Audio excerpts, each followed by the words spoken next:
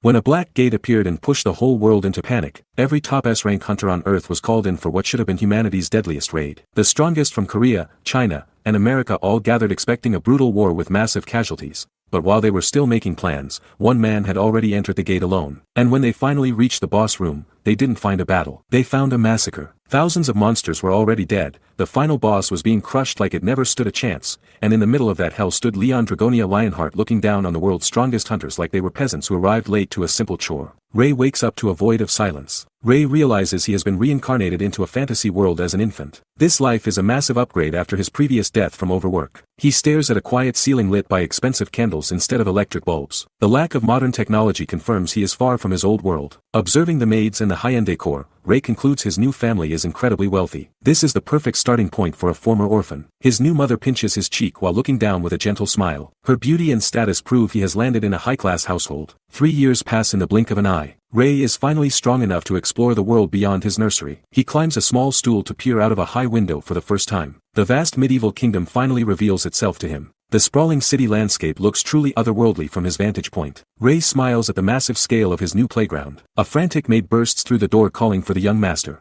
His attempt at an early solo adventure is cut short immediately. She scoops him up and rushes toward the grand hall. Ray learns his family belongs to a grand duchy that rules the entire region. Ray confirms his status as the son of Grand Duke Dragonia in the Kingdom of Lionheart. He is born into the absolute peak of the social hierarchy. Fast forward 8 years and Ray finally gets a real blade in his hands. He begins training as a future knight of the realm. He wonders if he can master fantasy skills like sword chi or aura. His instructor is a top-tier knight dispatched directly from the royal palace. Sir Gothic smiles down at the boy with a look of predatory expectation. He views training this high-ranking child as his divine mission. Ray puts on a polite face and asks the knight for guidance. He has no idea the hellish nightmare that is about to begin. The mask slips as Ray grinds his teeth in pure agony while cursing his instructor. He realizes Gothic is a relentless sadist who ignores his age. Ray drags a massive boulder across the training floor while his body screams in protest. Becoming a holy knight requires surviving this monstrous physical conditioning. Steel clashes in the courtyard as Gothic forces Ray to defend against heavy strikes. Every parry sends a painful shockwave through the boy's small frame. Ray lunges forward with a desperate strike to find an opening. He refuses to break even as the training intensity reaches a lethal level. Gothic looms over him with a dark grin and shadowed eyes. The knight is clearly enjoying the process of breaking and rebuilding the young master. Gothic slams his blade down with enough force to shatter the earth. Ray screams as the impact sends his small body flying backward. Ray's hand trembles as he reaches for his broken blade in the dirt. He is forced toward the path of a holy knight despite his lack of faith. The boy lies broken in the dust while his instructor looks on. Ray admits he holds no love for any god or religion. 16 years pass as boots splash through freezing mud and rain. Time has turned the fragile boy into a cold survivalist. Ray stands under the heavy downpour with a gaze sharp enough to kill. The training has carved a lethal weapon out of his soul. He watches the sun dip below the forest horizon while reflecting on his quest. Ray must earn the goddess' favor to finally secure his rank. Fire consumes the camp as survivors scream for help. A swarm of orcs descends on the panicked humans like a plague. Sir Gildas and his men brace for a desperate stand against the green tide. The soldiers fear this is the end of their lives. Dozens of orcs loom in the shadows with axes raised for the slaughter.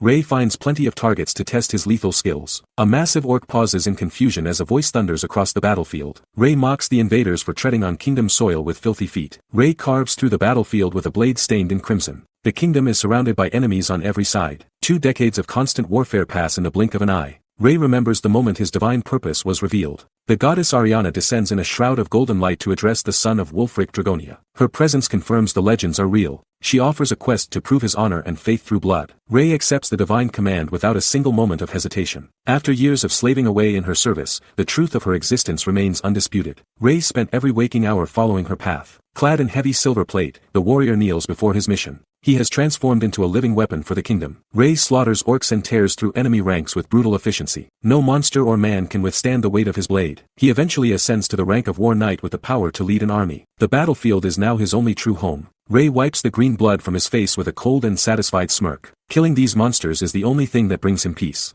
The legendary Argent Majesty Lionheart finally passes away amidst a bed of white flowers. A demigod falls, leaving a massive void in the realm. Ray recalls the Empire summoning an archdemon while he stood amidst the ruins of his former life. Faith in the gods became a requirement for survival as the demonic invasion intensified. Ray glares with localized fury at the thought of the treacherous magicians who started this war. Their meddling destroyed the peace and forced him to become a dealer of death. Amidst the absolute chaos of the collapsing realm, he emerged as the Holy Knight Leon Dragonia. This legendary identity serves as a beacon of hope for the dying world. Ray kneels alone in the grand cathedral as the goddess descends to select him as her champion. He accepts the divine burden because he is the only one strong enough. The weight of leadership brings constant fatigue, but Ray refuses to let his knights or his people down. He prioritizes the survival of the kingdom over his own well-being. Mana surges through his heavy plate armor as he vows to protect the Holy Grail with his life. His strength is now the primary defense against the demonic tide. Divine light washes over Ray as he is officially crowned the Grand Duke Dragonia. This title grants him the absolute authority needed to command the final resistance. He stands in the shadows of the throne room as the new king of the Lionheart Kingdom. Power has shifted into his hands and he intends to use it. Ray leads a massive cavalry charge directly into the heart of the enemy lines. Every kill reinforces his dominance on the battlefield as he carves through the monsters.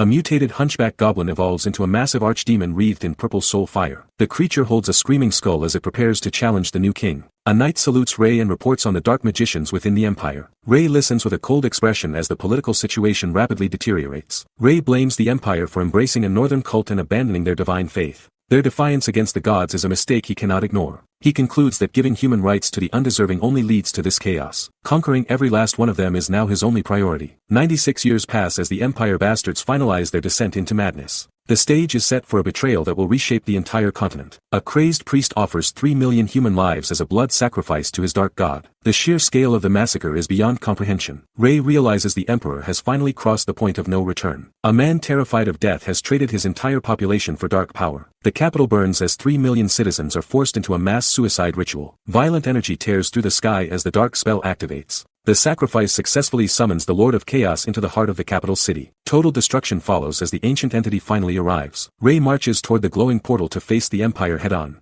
He orders his forces forward to end this nightmare once and for all. 121 years have passed since the beginning of this conflict. The final reckoning between the king and the emperor is inevitable. Ray watches the sky turn a deep crimson over the ruins of a broken city. His efforts to save this world have resulted in nothing but ash. Ray kneels in a field of corpses as his holy mission ends in total defeat. Even with the strength of the continent, he could not stop the slaughter. A dying comrade looks at Ray and tells him to hold his head high. His father's legacy remains the only thing left to protect in this war. Ray turns his gaze away from the carnage and calls out to a silent goddess. The weight of his failure is a burden he must carry alone. Ray leads his remaining forces across the parched earth as the cries of his people echo through the valley. Fear has gripped the hearts of every survivor. Families huddle together in the shadows while mourning the brothers and fathers taken by the enemy. Ray realizes the invaders have left behind nothing but grief. Thousands of knights stand in perfect formation within the blood-soaked wasteland of the capital. They are the final hope for a kingdom on the literal brink. Ray rallies his men from atop his horse as a single command for vengeance rings out. He will turn their terror into a weapon of pure rage. A child's doll lies forgotten in the dirt among the ruins of a destroyed home. The enemy's hollow victory will soon be met with eternal fury. The armored knights raise their weapons and vow to fight until the very end. As long as Ray leads with honor, they refuse to be defeated. Ray grips his blade as a cold blue aura ignites around his silhouette. He accepts the burden of a fool to save his dying kingdom. A sharpened spearhead glints under the dim light of the battlefield. The soldiers swear their lives to a goddess who demands absolute sacrifice. Ray stares ahead with unwavering focus as the divine blessing surges through his veins. Honor is the only thing left worth dying for now. Ray bellows a command that echoes across the front lines of the siege. Every soldier moves in unison to meet the coming slaughter. Billions of devils swarm the frozen earth during the darkest winter in human history. The final stand for survival has reached its breaking point. A sea of monstrous shadows drowns the horizon in a tide of claws and teeth. The sheer scale of the invasion renders hope nearly impossible. Barbarians and civilian knights fall in heaps while acting as a living wall against the horde. Their meat and bone by Ray precious seconds. Ray carves a path through the demonic flesh with a strike powered by every holy temple. He is the last agent of the gods. Blood sprays across Ray's face as he continues the slaughter long after his allies have fallen. He will not stop until every demon is dead. A massive explosion of holy light vaporizes the winged terrors circling the sky. The power of a true knight finally humbles the underworld. A guttural scream echoes through the endless void as Ray loses his humanity to the grind. The weight of survival finally breaks the silence of the abyss. Thick snow and ash fall over a landscape that refuses to thaw. Ray realizes this winter is a permanent curse intended to bury him alive. Centuries pass in the darkness with only the count of years to mark his existence. Time has become meaningless for a man who refuses to die. Ray shatters the final demon gate with a surge of concentrated blue energy. The connection to the underworld collapses into a pile of jagged stone. He stands alone amidst the wreckage as the remaining monsters watch in silent horror. The hunter has successfully trapped every single predator in his domain. Ray roars at the survivors, declaring that they are now the ones being hunted. His eyes glow with a lethal, unhinged intent to finish the slaughter. The demons realize too late that they are locked in a cage with a monster far worse than themselves. Panic spreads through the ranks of the underworld. A massive blade strike tears through the air with enough force to incinerate everything in its path. Ray vents centuries of rage in one final insult.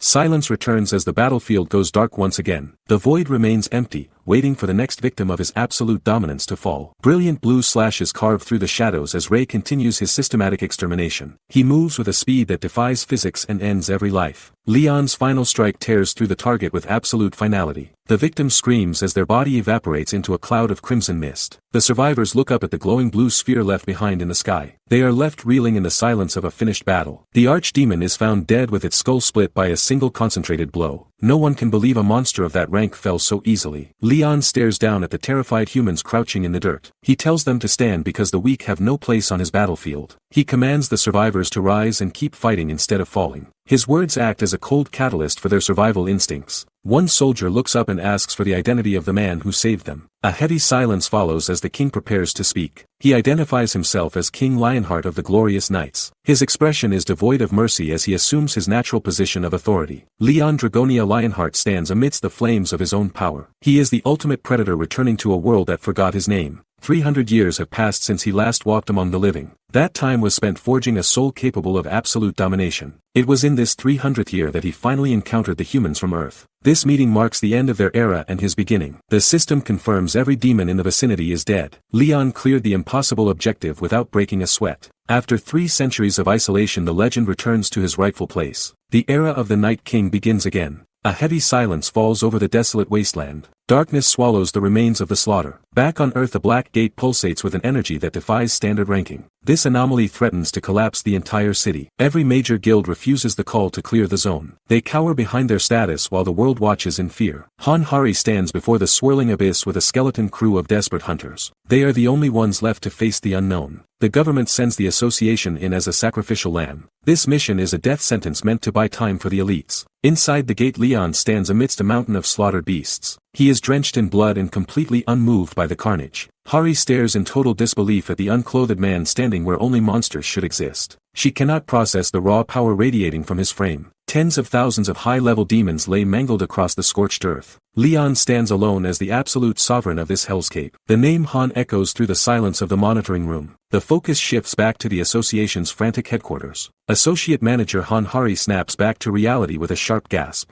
The data on her screen defies every known metric of survival. Head Manager Kim Jin-soo approaches with a coffee and asks for an update. He expects a total loss report from the expedition site. They discuss the Black Rank Gate and the overwhelming presence of the Great Devil. No hunter should have survived that level of demonic power. Jin-soo dismisses the idea of a successful clear without major guild interference. He remains convinced that the mission is a guaranteed failure. Leon stands amidst the carnage of the demon realm with a blade gripped tight. His presence alone shatters the association's pessimistic expectations. Now in clean clothes, Leon confronts the management with his arms crossed. He questions their narrow definition of a gate survivor. A true survivor is someone who endured the otherworld and clawed their way back. These rare individuals hold knowledge the association desperately lacks. Leon looks on with cold eyes as he explains the harsh reality of the Gate realm. He has lived through a hell most cannot imagine. For 30 years, gates have appeared globally with repeating, apocalyptic themes. The truth behind these disasters is far more calculated than public records suggest. Some survivors eventually find their way back to Earth. They return as changed men from a world of monsters. They bring back the insane strength forged in the hellish demon realm. Leon Dragonia is the peak of this evolution. Governments scramble to cater to these survivors to secure their power. The association prioritizes these living weapons above all else. Deals are struck behind closed doors to keep the peace. Loyalty is bought with status and luxury. Jin-soo and Hari can only watch the data in stunned silence. The reality of the clear is finally sinking in. Reports confirm the Great Devil died from a single, concentrated strike. This is a monster that makes S-rank hunters tremble in fear.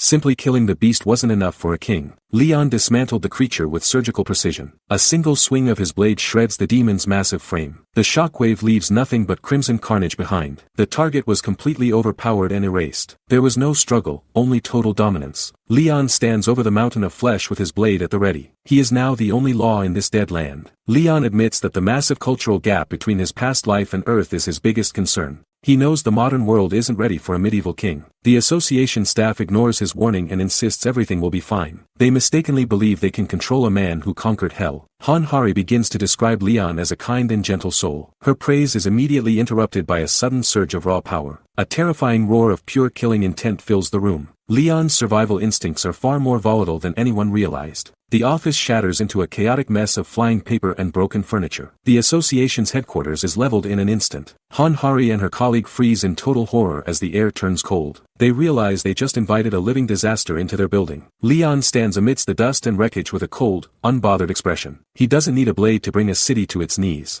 Hari quickly takes back her words while staring at the destroyed room. This cultural difference is going to cost a fortune in repairs. The legend of the Night King officially returns to the mortal realm. No one is prepared for the authority he carries. Time rewinds 15 minutes to the calm before the explosion. A security camera captures the final moments of peace. Leon sits across from the bald investigator and feels a strange sense of distance. Modern interrogation rooms feel completely foreign after centuries of war. He remembers his original life as an orphan who worked himself to death. Dying of exhaustion in a cramped apartment was his only legacy on Earth. Reincarnation turned that tragic end into a new beginning as a royal infant. He eventually rose to become the most powerful king in a fantasy realm. Leon spent decades carving through demon hordes to protect his people. Every inch of his power was bought with the blood of countless monsters. 300 years passed in a blur of constant slaughter and isolation. This long survival mission shaped him into a living weapon of cold logic. He crosses his arms while reflecting on his thin connection to his former world. It is a relief he still remembers the language and basic customs of this place. Kim Jin-soo cautiously addresses him by the long and formal title of Dragonia Lionheart. The manager is clearly intimidated by the heavy aura radiating from the survivor. Leon decides to keep his past life as a common human a complete secret. Revealing his humble origins would only weaken his absolute authority. He glares at the manager and demands to be addressed as a monarch. His patience for modern bureaucracy is non-existent after ruling a kingdom. Jin-soo sweats under the pressure while Leon calls him a mere peasant. The power dynamic is set and the king refuses to back down. Jin-soo stammers out the royal title while desperately trying to play along with the act. The manager thinks he is just humoring a delusional but powerful survivor. Leon watches the man with suspicion while questioning the government's cautious approach toward him. He knows his status as a survivor makes him a high-value asset. Jin-soo begins scribbling notes about the hunter's initial contact with the world inside the Black Gate. He refers to the Nightmare Realm as the king's personal domain to keep him calm. Leon gives a blunt confirmation as he stares down the manager with cold indifference. He has no interest in small talk or administrative details. The manager pauses his writing and asks for clarification on a claim that seems physically impossible. The idea of one man clearing the zone is pure insanity to him. Leon crosses his arms and issues a direct command for the manager to serve as his temporary secretary. He expects total obedience from the commoners of this new world. Jin-soo breaks into a cold sweat as the weight of the king's presence crushes his spirit. He stammers a submissive response because saying no feels like a death sentence. The manager quickly returns to his desk to start organizing the king's demands. He realizes very quickly that the power dynamic is not in his favor. Leon asks if this world lacks proper etiquette rules for treating a visiting monarch. His stern question is really just a masked demand for a decent meal. Jin-soo catches the hint and frantically orders a banquet to be prepared for the starving survivor. The administrative office is suddenly transformed into a royal kitchen. Leon stares ahead while processing his current situation. He needs to discover exactly what happened to Earth during his absence. Jin-soo explains the timeline of the global disaster.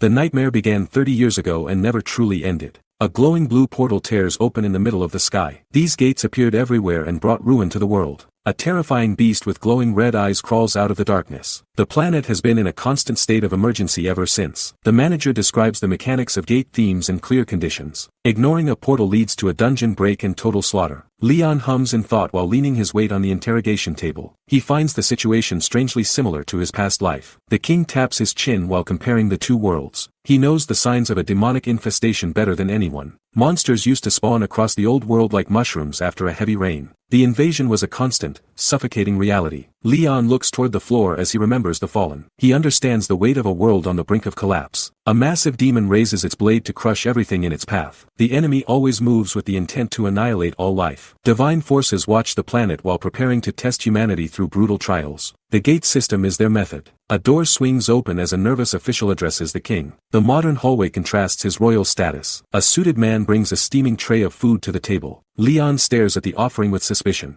The server sets the black bowl down with a sharp click. Leon looks at the meal with intense focus. The rich scent of bone broth boiled for hours fills the room. It is seasoned perfectly with salt and pepper. A bowl of hot xiaoliangtang sits before him in all its glory. The simple dish carries the weight of a memory. Familiar flavors are the hardest to resist after centuries of isolation. Leon struggles to maintain his regal composure. He tries to reject the temptation, but his survival instincts are screaming. The internal battle is losing ground. The official explains the name of the soup as Leon prepares to eat. Even a king cannot ignore hunger. Leon's eyes ignite with a holy golden glow. The first taste of modern food is an absolute religious experience. Leon slams his fist onto the table with a roar that shakes the room. His eyes ignite with a lethal holy light. He snarls at the official for daring to serve a royal such a lowly peasant dish. The manager trembles in absolute terror at the king's fury. The weight of his true identity as Leon Dragonia Lionheart fills the air. He is a legitimate sovereign from an otherworldly realm. He stands as a proxy for the gods and the sole guardian of the Holy Grail. His lineage carries the burden of a divine mission. Leon commands the official to leave his sight immediately. He refuses to tolerate the presence of an inferior peasant any longer.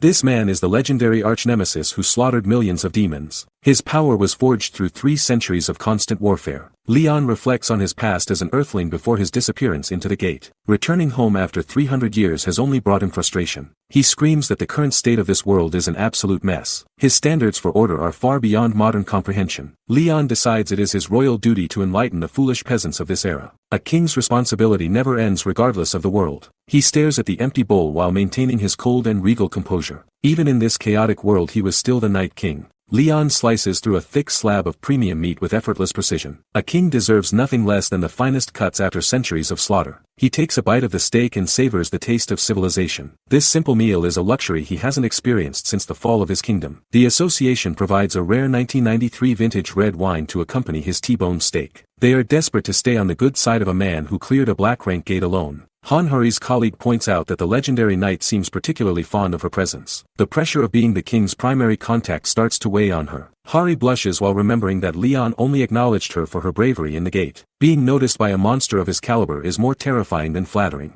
The sliding door to the private dining room opens with a soft click. The brief moment of peace for the hungry warrior comes to an end. Hanhari steps inside and offers a deep apology for interrupting his royal dinner. She knows better than to disrespect a man with the power of a god. Leon calmly dabs his mouth with a silk napkin and looks toward the entrance. He recognizes the woman as the hunter who stood her ground when others fled. Behind the scenes, the monitoring team gives a thumbs up to signal the start of the next phase. Every word exchanged here will determine the future of the association. Leon admits the meal was satisfactory and praises the sincerity of the preparation. Even a cold survivalist can appreciate the effort of those who serve him well. Leon explains his earlier hostility was not a complaint about the humble meal. He is establishing a standard for his authority. He asserts that treating foreign royalty with dignity reflects the status of the host nation. His words are a sharp lesson in high-class diplomacy. Hanhari apologizes for her disrespect and confirms her full name to the king. Leon dismisses the offense now that the hierarchy is clear. The conversation turns toward the demons that threaten to consume their world. A heavy silence follows the mention of their common enemy. Leon stares ahead with glowing blue eyes that reveal his inhuman power. His gaze is a cold reminder of the 3 centuries he spent in hell. Hanhari acknowledges his status with a tense and focused expression. She understands the sheer magnitude of the man she is tasked to manage. The Hunter Association crest signals the beginning of a high-stakes recruitment phase. They must secure Leon before any other global power can interfere.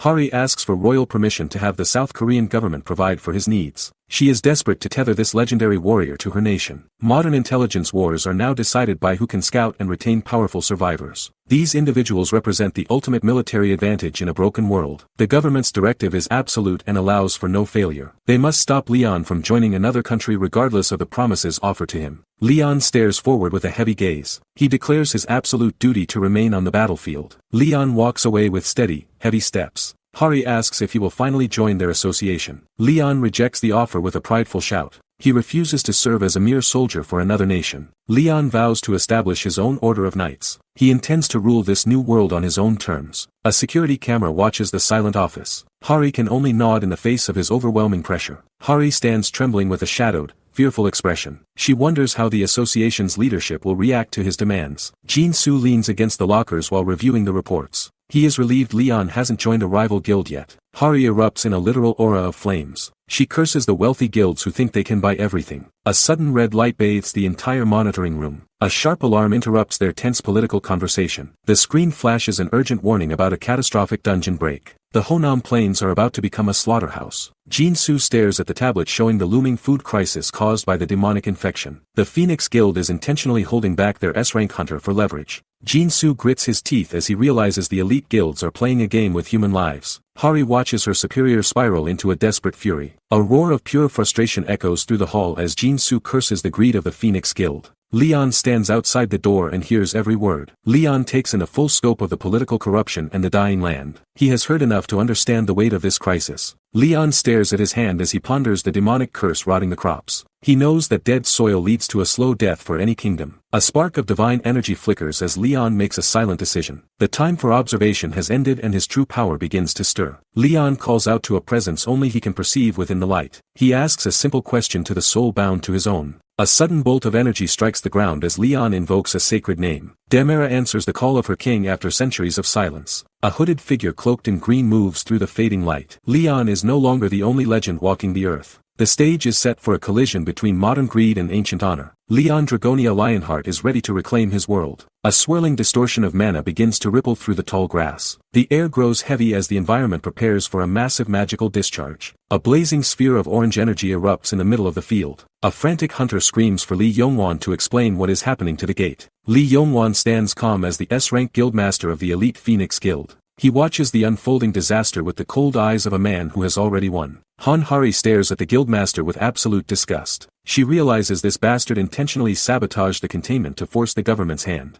Yongwan smirks as he recalls the association's refusal to grant his special requests. He decided to let the gate rot just to prove how much they need him. The Phoenix Guild has already pocketed massive fortunes from selling monster byproducts and rare crystals. Their greed has become more lethal than the demons they hunt. A mountain of gold glimmers in the shadows of their corporate empire. Now they are demanding a tax exemption worth a staggering 1 trillion won. Yongwan's expression darkens as he remembers the sting of his rejected proposal. He views the lives of the citizens as nothing more than bargaining chips. He tells the association that the gate authority will be handed over eventually. He is waiting for the authorities to crawl back to him in total desperation. The guildmaster lets out a mocking laugh at the state of the collapsing battlefield. He is certain that without his intervention, everyone left inside is already dead. Han Hari screams at the Phoenix Guildmaster for his complete lack of patriotism. Li Yongwan just shrugs her off like her morals are a joke. Yongwan bursts into a mocking laugh that fills the silent field. He knows the association is completely powerless to stop his corporate greed. Hari freezes as the guildmaster reminds her of their previous meeting. He already warned her that his cooperation comes with a massive price tag. In this broken era, justice is measured only by the weight of your wallet and the scale of your power. Everything else is garbage. Yongwan mocks Hari for being shallow and stuck in the past. To him, saving lives without a guaranteed profit is a total fool's errand.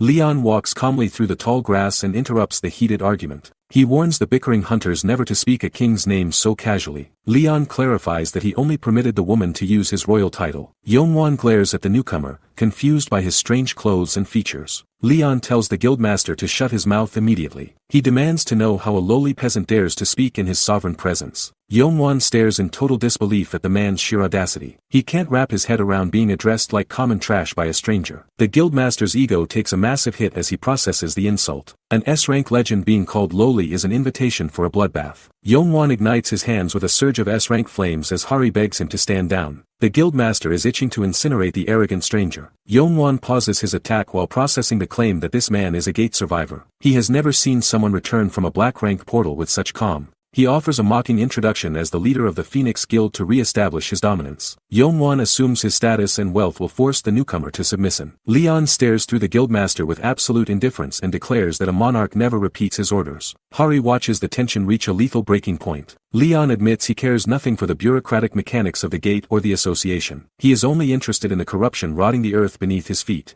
Hari and her colleagues exchange looks of pure relief as they realize the Night King might actually intervene. A single survivor's help is their only hope. Hari explains the terrifying reality of a dungeon break where demonic energy poisons the very atmosphere. The monsters are just the first stage of the collapse. The camera focuses on the withered stalks of dead grain as the infection kills the harvest. A kingdom without food is a kingdom that is already dead. Raw demonic energy seeps into the soil and turns the fertile plains into a graveyard of black rot. The crisis is escalating faster than they can respond. Hari screams that they must purify the land and seal the gate before the damage becomes permanent. Leon looks on with the cold gaze of an executioner. Leon steps onto the scorched earth and acknowledges the demonic corruption. He recognizes that the rot has taken deep root in the soil. He turns to Han Hari with a sharp command to mobilize her people. The king is done waiting for the modern world to find its spine. A massive vortex of solar energy erupts behind them as the dungeon timer finally expires. The window for small-scale skirmishes has officially closed. Han Hari stammers in disbelief at Leon's sudden shift in strategy. She can barely keep up with his absolute sense of authority. Leon explains that a sovereign cannot simply wage war on foreign soil without following proper protocol. He takes his royal status more seriously than any modern law. The association officials try to argue that rules are meant to be followed. They still think they can control a man who rules through divine right. Leon shouts at them for their lack of national honor and demands they contact their leader immediately. He will not negotiate with lowly bureaucrats anymore. An official wonders if Leon is even crazier than the hunters they usually manage. High above the clouds a presidential jet carries the message of a desperate nation. Han Hari approaches the king with a hesitant whisper. She knows one wrong word could trigger his legendary temper. She points toward the supplies they gathered on his odd request. She asks how he intends to turn these basic tools into a weapon for purification. Leon stares at the rotting horizon with a heavy gaze. He declares the land is deeply infected by a demonic curse that modern science cannot touch. Han Hari clutches a simple straw doll with a look of pure confusion. She can't believe such a primitive toy is their only hope for survival. Leon turns his sharp eyes toward the gathered crowd. He demands to know if the women who crafted these dolls are present as he ordered. The ritual requirement is specific and rooted in ancient logic. Only those who have given birth possess the life force necessary to fuel this purification. Leon crosses his arms and prepares to inspect the offerings. He commands the survivors to present their handiwork for his royal judgment immediately. Leon picks up a doll and narrows his eyes in silence. He is searching for a specific spiritual resonance that the untrained eye would miss. He holds an amateurish doll up to a startled woman. Leon mocks her for calling this junk a metaphysical tool when it lacks any actual soul. A surge of golden power erupts as Leon senses a blatant lie. He rejects the offering with a thunderous shout that vibrates through the entire camp.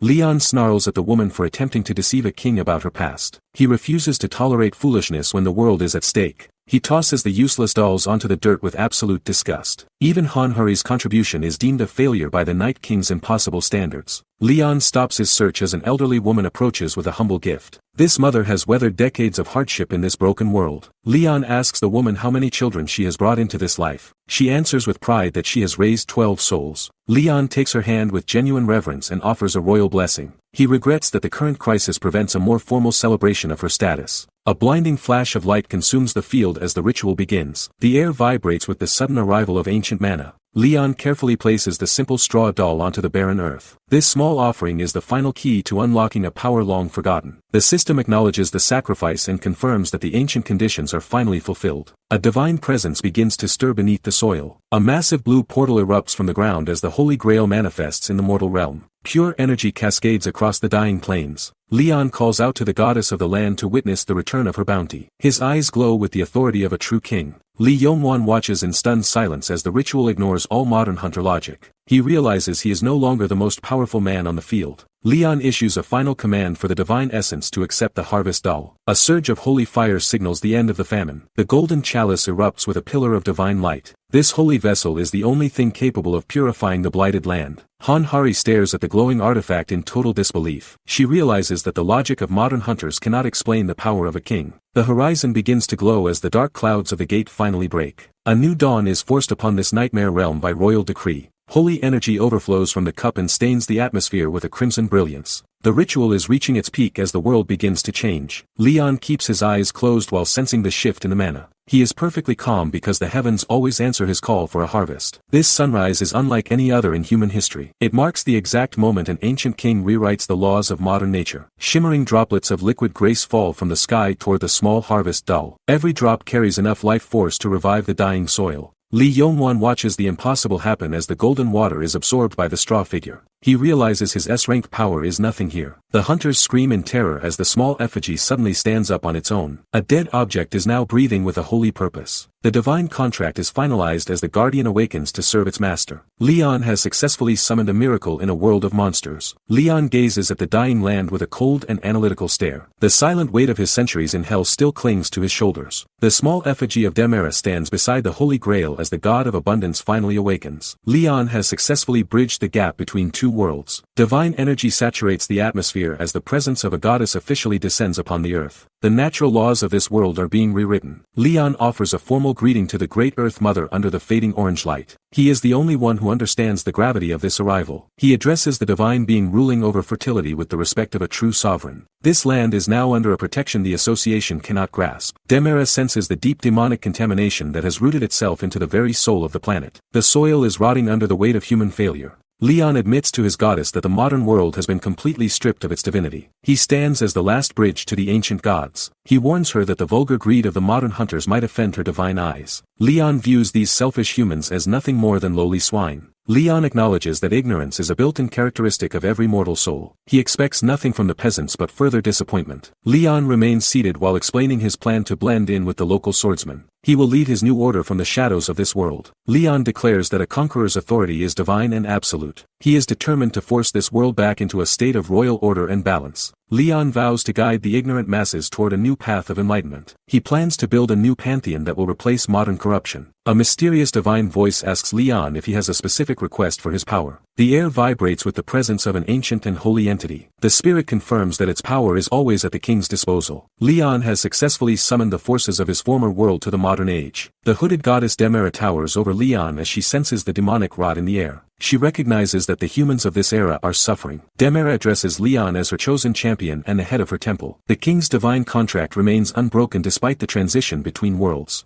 The goddess notes that this planet's soil is currently foreign to her spiritual essence. A single golden drop of pure energy forms at her fingertip. The drop of divine essence falls onto the poisoned crops with a sharp sound. Leon watches as the holy nectar begins to purify the rotting earth. Demera promises that once the land is cleansed, every living thing will become Leon's ally. The restoration of nature is the first step toward kingship. A massive pillar of golden holy energy erupts from the ground and pierces the sky. Leon is finally unleashing his true authority to save the plains. Golden sparks rain down on the decaying crops. The divine purification begins instantly as the rot fades away. Hanhari and the survivors stare in total silence at the impossible sight. They are witnessing a miracle that defies modern hunter logic. Leon commands them to watch and learn how a true king protects his land. His voice carries the absolute weight of a divine decree. The holy light intensifies and washes over the entire Honam plain. Every trace of demonic corruption is incinerated by the golden brilliance. Leon declares that this world is now blessed with divinity. The very nature of the soil is rewritten by his presence. Dead stalks transform into golden grains that shimmer with raw manna. The barren plains recover centuries of health in a single heartbeat. Hari covers her mouth in shock as the environmental disaster is erased. She realizes Leon's power is meant to rebuild as much as destroy. Leon looks over the transformed landscape while the wind carries the scent of a fresh harvest. The fertile earth is finally restored to its peak. A sea of golden wheat sways under the sun as proof of an eternal promise. The king has fulfilled his duty to the land. The title of Night King now carries a weight this world cannot fathom. His reclamation of the planet has only just begun. Li Yongwan clutches the harvested wheat with a look of pure disbelief. He cannot wrap his head around how the dead soil was instantly healed. He shouts that crops grown through magic are inherently poisonous and unusable for food. The guildmaster is desperately trying to invalidate the miracle. Leon glares at the man and warns him that he will only tolerate such ignorance once. The king refuses to let his divine work be slandered. A terrifying blue aura radiates from Leon as he commands Yongwan to shut his mouth. Speaking ill of the goddess's gift is a grave offense. Yongwan panics as his plan to control the food supply crumbles in an instant. His subordinates watch their leader lose his composure in real time. The guildmaster grits his teeth and vows to expose Leon as a fraud. He will do anything to keep his corporate empire from falling apart. Leon walks through the crowd and demands they prove the quality of the harvest immediately. He wants the people to see the truth for themselves. Yongwan offers his own expert appraiser to handle the inspection. He is clearly preparing to rig the results to favor the Phoenix Guild. A suited hunter steps forward and begins channeling his mana into the golden grain. The formal examination of the divine harvest begins. The appraiser's eyes widen as he detects a level of purity that should not exist on Earth. The reality of the king's power is undeniable. The appraiser stammers in disbelief while the system identifies the harvest as blessed rice. This single discovery flips the entire value of the land. He shouts that every single grain is classified as a rare rank item. A harvest of this caliber is unheard of in modern farming. The system confirms the rice can cure terminal diseases and even late-stage cancer.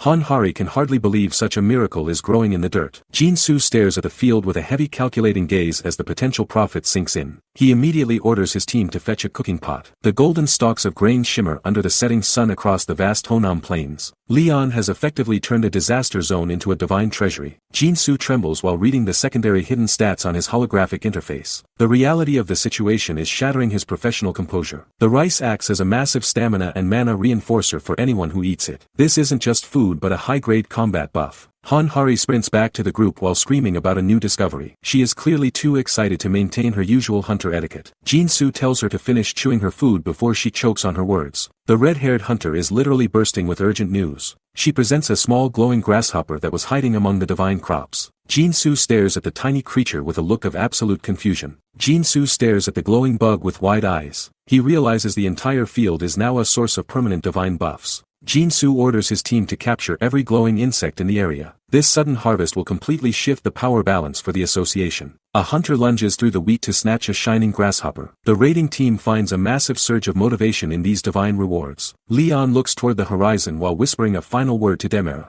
He is satisfied with the miracle he brought to these dying plains. Leon decides his work here is done and prepares to depart. The divine presence begins to pull back as he turns from the field. A small altar stands amidst the wheat with a single flickering candle. Leon notes that the humans of this era have long forgotten divine love. Leon closes his eyes while offering one final lesson to the invisible spirit. He plans to teach the modern world the true meaning of authority. A tiny glowing avatar of the goddess stands small among the golden stalks. Even in this form she represents a power this world cannot comprehend. The small spirit settles onto the wooden surface with a soft click. Leon has successfully anchored a piece of his old kingdom to the earth. Leon asks Hari if this world is truly devoid of any protecting gods. He is disgusted by the spiritual emptiness of the modern era. Leon stares across the transformed plains with a cold look of satisfaction. He knows that true order can only be established through his absolute divine authority. The Night King notes that his people have finally been fed and restored. He is ready to shift his focus from the harvest to the source of the rot. Leon points toward the swirling orange vortex of the active gate.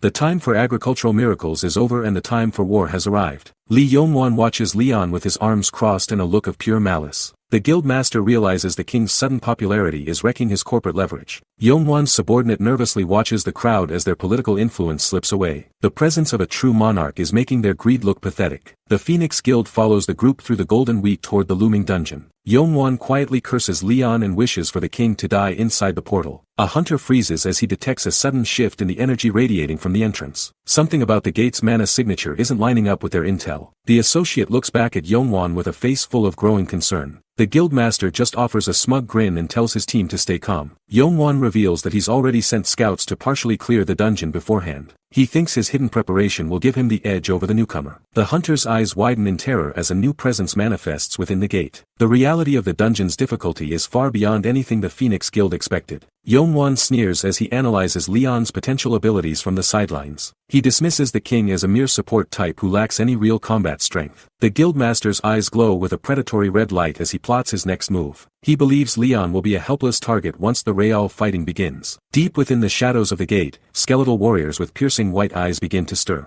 The dungeon is finally revealing its true and lethal contents. A massive black gauntlet wreathed in blue energy slams down toward the earth. This overwhelming force signals the arrival of a high-tier threat that defies modern logic. A spectral knight mounted on a demonic steed emerges from the swirling abyss. This undead commander radiates a chilling aura of absolute and total slaughter. An army of armored skeletons surges forward to claim the souls of the living. These monsters cannot be stopped by the primitive weapons of common hunters. A red system window flashes a final warning that a dungeon break has officially started. Every life inside the gate is now marked for immediate execution. The production credits roll across the screen as the tension reaches a lethal peak. The world is about to witness a level of destruction it cannot survive. The title card appears as the destiny of the Night King and the modern world collide. The era of corporate hunters is coming to a very bloody end. Leon stands unmoved as a massive demonic eye watches him from the heavy darkness. The king is the only one who doesn't fear the coming storm. Leon stands at the head of a ragged hunter squad as they tread through the frozen wasteland. The atmosphere is heavy with the stench of death and ancient mana. A vanguard hunter grips his heavy shield with trembling hands while staring into the dark abyss. Even the veterans know they are walking into a literal meat grinder. Leon remains calm and explains that these gates only collapse once the core objective is finalized. He focuses solely on the fastest path to the boss monster. Han-Hari flashes a confident smirk at the prospect of a high-stakes duel. She is one of the few who actually enjoys the thrill of a lethal hunt. Leon narrows his eyes while observing the erratic flow of energy within the dungeon walls. Something about the current monster density feels fundamentally wrong to his royal senses. He notes that previous clearing attempts failed despite the association's best efforts. The sheer number of active signals suggests an endless swarm is waiting in the shadows.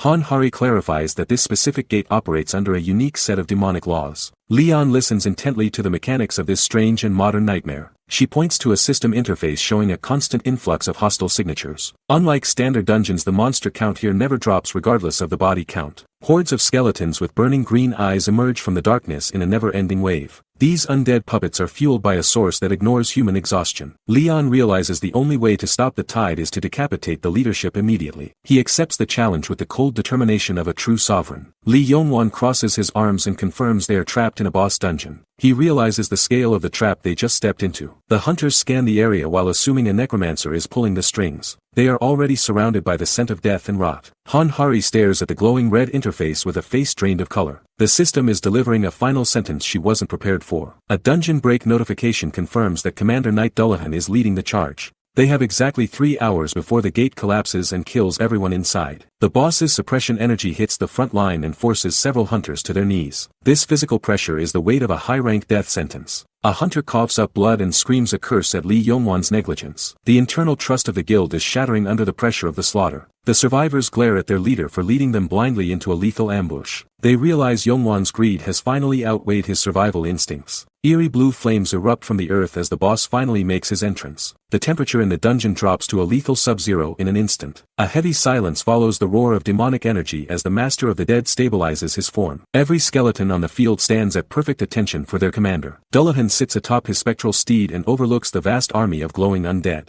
The King of the Gate has arrived to collect his tribute of human souls. The system flashes a blood-red warning to eliminate Dullahan within the strict 3-hour limit. Failure isn't an option for a king. Legions of skeletons with glowing blue eyes swarm the field in endless, clattering waves. The hunters' morale is flatlining as they realize the sheer scale of the horde. The squad leader ignores the panic and orders the remaining potions to be prioritized for the high rankers. In a survival situation, sentiment is a death sentence. An archer spots skeletal snipers and mages positioning themselves for a heavy bombardment. The enemy isn't just mindless bone, they have a tactical structure. Command shouts for the specialists to focus on the long-range threats before the team gets picked off. The front line is already turning into a chaotic meat grinder. Dullahan raises his weapon and signals the final charge of his undead cavalry. A sea of rotting steel begins to move as one unstoppable force. Low-rank hunters scream at their comrades while scrambling for any defensive position they can find. Desperation is the only language left on this battlefield. A skeleton warrior lunges forward with a jagged blade aimed directly at a human throat. These mindless monsters possess a terrifying speed that catches the team off guard. A hunter slams his shield against a flurry of strikes and struggles to hold the breaking line. Every impact from the undead weaponry feels like hitting solid iron. The survivor realizes these grunts are significantly stronger than ordinary gate mobs. One mistake here means becoming part of Dullahan's army forever. Leon observes the battlefield and realizes the Orange Gate monsters are far more dangerous than expected. The jump in difficulty is a wake-up call for the entire team. Leon slams his massive hammer into a charging skeleton and turns the bones into dust. He won't let these grunts slow down his momentum for a second. Blue energy surges through his weapon as he cleaves through another wave of the undead. Leon is the only one maintaining a steady frontline in this chaos. Leon freezes as he notices a sudden surge of mana from the monster backline. He realizes the enemy is preparing an attack he did not anticipate. Skeleton mages manifest a giant purple magic circle to rain down advanced destruction. Leon curses at the sight of mere grunts using such high-tier spells. He decides to draw their aggro before the spells can wipe out his squad. Leon knows he is the only one capable of tanking this level of damage. Leon shouts at the top of his lungs to grab every monster's attention. He is intentionally turning himself into the primary target for the undead mages.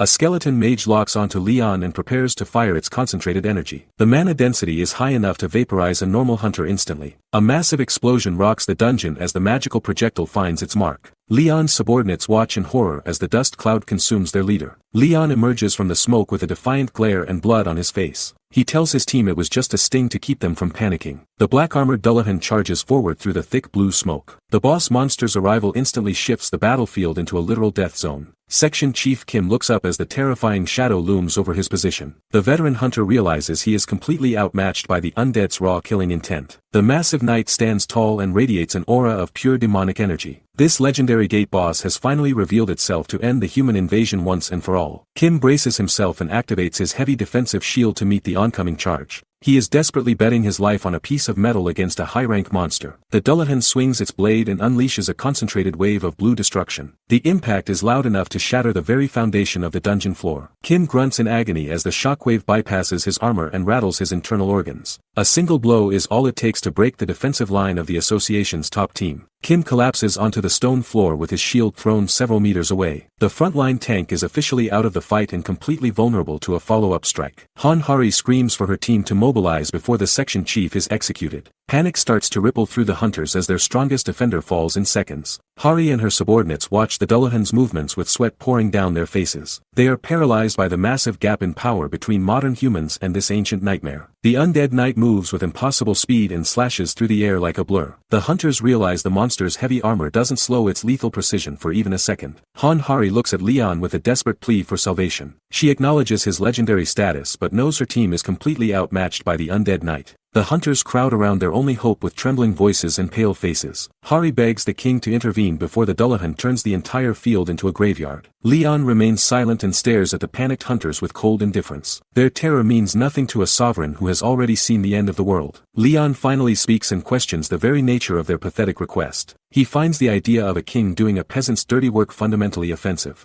He demands that Hari find a way to build her own honor through blood and steel. Leon refuses to be a common tool used to sweep away simple skeletons. The king declares that relying on others is a direct insult to the goddess of the land. He is losing his patience with their lack of martial pride. Hari's eyes widen in absolute shock as her last hope for survival begins to fade. Her subordinates panic and demand a new plan while the monster closes the distance. She realizes Leon has no intention of playing the hero or protecting the weak. He is a conqueror who only values strength and the thrill of a worthy hunt. Leon watches the undead knight's movements with the analytical gaze of a master swordsman. He is genuinely curious how a pile of cursed bones can move with such precision. Leon finally steps forward and declares he will handle the boss himself. The hunters draw their weapons in his wake as the king prepares to finish the job. A blur of blue mana cuts through the air as the counterattack begins. Han Hari launches herself toward the undead horde with blinding speed. Hari narrows her eyes and focuses her entire weight into a single forward lunge. She refuses to stand back and let Leon handle the entire dungeon alone. A wall of skeletal soldiers rises from the shadows with glowing blue flames in their eye sockets. The undead army is massive and completely devoid of fear. A heavy boot smashes through a brittle skull and sends bone fragments flying across the chamber. Impact is the only language these monsters understand. Hari spins her blade in a lethal arc and carves through the front line of the skeletal guards. Her movements are sharp and refined through years of hunter training. The black-armored knight stares through the chaos with a cold and motionless gaze. It watches the girls approach without shifting its stance even an inch. Hari dives into the center of the enemy formation and triggers a massive collision of steel. She is completely surrounded by a sea of rusted blades and necrotic energy. Her sword strikes the boss's heavy armor and releases a shower of golden sparks. The vibration of the impact nearly numbs her hands.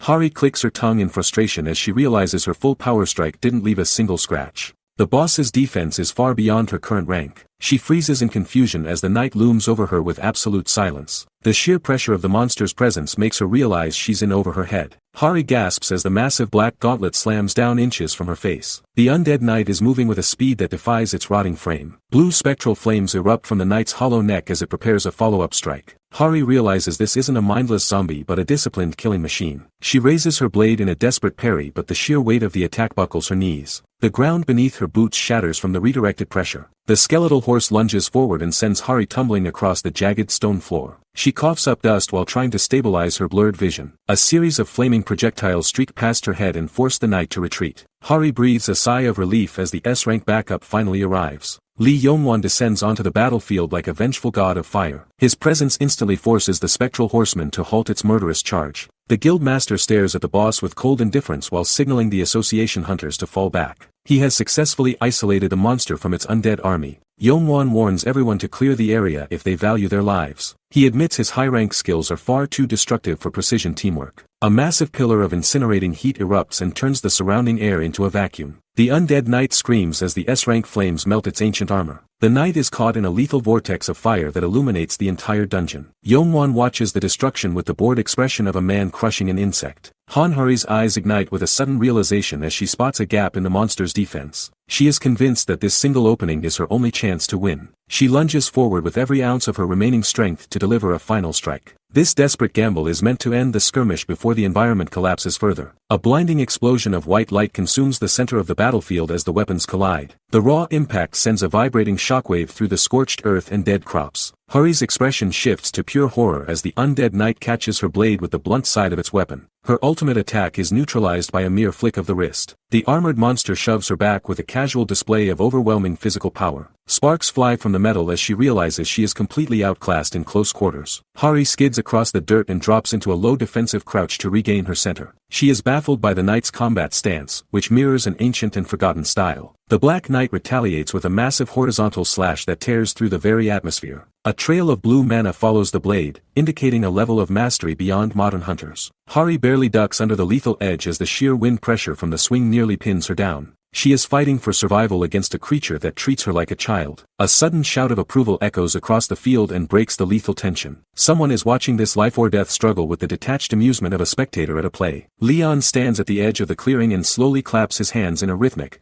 patronizing applause. The king is finally satisfied with the entertainment provided by his lowly subjects. Leon continues his rhythmic clapping while praising the enemy's one-handed sword technique. He assumes this monster was once a noble warrior before it fell to darkness. Leon stops his applause and stares at the creature with a calm and focused gaze. He offers a formal apology for not recognizing its martial skill earlier. Leon declares his royal title as the King of the Lion Heart with absolute authority. He officially grants the undead knight the right to challenge him in ritual combat. Han, Hari and the surviving hunters stare in total shock at the bizarre conversation. They cannot comprehend why Leon would treat a dungeon boss with such professional respect. Leon walks casually through the field of skeletons to face the giant armored knight directly. He calls for a noble duel to settle the conflict through ancient protocol. The crowd watches in silence as Leon treats the lethal boss like a worthy military peer. The king's sheer audacity has successfully forced a pause in the slaughter. Han, Hari clutches her weapon while praying that this insane gamble doesn't get them killed. She has never seen a monster accept a verbal challenge before. The towering Black Knight stands motionless before giving a slow and deliberate nod of agreement. The undead warrior acknowledges Leon's royal status and accepts the formal duel. A sense of disbelief washes over the survivors as Leon's impossible plan actually succeeds.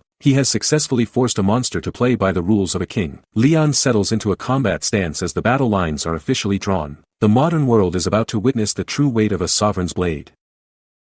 The smoke clears over the desecrated crops as a cold silence takes hold. Leon steps into the center of the killing field with absolute confidence. Armored skeletons rattle as they watch their commander. Their glowing blue eyes reflect a master who has returned to claim his ground. Shards of bone and ancient dust swirl through the stagnant air. The pressure of the dungeon floor reaches its absolute breaking point as the two warriors lock eyes. Leon addresses the beast as a fellow noble and demands it show some martial pride. He tells the monster to expose its neck for a fair strike. He notes the creature is clearly a master of dual blades. Leon refuses to settle for a duel against a handicapped opponent and waits for the monster to prepare. Han, Hari watches from the sidelines with her heart hammering against her ribs. She cannot believe the king is negotiating with a literal nightmare. She shouts a warning that the Dullahan is immortal unless its head is severed completely. Modern hunters have already died trying to find its technical weakness. Leon just offers a flat look of annoyance at the frantic interruption. The technicality of a monster's death is beneath his royal concern. Hari freezes as the weight of Leon's indifference hits her like a physical blow. She realizes the king is ignoring the system's rules for his own code. Leon turns back to the towering knight and dismisses the mechanics of the dungeon entirely. He declares that honor alone will dictate the end of this fight. Leon stands alone before the towering Black Knight while the squad watches from the shadows. The height difference is massive, but the king's aura completely dominates the space. Leon raises a simple blade and recites his ancient noble titles to the undead commander. He treats this dungeon floor like a formal court for a royal execution. The Dullahan lets out a silent roar as spectral blue flames surge from its hollow neck. The monster recognizes a fellow sovereign and readies its massive weapon for the first strike. A violent orange flash ignites the air as the two forces finally collide in the center of the clearing. The impact is so heavy it ripples through the very mana of the gate. The knight slams its black blade down with enough force to turn the stone floor into rubble. Leon remains perfectly still and watches the incoming steel with a detached, analytical gaze. The undead commander pivots for a massive horizontal slash that sends shards of debris flying across the battlefield. Its movements are disciplined and carry the weight of 1,000 lost battles. A pillar of white light erupts as Leon parries the strike with a flick of his wrist. The sheer pressure of the exchange forces the surrounding hunters to shield their eyes. Leon's expression remains ice-cold even as the shockwaves of the duel tear the environment apart. He is completely unimpressed by the monster's display of raw,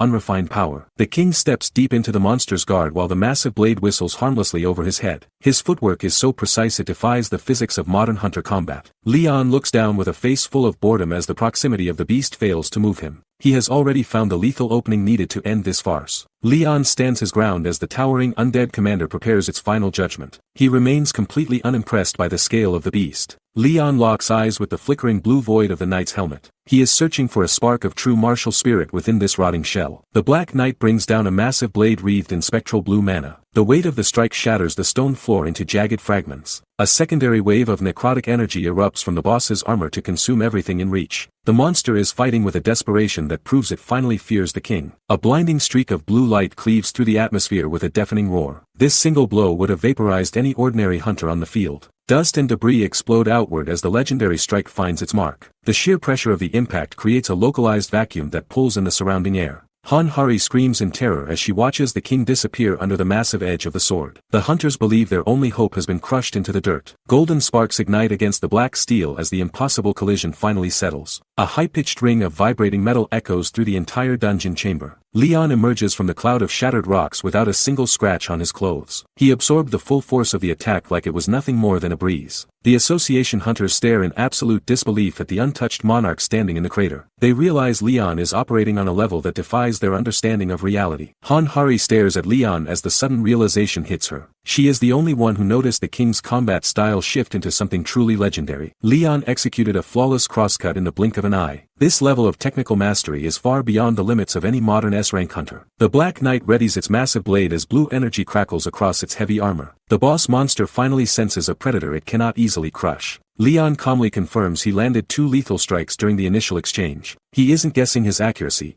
he is counting the inevitable cost of his victory. The support hunters shout for the group to get back into their defensive formation. They are terrified spectators watching a duel of gods from the sidelines. A hunter realizes Leon can ignore traditional logic simply because his base stats are completely broken. He isn't just fighting, he is asserting absolute physical dominance. A heavy metallic impact rings out as Leon's presence forces the boss to hesitate. The momentum of the entire dungeon has officially shifted in the king's favor. The undead commander stands tall after receiving Leon's formal request for a duel. It recognizes the king as a fellow sovereign rather than just another human sacrifice. Leon demands the armored knight dismount and fight him on equal ground. The onlookers think he's stalling, but Leon only cares about the ritual of honor. The Dullahan erupts with a surge of necrotic mana as the challenge is accepted. Any hope for a quick trick is gone as the real battle begins. Leon stares at the towering commander with a look of genuine curiosity. He recognizes the martial spirit dwelling within the ancient armor. The king's eyes sparkle with a rare appreciation for a true warrior. He sees the pursuit of honor and eminence reflected in the monster's stance. Leon launches himself forward as a blur of blue mana shreds the cold air. The opening exchange is a violent test of raw strength. A massive impact sends shockwaves through the stone floor as the two forces collide. Leon doesn't flinch despite the overwhelming weight of the Dullahan's weapon. Leon resets his stance and notes that the knight has survived 3 direct exchanges. He acknowledges the boss as a fellow pinnacle of the knightly path. The king asks if the undead warrior is ready to continue this dance of steel. He is treating the dungeon boss as a respected peer rather than a simple target. Leon grips his hilt and decides to shelf his divine powers for the duration of the duel. He refuses to use necromancy against a soul that values martial pride. The two warriors circle each other while the rest of the world fades into the background. Leon wants to experience this clash of blades 1,000 times over. He prepares for the next engagement by adhering strictly to the ancient laws of his kingdom. This is no longer a hunt but a proper test of skill. Their blades meet in a blinding flash of golden sparks and white light. Leon bets everything on his own swordsmanship against the legendary strength of the dead. Leon parries another heavy strike with a faint smile on his face. This rhythmic violence reminds him of the honorable path he walked long ago. He realizes how much he missed the pure clarity found only in a life-or-death duel. The mundane modern world had made him soft and forgetful of his true nature. Leon focuses on the knight's rhythmic movements as the 10th exchange begins. He can feel the ancient warrior's soul awakening through the heat of the fight. The king notes that the monster's blade work is becoming sharper and more precise with every second. It is rapidly evolving to match his own royal standards. Leon asks if the thrill of the clash has restored the memories of the knight's former life. The undead commander responds with a guttural and mindless growl. He thanks the honorable spirit for bringing back the glorious sensations of his prime. For Leon, this isn't a simple dungeon raid but a holy reunion of steel. The two warriors stand locked in a stalemate while the army of the dead watches in eerie silence. Neither side is willing to break the lethal tension just yet. Legions of skeletons with glowing blue eyes stand perfectly still like a wall of bone. They recognize that a sovereign's duel is sacred ground that cannot be interrupted. The Black Knight tightens its grip on the heavy sword with a sharp metallic click. The monster's killing intent is finally stabilizing into a true warrior's resolve. Blue flames erupt from the hollow armor as the boss reflects on centuries of mindless slaughter. The fog of death is finally lifting from its cursed and ancient mind. The Black Knight looks over a mountain of hollow corpses under a blood-red sky. He realizes his long history of mindless slaughter was completely devoid of warrior honor. The massive armored warrior drops to one knee with a heavy, metallic crash. The chance to die in a formal duel against a true king brings him an overwhelming sense of peace. Leon turns his back on the monster and walks toward Hanhari's trembling squad. The hunters watch in silence as their monarch prepares a final rite for the fallen enemy. Leon offers a faint, sympathetic smile to the doomed knight standing behind him. He promises to offer a royal prayer for the soul of the warrior he is about to execute. The king speaks of divine rest for those who once followed the old gods. He is treating this dungeon boss with more dignity than the modern hunters have shown their own allies. Leon gestures toward the sky and invokes the name of the goddess of the land. He wishes for the knight to find his way to the eternal garden beyond the cycle of undeath. Leon's eyes glow with a soft, divine light as he concludes the blessing. He invites the enemy's spirit to take its place among the legends in the banquet hall of the gods. A violent pillar of golden mana erupts from the ground and pierces the dungeon ceiling. The sheer weight of this holy energy forces every skeleton in the vicinity to crumble instantly. Leon commands the darkness to vanish with a single, absolute decree of light. The red sky of the gate is overwritten by a blinding, celestial brilliance. Leon reaches into the center of the light to manifest his true royal power. The duel is over before it even began, and the king is officially reclaiming his domain. Leon's face glows with a divine brilliance that signals the absolute end of the struggle. He claims total glory as the rightful sovereign of this battlefield. The oppressive mana of the dungeon dissolves into a pure white sky. The nightmare of the gate is officially being overwritten by his royal authority. Sunlight breaks through the clouds and bathes the transformed wheat fields in a warm glow. The chaotic energy of the boss has been completely purified from the air. The hunters stand frozen in the golden field as they process the impossible reality. Leon actually kept his word to settle the entire raid through a single duel. Hanhari stares at the horizon with a face full of disbelief and lingering shock. She cannot wrap her head around the divine light that just incinerated a high-rank threat. A hunter grumbles about why the king did not just use this overwhelming power from the very start. They do not understand that a monarch values protocol over mere efficiency. Leon looks toward the remains of the field and explains that the Black Knight deserved a death with dignity. Ending it any other way would have been an insult. He declares that a knight's life is defined solely by honor and the strength of their will. For Leon, the method of victory is just as important as the result. The king dismisses the gravity of the situation and notes that the Dullahan received a noble end. He immediately shifts his focus to the rewards left by the fallen commander. Leon walks toward the loot with the simple logic that victory always entitles the winner to the spoils. The survivors can only watch as he claims his royal prize. The Dullahan drops a massive black greatsword and a glowing purple orb onto the dirt. These high-rank artifacts are worth a literal fortune to any modern hunter guild. Hanhari and the survivors stare at the loot with their jaws on the floor. They realize this single haul could fund their entire operation for a year. The necromancer pearl hums with an eerie dark energy that vibrates through the air. It serves as the core power source for the fallen undead commander. A hunter calculates the massive payout until Leon calls the treasure total garbage. The king has no interest in items tainted by such low-tier demonic filth. Leon crushes the pearl into worthless dust with a single squeeze of his hand. He refuses to let his glory be associated with such cursed and ugly relics. The atmosphere turns heavy as the hunters realize their massive payday just evaporated into the wind. Leon stands firm while the rest of the squad mourns the lost treasure. The association hunters look at the empty ground with expressions of pure, unadulterated disbelief. They are learning the hard way that the king's standards for quality are impossibly high. A final system window confirms the Honam Gate is officially cleared. The world's most dangerous agricultural crisis has finally come to a sudden and violent end. For days pass as the scene shifts back to the quiet halls of the modern association headquarters. Hanhari leans against the wall and lets out a heavy, exhausted sigh. Hari looks like she hasn't slept a single minute since the gate raid ended. Dealing with a divine king on modern Earth is proving to be a total logistical nightmare. Hanhari stares blankly with dark circles under her eyes. The logistical burden of taxing a literal king from another world is starting to break her spirit. Leon waves off the financial concerns with a look of pure royal arrogance. He declares that a monarch shouldn't be bothered with counting coins and leaves the paperwork to his subordinates. The village elders approach the king with nervous faces and bowed heads. They have no idea how to handle a traditional religious tithe in the middle of a modern city. The elderly couple waits for instructions on how to properly honor their new sovereign. Their simple devotion is clashing directly with the complex tax laws of the Hunter Association. Leon crosses his arms and questions why anyone under his protection would ever fear a shortage of food. He believes the grace of his goddess is more than enough to provide. Han Hari inspects the agricultural samples and realizes the king's harvest is worth a fortune on the open market. The sheer appraisal value of this divine grain is astronomical. The elders gasp in disbelief as they see the official value of their simple harvest. A few bags of wheat are suddenly worth more than their entire life savings combined. Leon offers a smug smirk as the people's skepticism turns into absolute, unwavering faith. He has successfully secured their loyalty with nothing but a few stalks of golden grain. Leon stands in a luxury suite and screams about the total lack of high-end decor. He finds the absence of classical artwork in a five-star hotel to be a personal insult. Han Hari hunches over her phone at 2 in the morning while desperately calling every hotel in the district. Managing a king's housing demands is a job she never signed up for. Hari finally breaks the hotel staff down and secures a compromise on the room's decor. She looks like she has aged 10 years from the stress of pleasing a king. Hari arrives at the luxury suite and announces herself with a shaky voice. She is terrified that the current arrangement still won't meet Leon's impossible standards. She enters the room to find Leon relaxing in a chair with a view of the city. He casually confirms his well-being while ignoring the chaos she endured to get him there. Leon sits in a plush robe and sips expensive wine while looking completely unbothered. He shifts the conversation and asks if she has managed to eat anything yet. Leon lectures her on the importance of maintaining strength through regular meals. Hari stammers out a response while wondering if the king is actually showing her a moment of kindness. A massive spread of high-end Korean beef and side dishes sits steaming on the table. The aroma of the luxury meal fills the room and mocks her empty stomach. Leon gestures toward the feast and commands her to take a seat.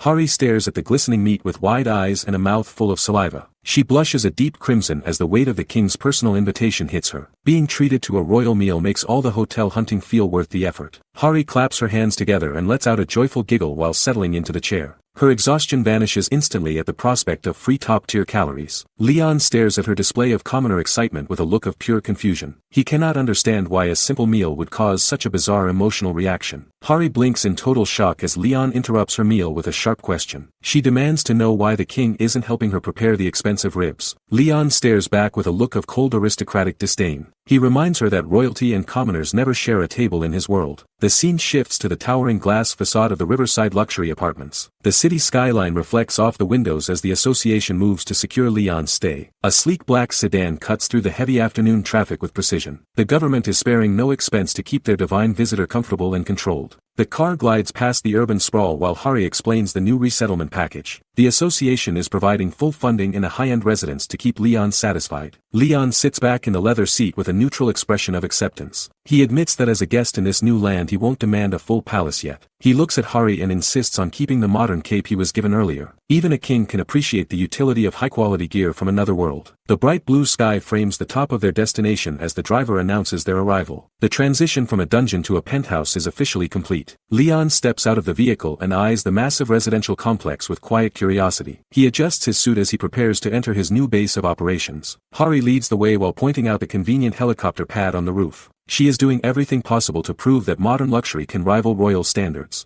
Han Hari stops dead in her tracks at the sight of the massive containers. She stares in total confusion as the sheer scale of the cargo leaves her completely speechless. The scene shifts to the pristine interior of a high-end luxury residence. The association has clearly spared no expense to house their royal guest in peak modern style. Leon and Han Hari step through the towering glass doors of the lobby. They are immediately met by a mysterious presence waiting for them in the shadows of the hall. Han Hari tenses up as she locks eyes with the uninvited guest standing in their path. She demands to know who has the nerve to intercept a king's private arrival. A man in a sharp suit bows deeply with a polished and professional corporate smile. Park Jung-chan introduces himself as the director of the massive and influential Doyoung Group. Hari's heart skips a beat as she realizes they are standing before a titan of the business world. She cannot believe a high-ranking director was personally waiting for their return. Park Jung-chan's eyes crinkle with a practiced and predatory friendliness. He addresses Leon as the legendary survivor that the entire city has been whispering about since the gate. The director offers a formal greeting to the king while using his full royal title. Han Hari is reeling from the fact that this man knew their exact arrival time. Park Jung-chan extends his hand for a formal greeting to seal the introduction. Leon stares at the open palm with a cold and detached silence that freezes the air. Leon looks down at the corporate executive with absolute and unwavering aristocratic contempt. He finds the idea of a mere merchant requesting a handshake to be a personal insult. Leon enters the luxury penthouse provided by the association for his year-long stay. The modern opulence is a calculated move to keep the monarch satisfied and contained. Han Hari explains the room service and cleaning staff while Leon stares out at the city skyline. The king offers a short grunt of approval for the high-end accommodations.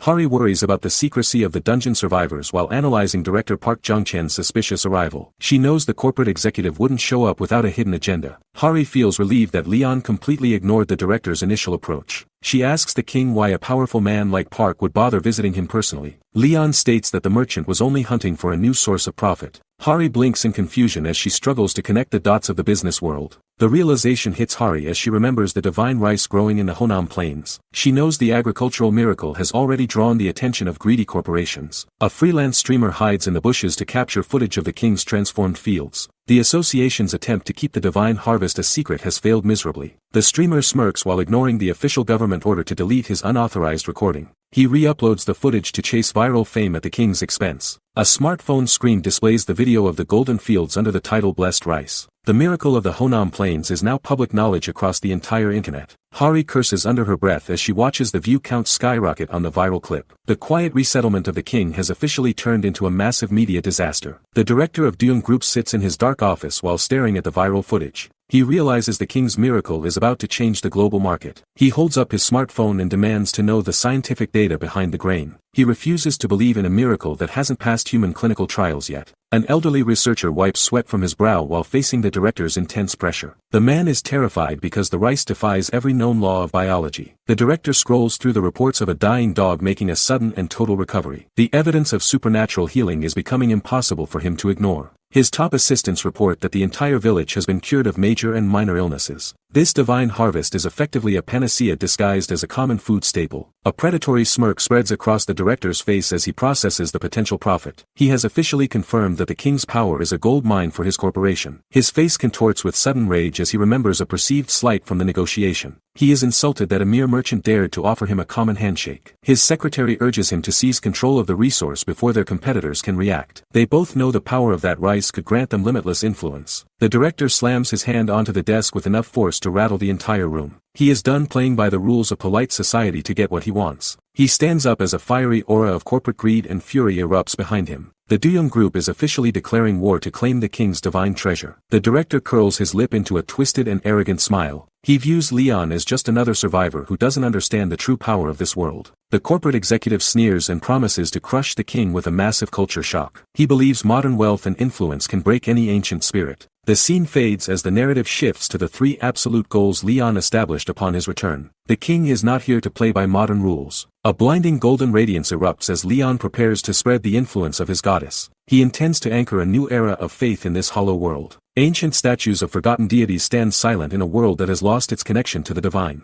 Leon realizes that while religions exist, true holy power is completely extinct. A holy light pierces through a grand cathedral while the land outside rots from spiritual neglect. Leon sees a world where humans fall sick because the true light has faded. Leon stands before the memory of his fallen soldiers with a singular focus on restoration. His second goal is to reform the legendary Knights Templar on Earth. An armored knight charges through the darkness with eyes burning like celestial fire. These holy warriors are saints who wield divine power to protect the innocent. Violent sparks fly as the righteous blades of the Templars bring absolute terror to the wicked. Their presence ensures that no demonic entity can ever find safe harbor. Leon stands triumphant atop a massive pile of slaughtered demonic corpses. His final mission is to purge all evil and restore the absolute glory of the Lion Heart. Leon stands firm while reflecting on the need to spread his faith and rebuild the Order of the Knights Templar. The world's spiritual balance depends entirely on his divine authority. Leon stares out the window with a look of absolute indifference. Modern politics and social standing mean nothing to a king focused on a higher purpose. Leon turns his head as a voice addresses him with a formal royal title. He remains unmoved by the weight of the labels these humans try to place on him. Hari reports that a high-profile group has officially requested an audience with the sovereign. Leon agrees to the meeting with the cold expectation that his time won't be wasted. The legend of the Night King who returned with a god continues to reshape the hunter world. His arrival has signaled the end of the status quo for every major guild. 3 men in sharp suits enter the luxury office and offer a shallow display of gratitude. They are clearly trembling while standing in the presence of a living myth.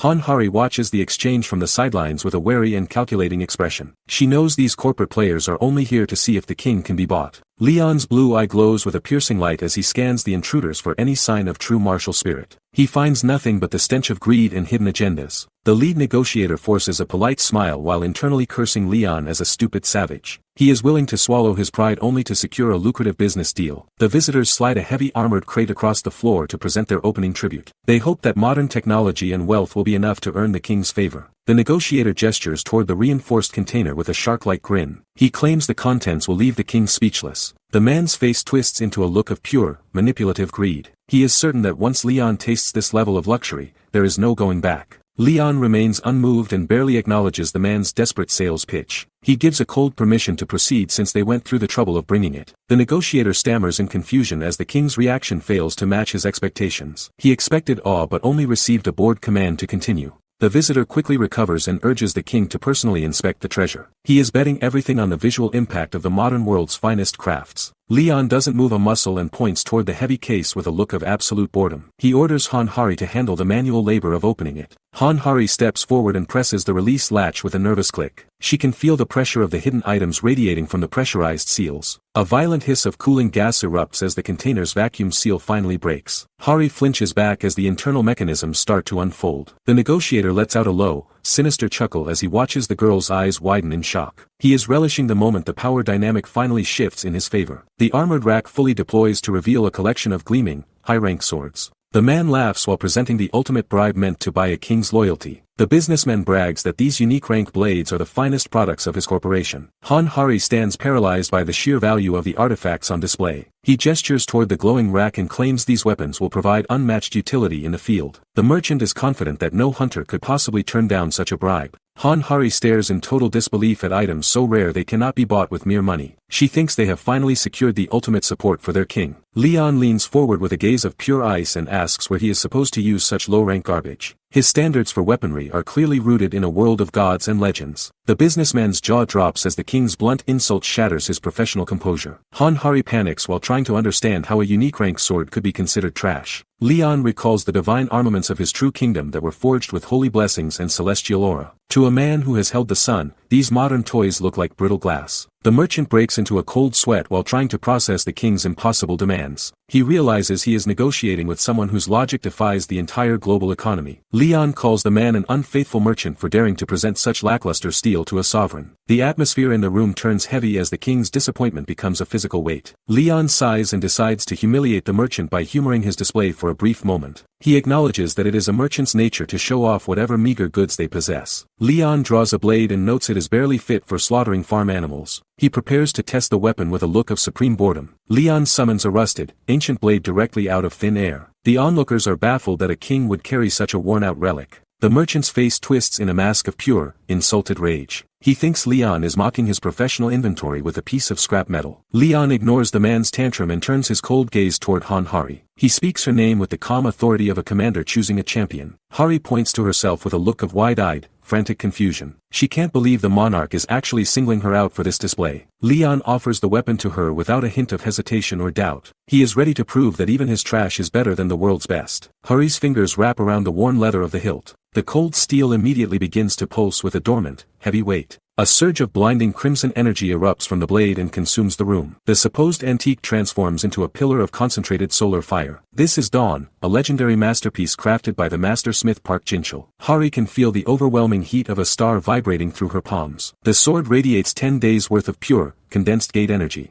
Hari stammers in disbelief, wondering if she can even control this much raw power. The merchant stares at the divine display with a face full of bitter realization. He finally understands that Leon's standards aren't just high, they are god tier. Hari grips the hilt as golden energy spirals around her body in a violent vortex. She can feel the sheer weight of Leon's power overflowing from the blade. Leon watches the display with a look of pure indifference from his seat. He treats this high-level energy output like a minor and boring scientific curiosity. A massive pillar of orange flame erupts toward the ceiling as Hari prepares to strike. She shouts her resolve while the air itself begins to ignite and crackle. The hunter stands focused with eyes glowing like twin miniature stars. She is channeling more mana than her modern body was ever designed to handle. The high-grade steel suddenly shatters into worthless fragments with a sharp metallic snap. Modern manufacturing simply cannot contain the pressure of a true king's authority. Hari stares at the broken hilt with a face full of absolute horror. She just destroyed a priceless corporate asset in the blink of an eye. The room falls into a heavy silence as the dust settles against the luxury decor. The test has ended in a complete and embarrassing logistical disaster. Leon tosses the broken scraps aside and calls the entire demonstration a massive waste of time. He has no patience for weapons that break under actual use.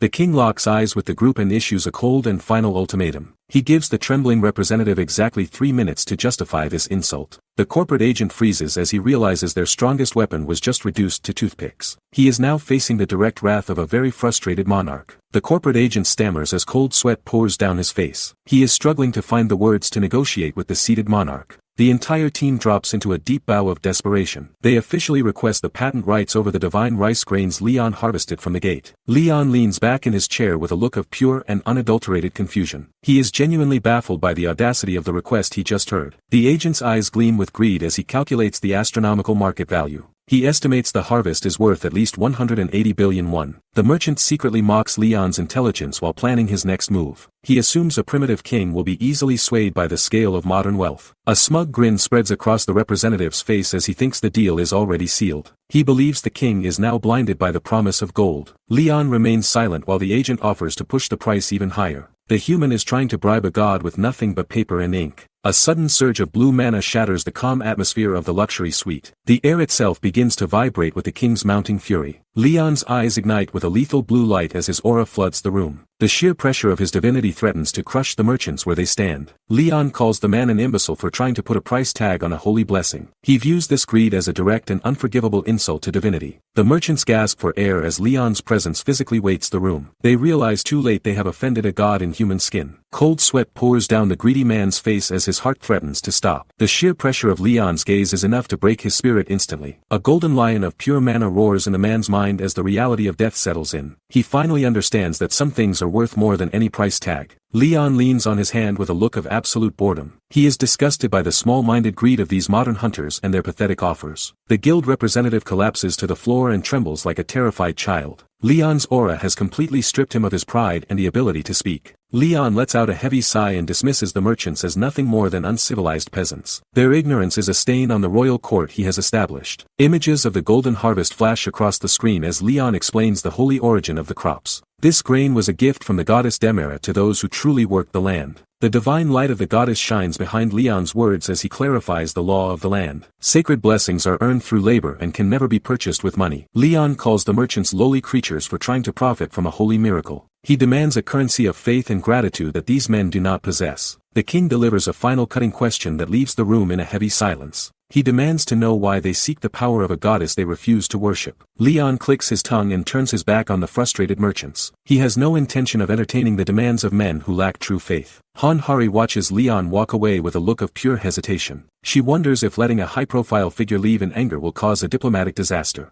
Hari reminds the king that even a lowly merchant can hold massive influence in the modern world. Leon dismisses the warning as a trivial matter that isn't worth his royal concern. Leon pivots the conversation and asks if the preparations for his next request are finished. He is finished with politics and ready to focus on his own growing agenda. Hari pulls out a set of documents and asks if Leon actually plans to take the official hunter exam. She looks surprisingly eager to see how the king handles a modern evaluation. Leon gives her a look of cold aristocratic disgust at the mere suggestion of a test. He finds the idea of commoners measuring a king's power to be a total absurdity. Hari stammers and asks why he wanted to visit the testing center if not to participate. Leon reveals he is only going to scout for useful soldiers to fill his ranks. Leon crosses his arms and commands Hari to make the logistics work regardless of the rules. Hari lets out a defeated sigh as she realizes she has to break every protocol. The title for the Night King appears as the transition to the next phase of his journey begins. Leon is officially moving to expand his influence beyond the dungeon walls. Sunlight reflects off the glass towers of the city as the scene shifts to the Hunter Association. The stage is set for Leon to find the warriors worthy of his cause.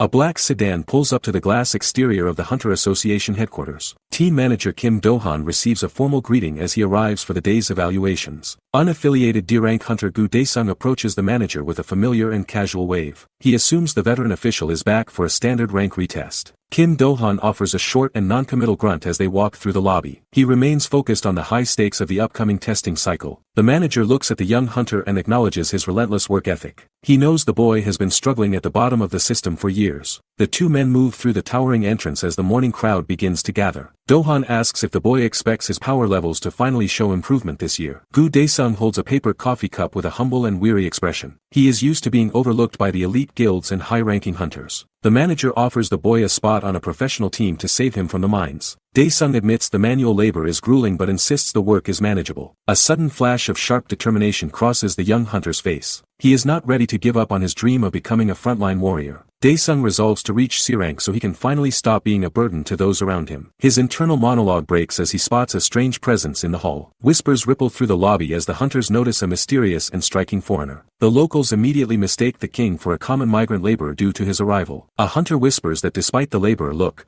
the newcomer has the striking face of a royal. The contradiction between his presence and his clothes leaves the entire lobby confused. An older man decides to break the ice and calls out to the young stranger. He wants to show some veteran hospitality to the newcomer. The gray-haired man approaches Leon with a friendly smile and asks how he is doing. He assumes the foreigner is just a lost worker looking for a job. Leon stops and looks back with a gaze that radiates absolute lethal intent. He demands to know why a mere peasant thinks they have the right to address a king. The old man's face turns pale as he feels the weight of Leon's cold arrogance. He nervously tells himself that the foreigner just learned Korean from a weird historical drama. Han-Hari nods along while sweating from pure social embarrassment. She knows Leon is being serious and tries to play it off as a language barrier. Leon stares at the stuttering humans with a look of total and absolute indifference. He finds their attempts at casual conversation to be a waste of his royal time. The atmosphere in the lobby turns heavy as the nearby hunters begin to physically tremble. Leon's natural aura is beginning to leak and trigger their survival instincts. Daesung grips his chest as his heart begins to hammer against his ribs in pure terror. He doesn't understand why a single man is making him feel like he is about to die. A golden aura of pure authority erupts from Leon as he prepares to make his move. The king is done with these peasants and ready to find his new army. A staff member shouts for number 57,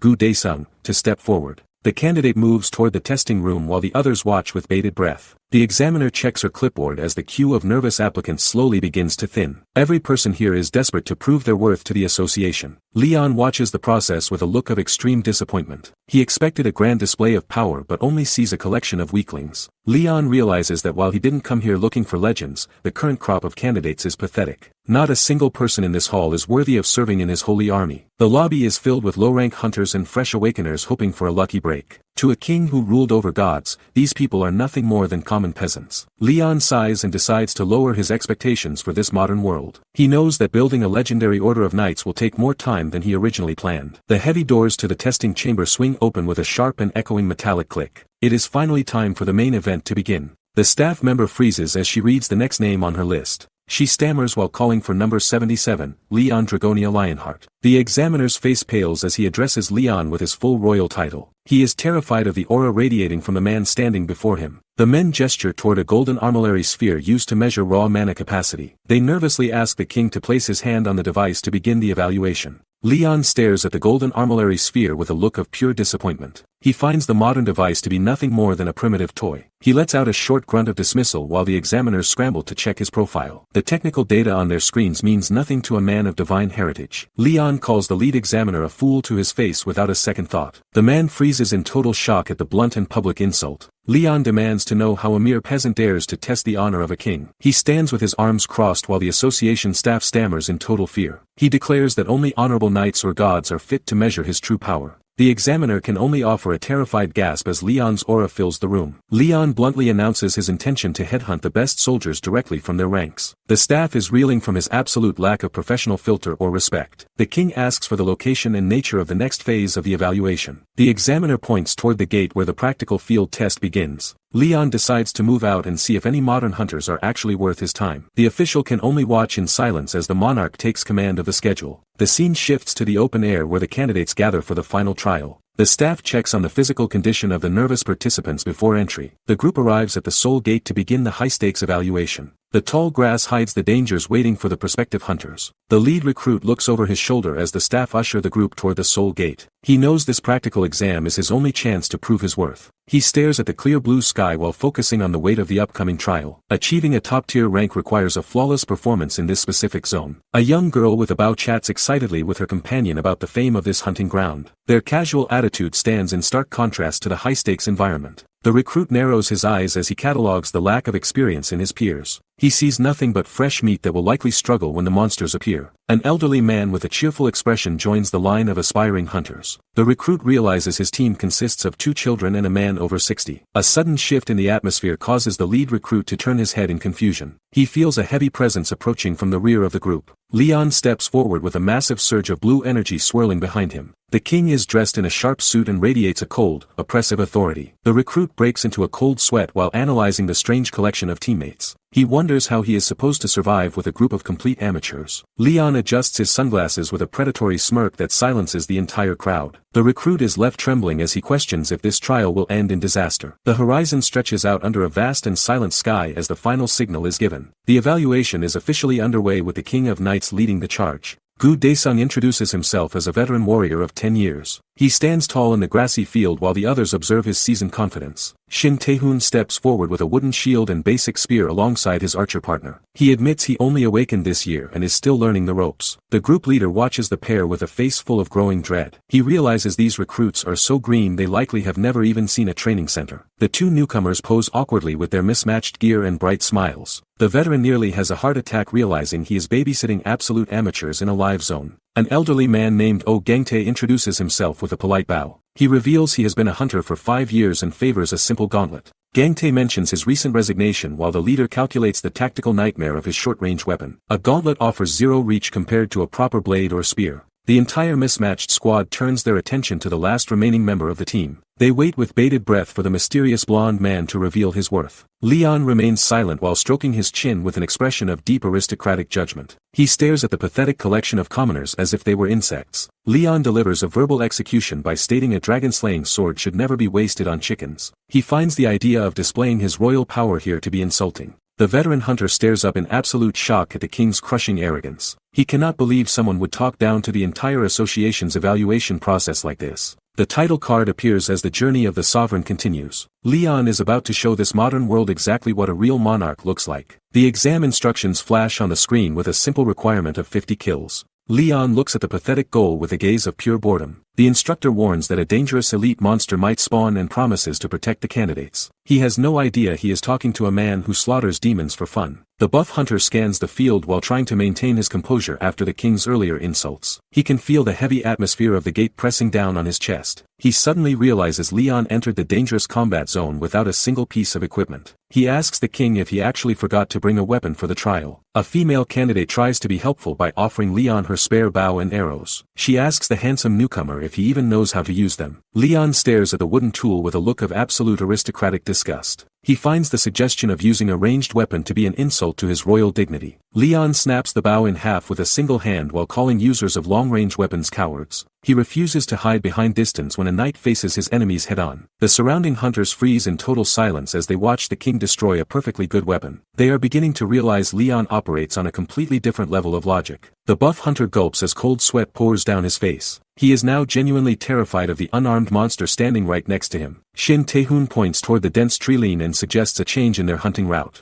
He is tired of wasting time on small fry and wants a bigger challenge. Tae-hoon mentions a monster settlement at the edge of the map where the enemy density is much higher. He expects to find a massive horde of targets waiting for them. A mental warning flashes regarding the danger of entering settlements with such a small group. Getting surrounded in a monster village is a fast way to end up dead. Tae-hoon decides to pivot the group toward the caves to hunt kobolds instead. He plans to use the narrow tunnels to funnel the monsters into a killing zone. The rookie hunters praise his tactical expertise and follow his lead without question. They are impressed by his apparent experience and deep knowledge of the terrain. Tae-hoon brushes off the compliments with a fake humble smile while his ego grows. He enjoys the feeling of superiority that comes with leading a group of terrified amateurs. He secretly admits to himself that he has only ever entered this specific gate. He has been farming the same easy route for years just to stay safe. Tae-hoon curses his stagnant D-rank status while dreaming of a promotion he hasn't earned. A sudden frantic shout from the group breaks his train of thought. A massive shadow lunges from the darkness as the hunters scream in pure panic. The kobolds have launched a surprise ambush before the group could even reach the cave. The monster snarls with glowing orange eyes as it locks onto its next meal. Tae-hoon realizes his safe farming routine has officially turned into a fight for his life. The kobold pack rushes forward with ear-piercing shrieks. Tae-hoon prepares for the collision as the front line collapses. A snarling beast lunges directly at his throat with jagged teeth. It is a suicide charge meant to overwhelm his defenses. A heavy strike connects with the monster's face and halts its momentum instantly. The creature groans as its skull vibrates from the blunt force.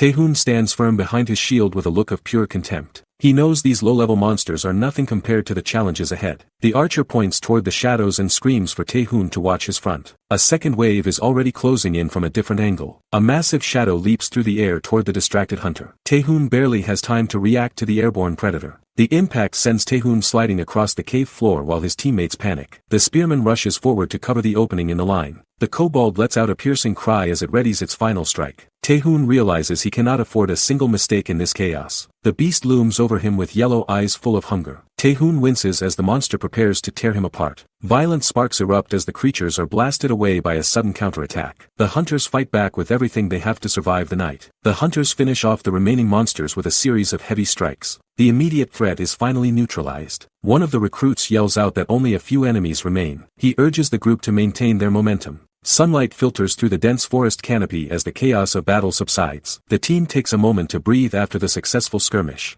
A young hunter stammers an apology for a minor slip during the combat. His comrade looks on with a mix of relief and exhaustion. The corpses of the beasts lie scattered across the forest floor with arrows protruding from their skulls. Naeon is credited with taking down 2 of the monsters personally. The party leader offers a rare smile while praising the group for their collective effort. The tension of the exam starts to fade into genuine camaraderie. One hunter reflects on how his initial anxiety has turned into confidence. He realizes that this ragtag party is actually surprisingly effective. Leon stands perfectly composed while observing the survivors with a cold and analytical gaze. He offers a short grunt to acknowledge their basic competence. The recruits turn to Leon with seeking eyes, hoping for a word of royal approval. Naeon looks particularly eager to see if their performance impressed the king. An official evaluator laughs while marking down his final observations on a clipboard. He promises that their teamwork will reflect well on their final grades. Leon leads the group deeper into the dense forest to begin the next phase of the evaluation. He is curious to see if these modern hunters possess any actual survival instincts. The atmosphere grows heavy as the sunlight struggles to pierce through the thick canopy of ancient trees. Every step away from the path brings them closer to the monster den. One of the trainees stops in his tracks and points toward a hidden opening in the rock. The group has finally located the primary objective for their outdoor trial. The lead recruit decides to use smoke to drive the monsters out of their burrow. He orders the others to gather dry brush to start a massive fire at the entrance. The sound of snapping twigs fills the air as the hunters pile up a large mound of kindling. They believe a simple tactical approach will guarantee them an easy victory. A young hunter crouches over the fuel while preparing a lighter to ignite the pile. He is confident that his plan is the most efficient way to clear the dungeon. Leon watches the display with total boredom and asks if this pathetic attempt is the best they can offer. The trainee snaps back in anger because the king is criticizing him. The hunter boasts that he has successfully used this smoking method in 3 previous gates. He believes his limited field experience makes him an expert in monster hunting.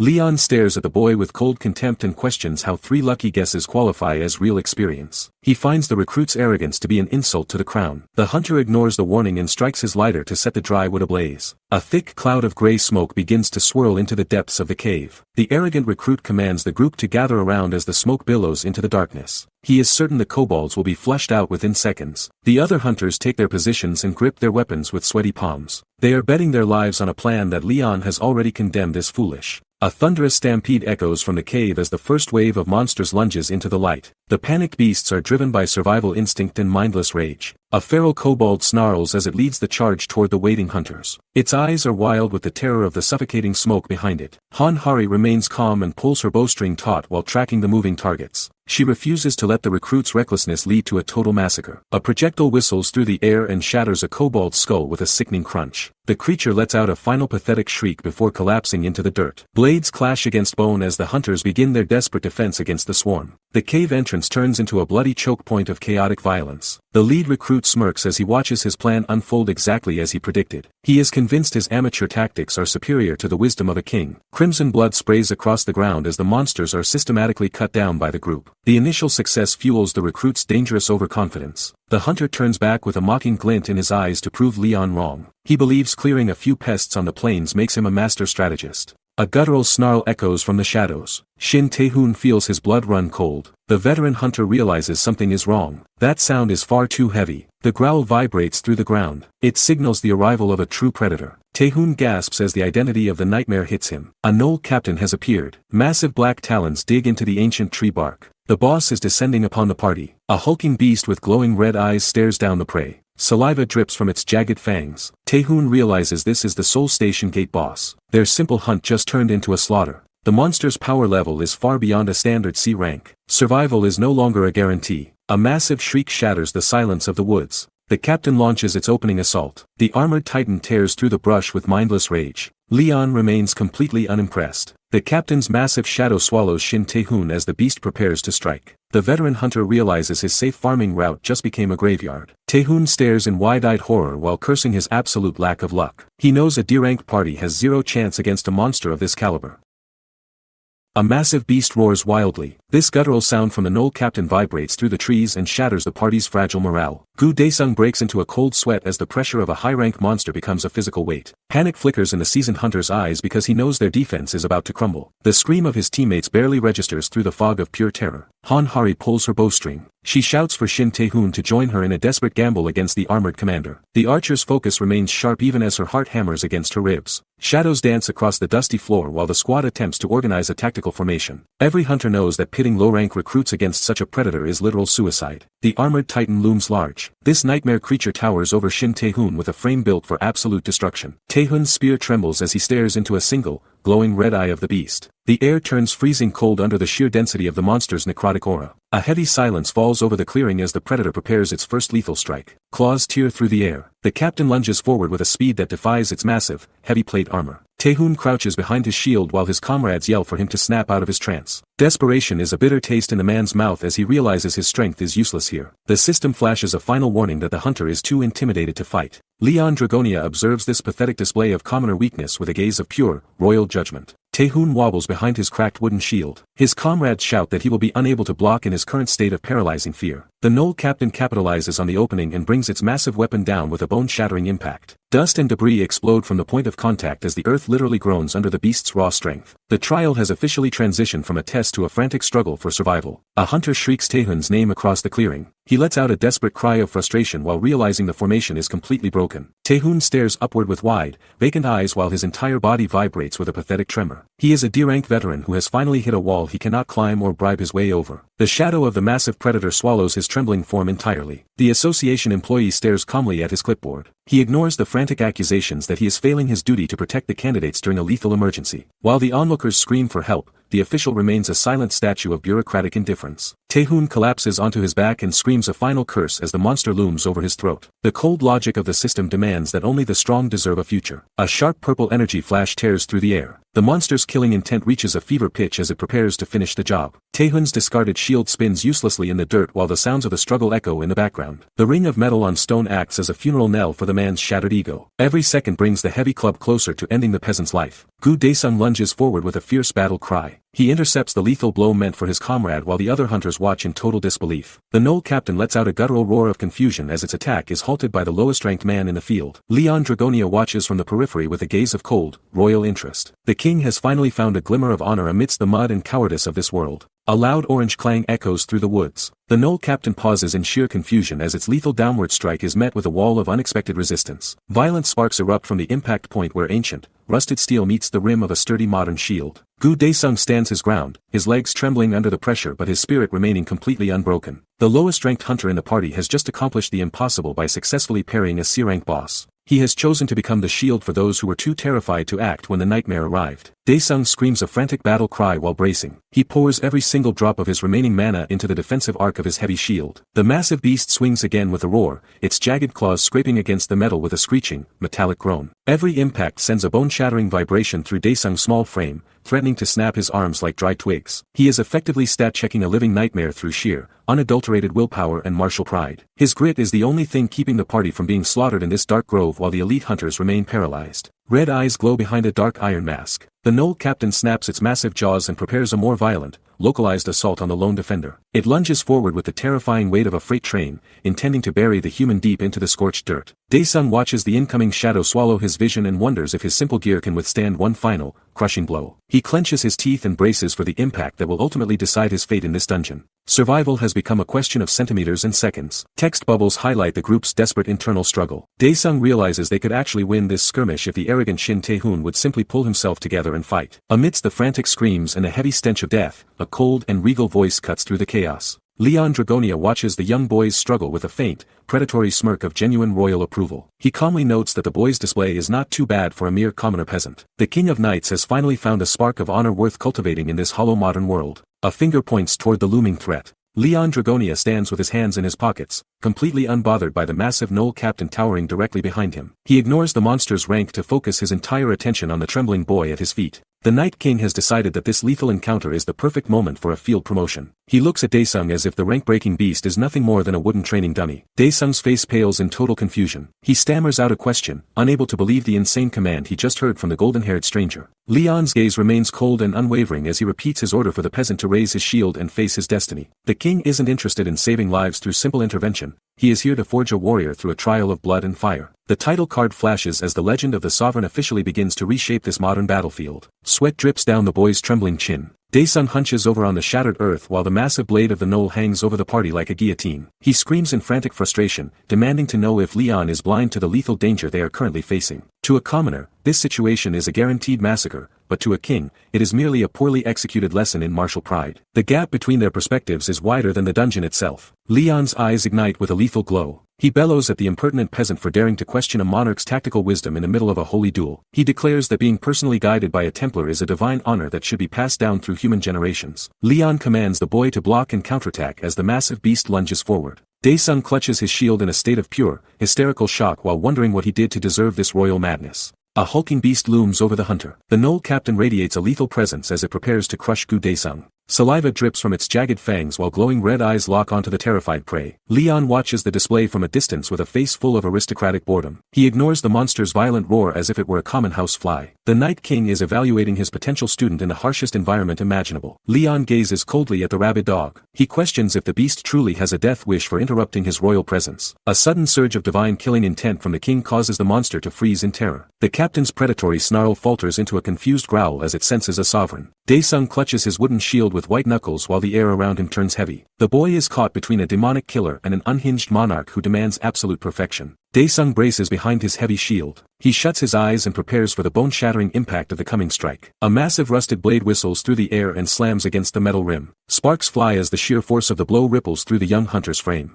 The earth beneath his boots cracks into shards from the redirected pressure. Daesung is barely clinging to his life as the monster's raw strength tests his martial resolve. Sweat pours down the hunter's face. Daesung grits his teeth in agony while his muscles scream in protest. He admits that the initial blow nearly forced him to drop his only defense. Leon's voice thunders across the battlefield with a sharp and biting royal critique. He mocks the boy for relying solely on physical power. The king demands a display of true knightly technique rather than desperate endurance. Daesung realizes the real nightmare is his teacher's impossible standards. Leon stands with arms crossed. He demands that Daesung deflect the incoming strikes and hunt for a lethal opening. Violent golden sparks erupt as the young hunter slams his heavy shield against the monster's jagged claws. The sound of clashing steel rings through the cavern as the recruit struggles to maintain his footing. Leon observes the chaotic exchange with the cold, unyielding indifference of a seasoned commander. Every parry is a desperate attempt to stay alive in this high-rank meat grinder. The king expects nothing less than perfection from his new subordinate. Daesung clenches his teeth in agony. Leon's voice cuts through the screeching of the beasts, commanding the boy to use his head instead of just his muscles. The recruit lets out a guttural roar of pure strain as he swings his round shield in a frantic, upward arc. Sharp stone fragments fly through the air while the sheer momentum of the counterstrike pushes the massive beast back. He is fighting far beyond his physical limit just to satisfy the king's legendary standards. The atmosphere of the cave feels heavy with the crushing pressure of this divine evaluation. Text bubbles float over Daesung's face. He breaks into a cold sweat while realizing a head-on collision would have resulted in his immediate death. Leon watches the struggle from the shadows of the cave while warning the boy not to let his latent potential rot away in the dirt. The king demands a far better performance from a warrior he has personally chosen to refine. His eyes burn with a predatory expectation that would shatter a weaker man's fragile resolve. This is no longer a simple test. It is the brutal forging of a new weapon for the throne. Daesung stares with wide-eyed shock. He cannot process the idea of having true potential while lacking even a single exclusive combat skill. The gnoll captain looms in the darkness with glowing crimson eyes and rows of jagged, yellow teeth. The boss monster's overwhelming killing intent freezes the recruit's blood as the reality of the power gap finally sinks in. Daesung tells himself it is impossible to suddenly bridge the distance between a common peasant and a legendary hero. The beast prepares to end the duel with a final, lethal surge of necrotic mana that threatens to swallow the entire hull. A thick fog swallows the forest floor. Gu Daesung gasps as the overwhelming pressure of the Knoll captain's presence nearly snaps his spirit. The recruit stares at the muddy earth while reflecting on 10 years of utter failure as a bottom-tier peasant hunter. Muscles force his weight onto his lead foot as he grits his teeth in a moment of pure, raw desperation. The veteran candidate vows that he will finally bridge the gap and prove his worth this time. Confidence returns as he watches the armored beast lunge from the shadows with a renewed but fragile intent. The monster's eyes glow with a predatory hunger that demands a blood sacrifice. Jagged orange sparks ignite against steel. The Knoll captain delivers a brutal,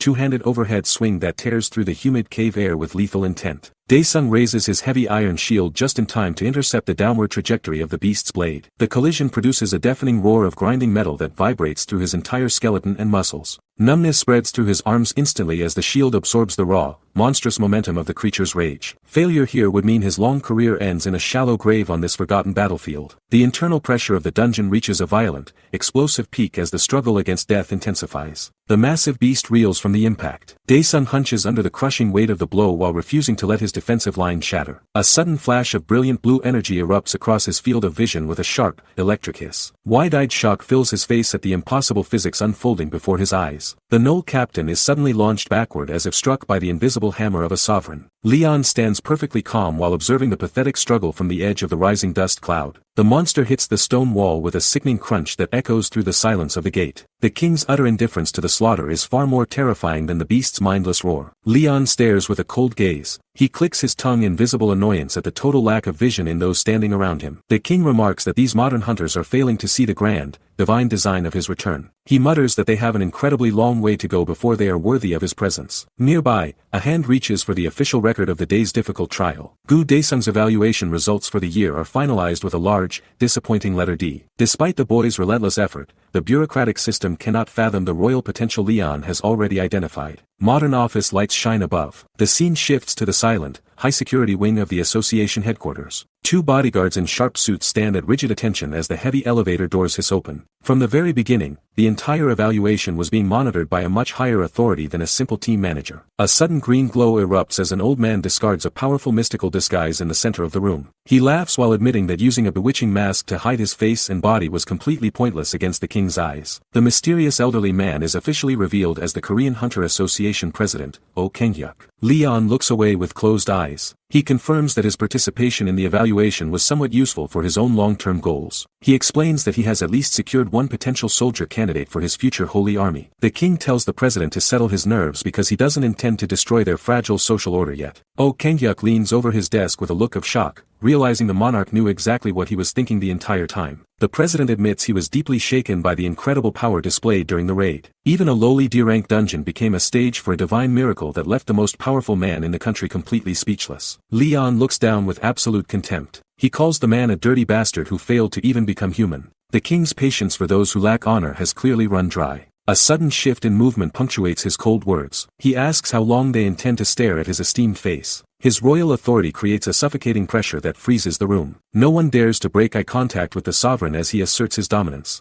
Oh Kang-hyuk laughs with genuine amusement. He notes that Leon treated the deadly dungeon trial as if it were a mere toy. The association head finally understands the absurd power gap he's dealing with. Leon sits with his arms crossed and an expression of pure boredom. The conversation shifts toward his plan to establish a proper knightly order. Kang-hyuk admits that fame is the ultimate tool for gathering people together. The monarch listens with a stoic and cold face, completely unmoved by the fleeting nature of modern celebrity. President Kang-hyuk's expression turns grave. He mentions a gate in Cheongju that turned red after a catastrophic raid failure. This location remains a permanent scar on the nation's map. A vision of absolute destruction appears as a grim reminder of the stakes. For an entire year, the territory has been a hellish wasteland. Sparks and embers fly across the ruins of broken city buildings. The association has been completely powerless to contain the spreading demonic corruption that eats away at the very soul of the land. A dark portal hangs over the city. The goal is either to destroy the source or fall with the kingdom. This red gate represents an existential threat to the entire region. A glowing mechanical core pulses with a sinister red light. Obtaining the legendary Jewel of Wisdom is the only way to stabilize the collapse. Leon stares at the data, calculating the quickest path to total victory. The Night King is officially ready to reclaim another piece of this broken and suffering world by force. A glowing red sensor pulses with light. The system confirms this sector is guarded by the lethal Jagged Spinner, the absolute mechanical sovereign of the Red Gate. A violent crimson vortex swirls over the scorched remains of the KPP Guild expedition. Leon observes the energy ripples, noting that this dungeon has already devoured an entire squad of so-called professionals before his arrival. The mana density is heavy enough to crush a common man's lungs. Leon remains unmoved by the technological terror pulsing from the core. A dark-haired hunter stares ahead with focus. Behind him, the armored survivors grip their weapons while trying to process the impossible environment they just stepped into. One warrior turns toward his superior with a face full of disbelief as the visual fog of the portal transition finally clears. A massive industrial skyline towers over the frozen and metallic landscape of the gate. They are standing amidst the jagged ruins of a lost modern civilization. To these fantasy-minded knights, the towering steel monoliths look like the skeletal remains of an ancient, fallen empire. Leon narrows his eyes at the ruins. Beside him, Hanhari looks on with a mix of shock and wonder at the futuristic architecture of this mechanical graveyard. The guildmaster lets out a heavy sigh as the sheer scale of the cyberpunk wasteland complicates their initial scouting mission. Their standard open field formations are completely useless against this level of dense, suffocating urban decay. The group gathers on the cracked pavement, realizing the organization of the party requires a total revision. Leon finds the lack of natural order in this future world to be personally offensive. Leon's expression remains cold and unbothered. He points toward a looming industrial structure and commands the group to establish a base camp within its steel shadow immediately. The tiny figures of the hunters stand gathered in the middle of a vast, snowy street bordered by derelict skyscrapers. They move as a single unit, their metal armor clinking against the oppressive silence of the dead city. The Night King ignores the strange technological relics beneath his boots. He begins his systematic conquest of this high-tech tomb with absolute,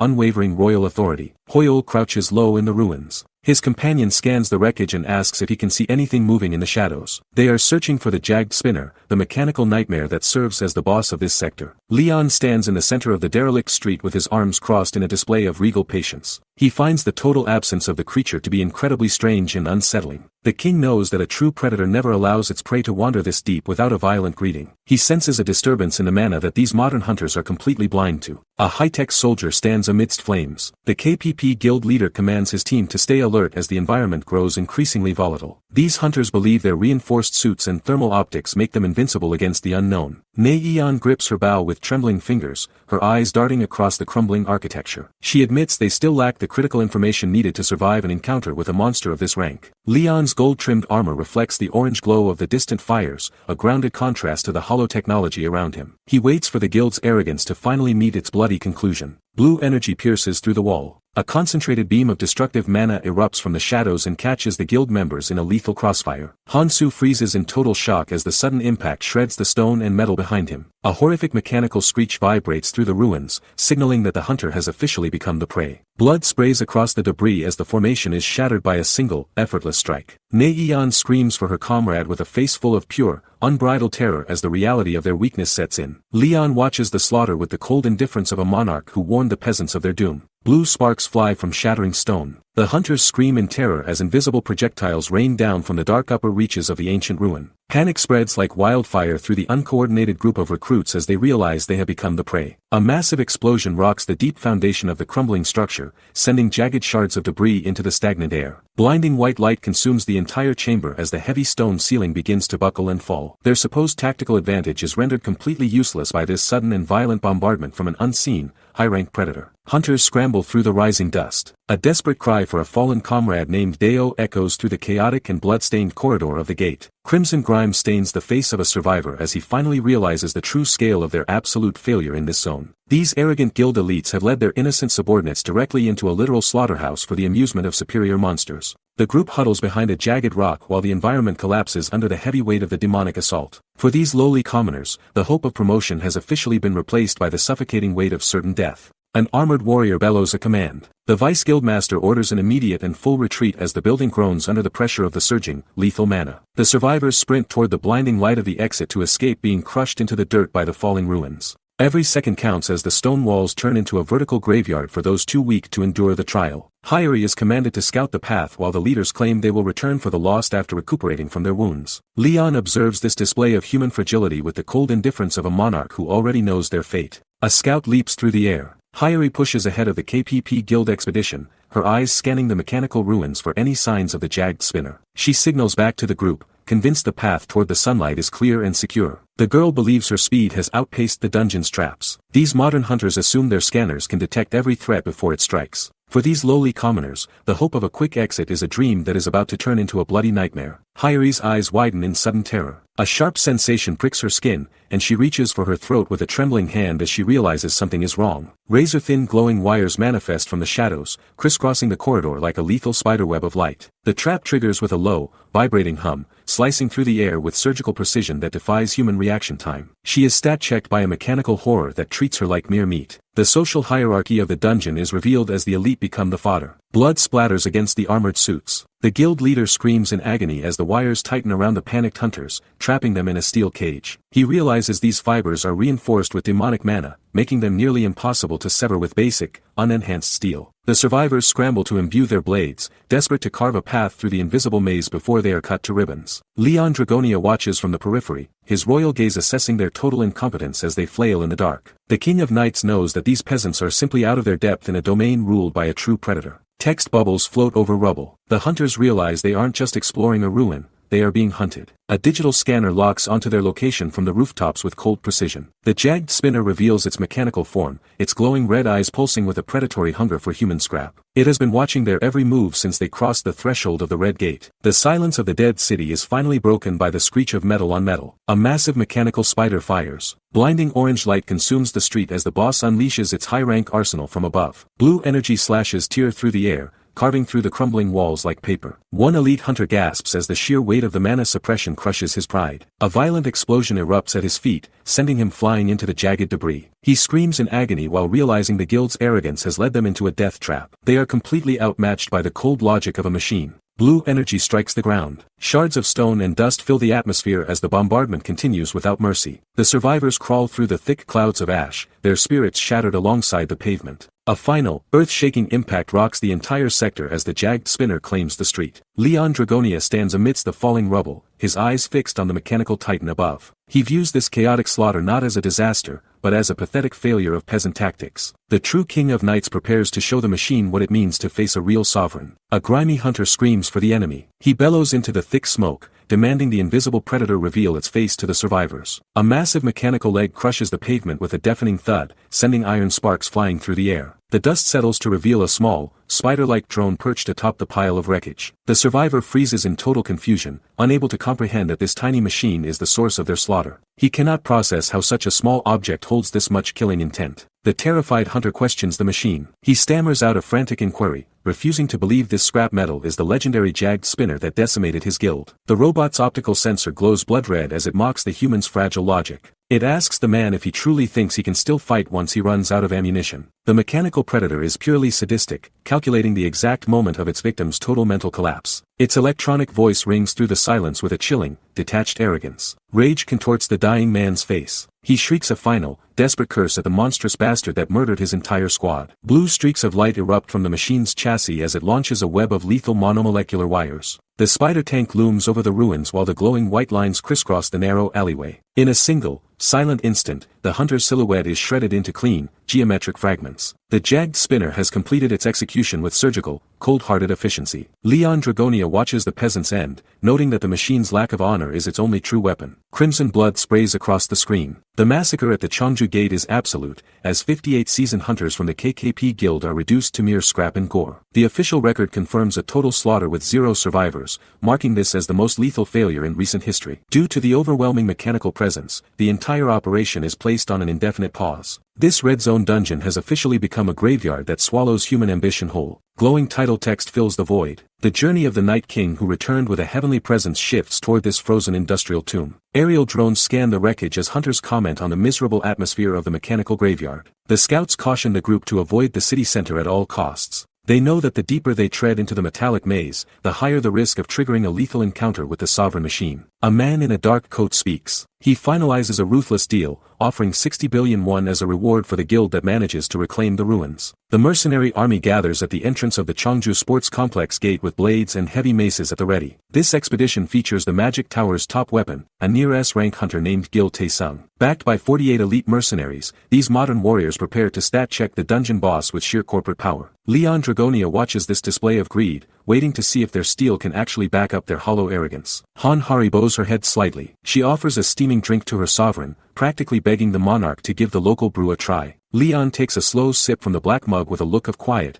aristocratic evaluation. He admits the flavor is actually quite decent for a peasant's concoction. Hari clarifies that it is simple barley tea, serving her king while they stand amidst the wreckage of a broken world. The Night King sits perched atop the rubble with his legs crossed, his regal posture creating a grounded contrast against the surrounding urban decay. Dark storm clouds gather overhead. The 4th raid team officially begins its operation at the Cheongju Sports Complex gate. A desolate landscape of rusted steel and concrete ruins stretches toward a hazy, industrial horizon. This metallic graveyard serves as the primary staging ground for the upcoming struggle against the Machine Legion. At the base camp, hunters gather around reinforced supply crates to prepare their equipment. A sense of unease ripples through the mercenaries as they eye the silent, towering skyscrapers. They know the hollow peace of this wasteland is a lethal illusion. Leon sits with legs crossed. Han Hari confesses her conflicting worries about the mission's progress to the king. She believes the ideal scenario involves the frontline clearing the zone without Leon needing to lift a finger. Leon pauses, noting that such an outcome would rob him of a chance to gain modern fame. However, he surprises her by agreeing that his non-intervention is the ultimate sign of success. In his old kingdom, a king's duty was to ensure his people were strong enough to survive without him. He stares ahead, waiting to see if these hunters can uphold that royal standard. Leon sits regally on a throne. He dismisses the idea that a king should always lead the charge, noting that anyone can fill a basic role. Han Hari stares at him with wide, trembling eyes as the weight of his words sinks in. She stammers, struggling to reconcile his title as the King of Knights with his refusal to act as a common tool. The silence in the hall is heavy with his absolute authority. A dark, snarling beast appears in memory. Leon explains that a sovereign's intervention is reserved only for when an attack truly cannot be blocked by the people. Han Hari's face is split by a realization of the terrifying standard he holds for his subjects. She asks if the duty of the King of Lionheart is purely to be the final bastion of survival. Leon looks on with a calm, predatory gaze that makes her feel insignificant.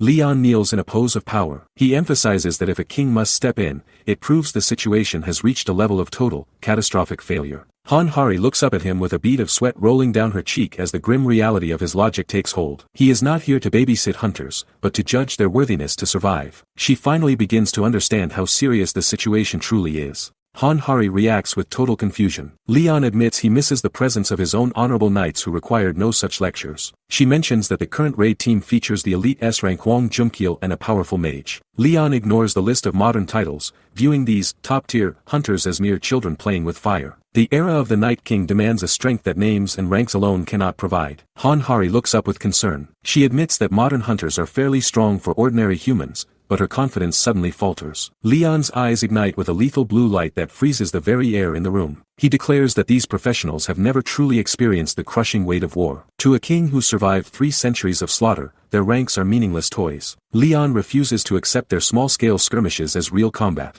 A mechanical spider drone skitters through ruins. Leon questions if the hunters truly believe the city outskirts are safe from the mechanical plague. He mocks their reliance on analyzing monster patterns as a pathetic excuse for a raid strategy. Han Hari stares with wide eyes as the gravity of his words sinks in. She realizes the sovereign is operating on a level of combat logic they cannot fathom. The modern world's tactical manuals are being shredded by a single glance from the monarch. The jagged spinner adjusts its sensors. Leon asserts that there is no predictable pattern in the mindless violence of the abyss. His gaze sharpens into a lethal stare as he prepares to dismantle the mechanical sovereign. He references the previous team's failure with a look of absolute aristocratic contempt. The Night King is ready to show these peasants how to actually reclaim a fallen territory. He treats the high-rank gate boss like a simple training dummy for his divine power. A violent orange explosion shatters the ground. The industrial ruins are consumed by a pillar of fire and flying metal debris. Hunters scream in pure, unbridled terror as their formation is vaporized in an instant. They frantically cry out in the darkness, unable to comprehend the scale of the sudden power gap. The title card appears as the sovereign officially returns to claim the world. This marks the beginning of the Night King's absolute dominance over the mechanical nightmare. The true legend has finally begun. A high-pitched mechanical beep echoes. A dark screen flashes an ominous activation signal as the jagged spinner's central red eye ignites with a flicker of terminal consciousness. The mechanical sovereign realizes its structural integrity is failing and prepares a final, desperate command. It asks for a single favor before its ancient system completely collapses into worthless scrap. This last order marks the beginning of a total defensive wipeout for the entire gate. The hunters are completely unaware that their target is preparing a terminal self-destruction sequence. Multiple red lenses glow with intensity. The mechanical spider targets every living soul within the metallic ruins of the city. A lethal directive to remove all unidentified intruders overrides its core safety protocols instantly. A massive railgun turret pivots and unleashes a blinding, orange blast of pure industrial destruction. Stone and metal vaporize while the KPP hunters scream in absolute agony during the localized bombardment. They desperately scramble for cover, but the elite guild's arrogance has led them directly into a literal furnace. The status of a high-rank hunter means nothing against this ancient mechanical fury. A digital blue city map flickers. The gate's high-tech scanning interface detects every survivor hiding within the derelict skyscrapers. High-frequency beeps signal a citywide energy surge that defies all standard mana measurement known to the association. Violent blue electricity discharges from the ancient industrial pillars as the final cleansing protocol activates its lethal payload. A massive whiteout flash consumes the entire horizon,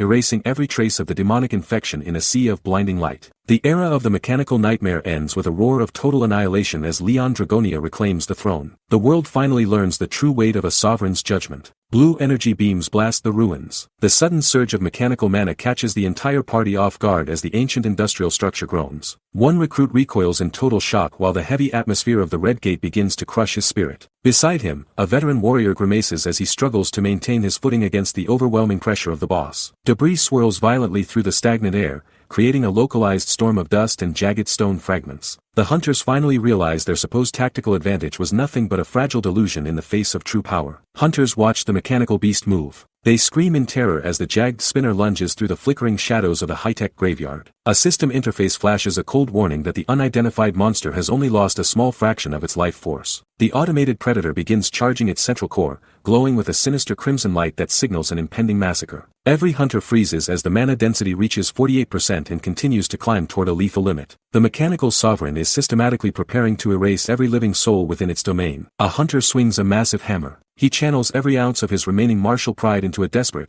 overhead strike to halt the boss monster's momentum. The heavy steel head connects with the jagged spinner's carapace in a blinding explosion of golden sparks and violent force. A deafening metallic roar echoes through the ruins as the earth beneath the collision shatters into jagged shards. This brute force impact is the only thing standing between the group and a total wipeout. The struggle against the mechanical nightmare has officially reached a lethal turning point. Blue sparks dance across the carapace. The jagged spinner glitches as its internal systems struggle to process the sudden impact of the king's authority. A digital warning flashes across the mechanical eye, identifying the intruder as a threat that must be erased. The machine emits a high-pitched screech while prioritizing the removal of this unidentified sovereign. These elite guild members realize too late that their target is far more than a simple gate survivor. A smug grin splits his face. The KPP leader mocks his subordinates while the environment descends into a chaotic blaze of light and sound. He is certain that his hidden trap has finally snared the arrogant newcomer in a lethal crossfire. A sudden surge of mana erupts, causing the dark-haired hunter to lunge through the flames with a desperate roar. The air vibrates with a sharp correction, warning everyone present never to use such a common and insulting name in this royal presence. Light strikes the towering steel monolith. A massive pillar of energy incinerates the upper levels of the skyscraper,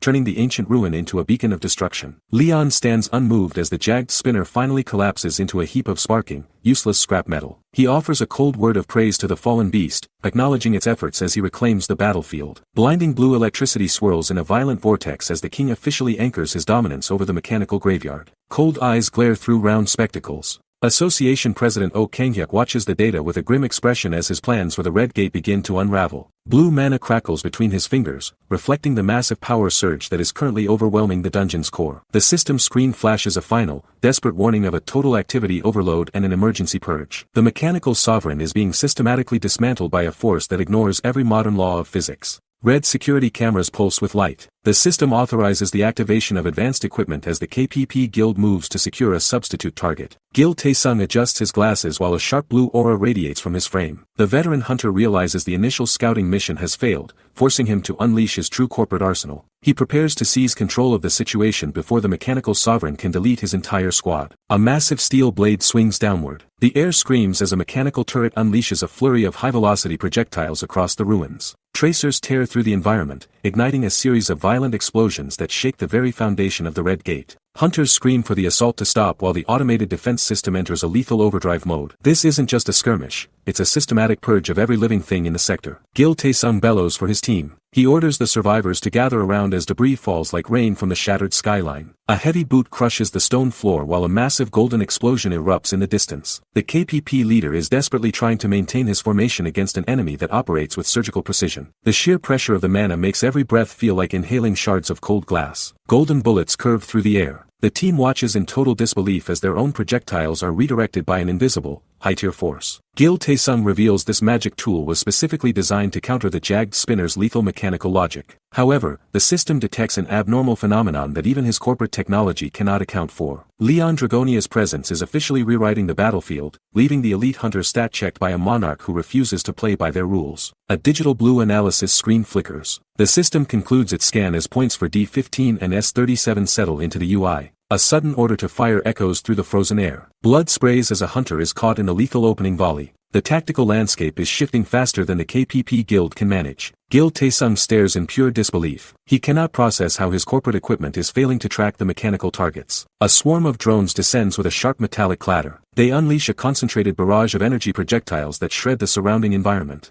A shield buckles under the impact as a warrior screams in agony. These machines operate with a cold logic that ignores human survival. Gil Taesung bellows for the field's deactivation. He realizes the distortion force field is scattering the projectiles into a chaotic, lethal grid. Hunters sprint across the cracked asphalt to find any available cover. They prepare for a desperate charge the moment the barrier drops. The elite squad is now fighting just to breathe in this metallic tomb. A wide eye reflects the chaos. The guild leader spots a sudden anomaly that defies his advanced thermal sensors. Gil Taesung and Hyori stand paralyzed amidst the rising smoke and debris. They look on as a massive laser grid illuminates the entire industrial graveyard. Leon Dragonia remains completely unbothered by the high-tech bombardment. The Night King is ready to reclaim his domain from these mechanical pests. Gil Taesung stares in pure disbelief. He realizes the jagged spinner wasn't retreating, but baiting them into a terminal trap. The mechanical sovereign has crisscrossed the entire industrial corridor with glowing, monomolecular wires. Blue electricity crackles across the spider drone as it anchors the final threads of this lethal steel spiderweb. The elite hunters are officially boxed in by a machine that outthought their corporate strategy. A cage of glowing wires surrounds the party. Gil Taesung sweats as the reality of the situation shatters his professional composure. From above, the hunters look like insects caught in a luminous, geometric tomb. There is zero room to maneuver, and any sudden movement means being sliced to ribbons. They are completely stat-checked by a tactical calculation they never saw coming. Blue energy surges through the mechanical chassis. The jagged spinner prepares a terminal execution as its central red eye locks onto the trapped prey. A digital system window flashes the final command to fire. The air vibrates with the hum of high-frequency mana,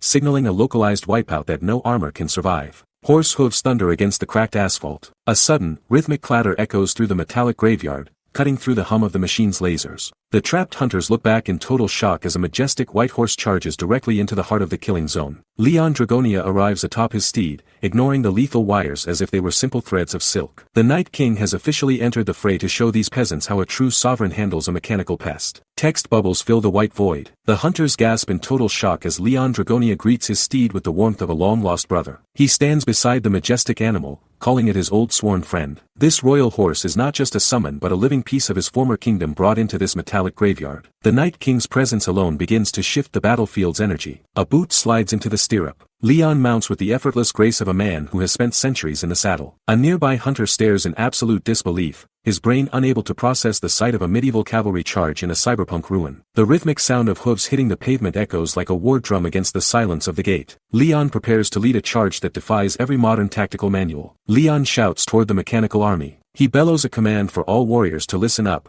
his voice cutting through the industrial smog. The jagged spinner's optical sensor pulses with a confused question mark as it fails to calculate the logic of a man on a horse. Leon declares his title as the King of the Lion Heart, offering praise to the machine for its persistence. He is treating this high-rank monster like a noble opponent on a field of honor. Leon sits tall atop his steed. He officially grants the mechanical sovereign royal permission to challenge him in single combat. A heavy silence falls over the rubble as the hunters wonder if the king has finally lost his mind. One survivor asks if he is on crack, unable to grasp the concept of a sovereign's ritual. Leon ignores the peasants' chatter, repeating his royal praise with a gaze that promises absolute, crushing dominance. The machine is about to be stat-checked by the weight of a true legend. Shocked faces stare in total disbelief. Leon stands firm as he grants the mechanical beast royal permission to face him in combat. The modern hunters sweat profusely, convinced their sovereign has finally invited a death sentence. High-tech sensors flicker as the jagged spinner establishes its railgun timing. The machine's cold logic categorizes the King of Knights as a threat level 0, a mere simple organism to be removed. It prepares a terminal strike, unaware that its sensors are fundamentally broken. A spectral horse charges through fire. Leon manifests a legendary steed, galloping directly into the heart of the mechanical bombardment. Glowing blue mana swirls around the creature's head as it snorts with divine fury. The Night King closes the distance in a single, blurred instant that defies human physics. A massive explosion of concentrated holy energy rocks the city ruins as the horse makes impact. The jagged spinner is swallowed by a pillar of blinding light. This is what happens when a machine tries to calculate a king's soul. Blinding light erases the dark horizon. Leon's voice thunders across the battlefield with absolute, aristocratic contempt. He bellows that a true knight is completely unaffected by cowardly long-range weapons. The shockwave of his impact sends jagged stone and steel flying like mere confetti. A second blue slash tears through the mechanical carcass, finalizing the execution. The industrial graveyard falls silent as the sovereign reclaims the street. The era of the machine ends in a pile of sparking, worthless scrap. Leon charges forward on a spectral horse. A brilliant orange flash illuminates the industrial ruins as the king closes the distance with lethal, supernatural speed. The ground shatters into jagged shards beneath the weight of the phantom steed's thundering gallop. A massive blue shockwave ripples through the stagnant air, signaling the total collapse of the machine's ranged dominance. The sovereign moves with a fluid precision that completely bypasses the boss monster's ancient mechanical logic. He is no longer just a hunter.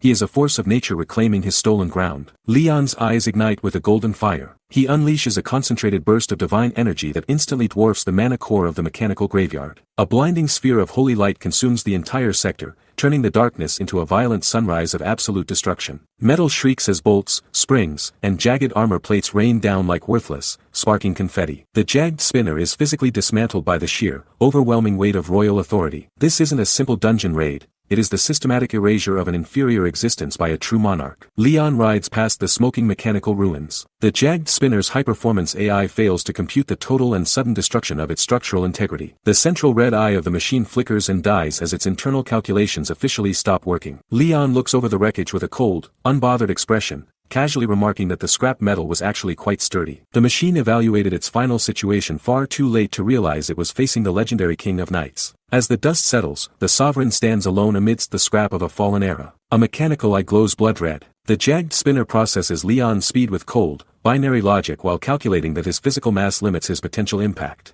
It dismisses the monarch as a nuisance that isn't even worth a complex tactical response. The AI predicts an instant kill once it fires its massive railgun at the intruder. This automated predator is about to learn that royal divinity defies every digital calculation. Its evaluation of the king remains the machine's final, fatal error in judgment. Leon roars with divine fury. 3 seconds before impact, a mere shout from the king manifests a shimmering holy barrier around his mount. 2 seconds prior, the railgun's projectile slams directly into the golden shield with a deafening, metallic boom. 1 second before the end, the air itself screams as the two opposing forces collide. A violent explosion of holy fire erupts, turning the industrial graveyard into a sea of blinding, celestial light. The sovereign's authority completely incinerates the machine's logic in a single, earth-shaking blast. Golden light bathes the ruins. There was no real clash because the sovereign refused to even acknowledge the primitive strike as a threat. Leon moves with the effortless grace of the ancient Knights Templar, treating the high-rank bombardment as if it were simple breathing. He enforces the sacred rules of his former world upon this pathetic metallic graveyard. The king invokes a divine law, specifically the blessing of the arrow shield, to humiliate the machine's cold programming. This is not a skirmish, it is a royal decree of absolute dominance over the mechanical era. Blinding white light consumes the entire screen.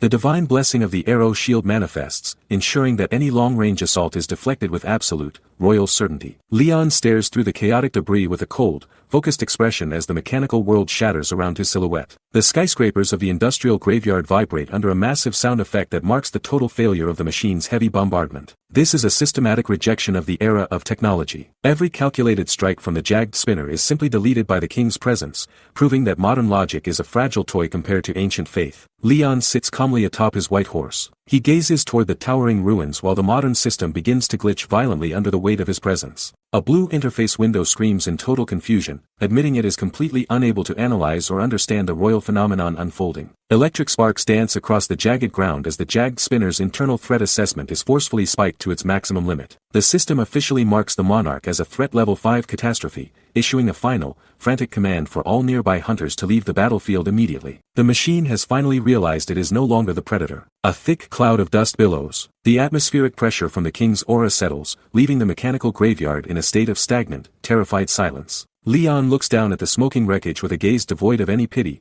treating the high-rank boss like common scrap metal. From a top-down view, the sovereign and his mount stand as the only unmoved objects amidst the jagged debris of the Red Gate. He has successfully dismantled the logic of a mechanical era without even unsheathing his sword. The reign of the machine ends exactly where the absolute dominance of the Night King begins. Twisted steel and concrete litter the floor. Leon stands amidst the wreckage of the Red Gate, a silhouette of absolute command in a dying world. He issues a stern warning to keep all commoners away from the volatile mechanical core while a massive metal claw slams into the side of a building. The sovereign remains unmoved as the industrial environment continues to collapse under the weight of his divine presence. This mechanical graveyard is finally falling silent. Rows of heavy shells line the rack. Automated systems begin a frantic diagnostic as the jagged spinner's internal logic fails under the pressure. The machine's interface screams about damaged joints and severe structural imbalance after Leon's overwhelming display of force. A new threat level S alert flashes across the terminal, identifying the Night King as a weapon beyond current mechanical comprehension. Blue electrical discharges arc across the loading bay, signaling a total systems failure for the drone legion. The machine's cold calculations are completely worthless against royal authority. A glitchy screen shows a distorted face. A mocking transmission flickers into existence, thanking the survivors for their service with a chilling, detached irony. The red lens of a hidden spider drone pulses, capturing the final moments of the mechanical reign before the feed cuts out. The scene shifts to the heart of the Cheongju Sports Complex gate, a wasteland of rusted skyscrapers and shadow. A ragged group of hunters treads through the narrow, dark alleys of Block 6, completely unaware of the sovereign watching from the heights. Leon prepares to lead his new recruits into the center of the mechanical graveyard to finish the purge. Ragged hunters freeze in the shadows. The squad leader signals a halt as they spot a glint of steel through the rusted ruins. They have finally located the jagged spinner, and the long-range dealers prepare to pivot for a flanking maneuver. They foolishly think a coordinated strike from a distance will be enough to neutralize the mechanical sovereign of the Red Gate. A frantic hunter's eyes widen in terror. The command to wait is immediately shattered by a high-pitched, metallic shriek that vibrates through the ruins. Blinding red wires lash out through the narrow corridor, shredding through flesh and reinforced armor with surgical precision. One survivor gasps in absolute horror as the floor is painted crimson in a single, silent instant. Their pathetic peasant tactics are being torn apart by a predator that doesn't feel fear or mercy. A warrior lunges forward with a scream. He refuses to watch his comrades die and swings his heavy blade in a desperate, glowing arc of blue mana. The shock of the encounter forces the remaining hunters into a disorganized and frantic struggle for survival. Sparks fly as they try to stat-check the machine's defensive grid, but the environment itself is working against them. The silence of the industrial graveyard is officially broken by the sounds of failing hope. Sweat drips down a gritting face. The survivor realizes too late that they have been lured into a localized execution zone designed for total slaughter. Lethal monomolecular wires crisscross the darkness, glowing with a sinister red light that marks their inevitable end. These arrogant mercenaries are trapped in a cage of light, completely powerless against the cold logic of the machine. Leon Dragonia watches the slaughter, waiting for the peasants to finally learn the true meaning of despair. Red lasers carve through damp air. The mercenaries scream in agony as the monomolecular wires shred their armor and flesh into geometric pieces. A chilling system notification confirms the systematic removal of 5 intruders is officially finished. The mechanical predator does not pause to admire the carnage. It simply adjusts its glowing red sensor while the dying pleas of the survivors echo through the rusted corridors. To this machine, human lives are just data points to be deleted from the mainframe. A blue interface scans the ruins. The jagged spinner identifies a final, trembling organism and assigns it a pathetic threat level of 0. One hunter sprints through the dust in a desperate attempt to outrun the inevitable shadow of death. He collapses onto the cold stone, his pride shattered alongside his guild's reputation. On his knees, the man begs for a mercy that a machine cannot calculate. His realization that his life is worth less than scrap metal is the ultimate humiliation. The robotic sensor locks onto prey. A mechanical hum vibrates through the metal floor as the spiderbot prepares the execution strike. This commoner is about to become another stain on the pavement when a hand suddenly reaches into the light. Leon Dragonia stands unbothered by the high-rank killing intent. He addresses the mechanical pest with a casual tone that mocks the entire dungeon's difficulty. The King of Knights is done watching the peasants fail and is finally ready to show the machine its rightful place in the dirt. A ghostly silhouette smiles gently. Echoes of the past haunt the city as the mechanical sovereign processes a new directive. The jagged spinner's system overrides its initial programming with a cold,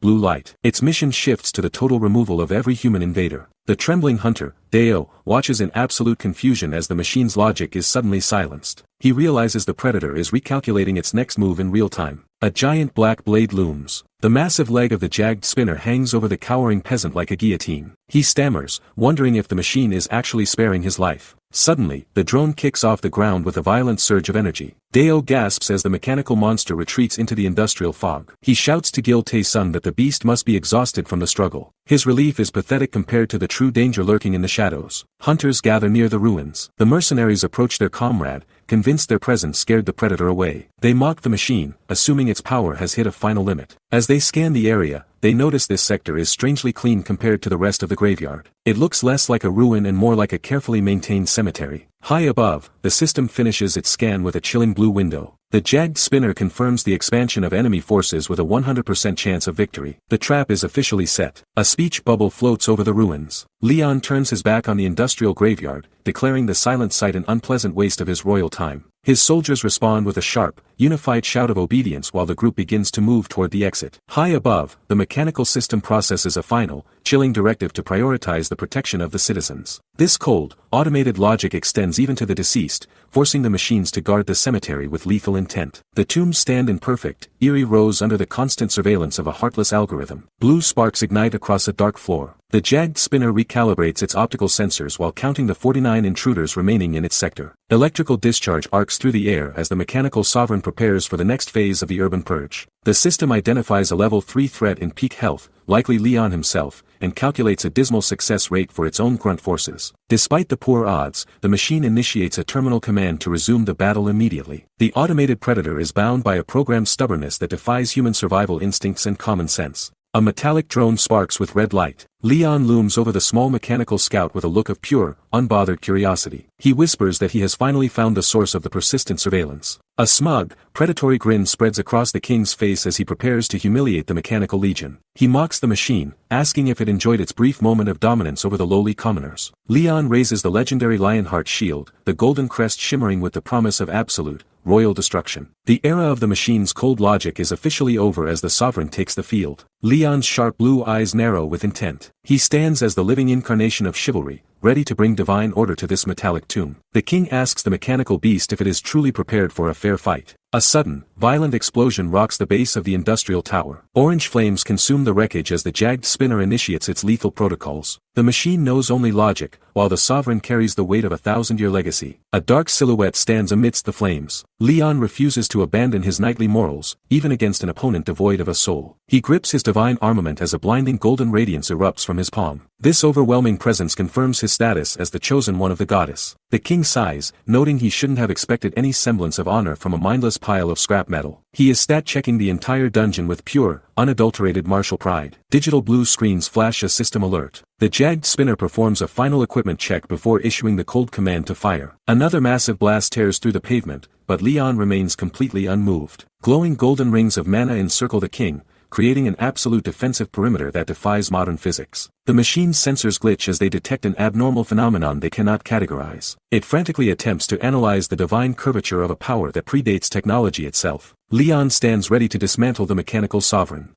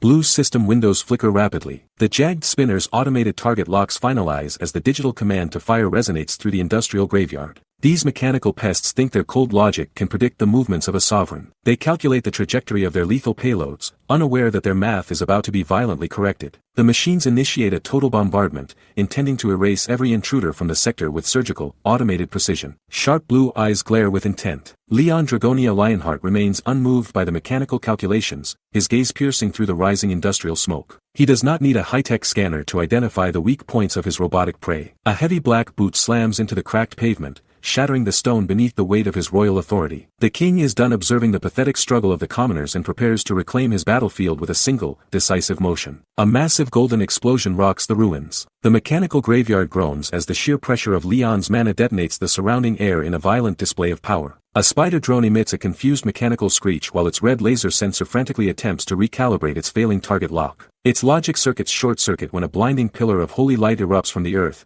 piercing through the dark skyline of the red gate. The machine realizes too late that it is no longer the predator in this metallic graveyard. Dust and jagged metal debris fly. The mechanical sovereign's red eye widens in absolute, digital horror as its internal threat assessment hits a critical failure. Leon charges through the fire and wreckage atop his majestic white steed, his massive blade cutting a path through the very atmosphere. He delivers a brutal strike that shatters the armored carapace of the spider drone with effortless, royal dominance. The jagged spinner is physically dismantled by the weight of a legend that defies every modern calculation. A metallic drone dome reflects the industrial sky. The jagged spinner recalibrates its sensors, its red optical eye pulsing with a cold, predatory light. It doesn't hesitate, launching a frantic barrage of golden energy beams into the streets below. The mechanical sovereign is attempting to flush out the intruders with raw, automated violence. Buildings shatter under the relentless bombardment as the machine legion doubles down on its purge. Chaos erupts in a blinding white flash. The gate's system flickers with an incomprehensible error message as Leon's presence shatters the machine's binary logic. A sharp split screen reveals the cold, red sensors of the predator clashing with the monarch's calm, focused profile. Leon sits regally atop his stallion, a smirk crossing his face as he realizes the machine is trying to flee. He mocks the jagged spinner, noting that its attempt to play hide and seek is an insult to a true knight. Energy beams carve through the high-rise ruins. The industrial graveyard is consumed by a series of violent, localized explosions that shake the very foundation of the sector. The drone frantically maneuvers through the debris, but its evasion is rendered worthless by a sudden, divine counter. A massive pillar of golden light erupts vertically, turning the narrow corridor into a furnace of holy destruction. The mechanical sovereign is caught in the updraft of a power it can neither calculate nor survive. The era of technology officially ends in a roar of celestial flame. Blinding light erupts within the alley. The jagged spinner's processors glitch as the sovereign's movement defies every mechanical law. A blue interface flashes a single, desperate word, incomprehensible. The drone's central eye flickers in panic, failing to track the golden blur closing the distance. It cannot compute how a mere organism possesses such lethal speed. This mechanical pest is officially stat-checked by a king. A silent street stands empty. Shadows stretch across the cracked pavement as the mechanical predator retreats into the ruins. Dust billows from the crumbling skyline, signaling the total collapse of the surrounding sector. The jagged spinner hovers above the wreckage, its sensors glowing with a sinister red intent. A digital command overrides its core,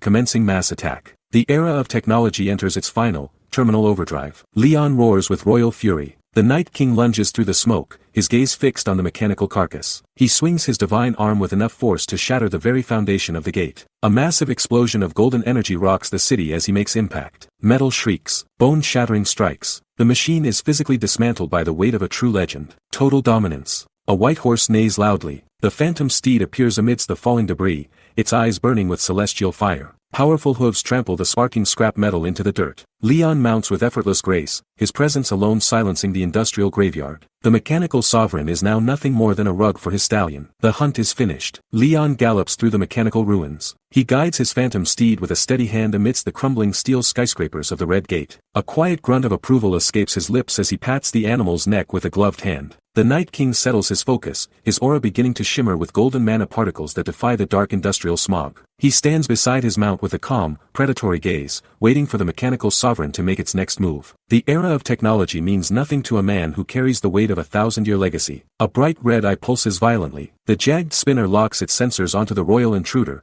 its internal logic failing to calculate the threat level of a man on horseback. A metallic click echoes through the ruins as the machine pivots its heavy chassis for a terminal strike. Leon does not hesitate, launching his horse into a sudden, blinding charge that shreds the cold air. Hooves smash against the cracked pavement while a massive shockwave of holy mana ripples outward. This is no longer a scouting mission, but but the systematic erasure of an inferior machine by a true sovereign. Spent shell casings fly everywhere. The mechanical predator unleashes a flurry of high-velocity projectiles in a desperate attempt to halt the king's momentum. Leon leans into the gallop, his lance lowered as a pillar of golden fire erupts from the point of impact. The deafening roar of the explosion rocks the industrial graveyard, sending shards of sparking scrap metal into the sky like worthless confetti. The small mechanical spider is launched backward through the ruins, its structural integrity shattered by the weight of a royal decree. The hunt is finished, and the machine has finally been stat-checked by the King of Knights. A violent orange explosion erupts. The ground shatters as the jagged spinner's heavy bombardment turns the industrial graveyard into a sea of fire. Leon Dragonia charges forward on his majestic steed,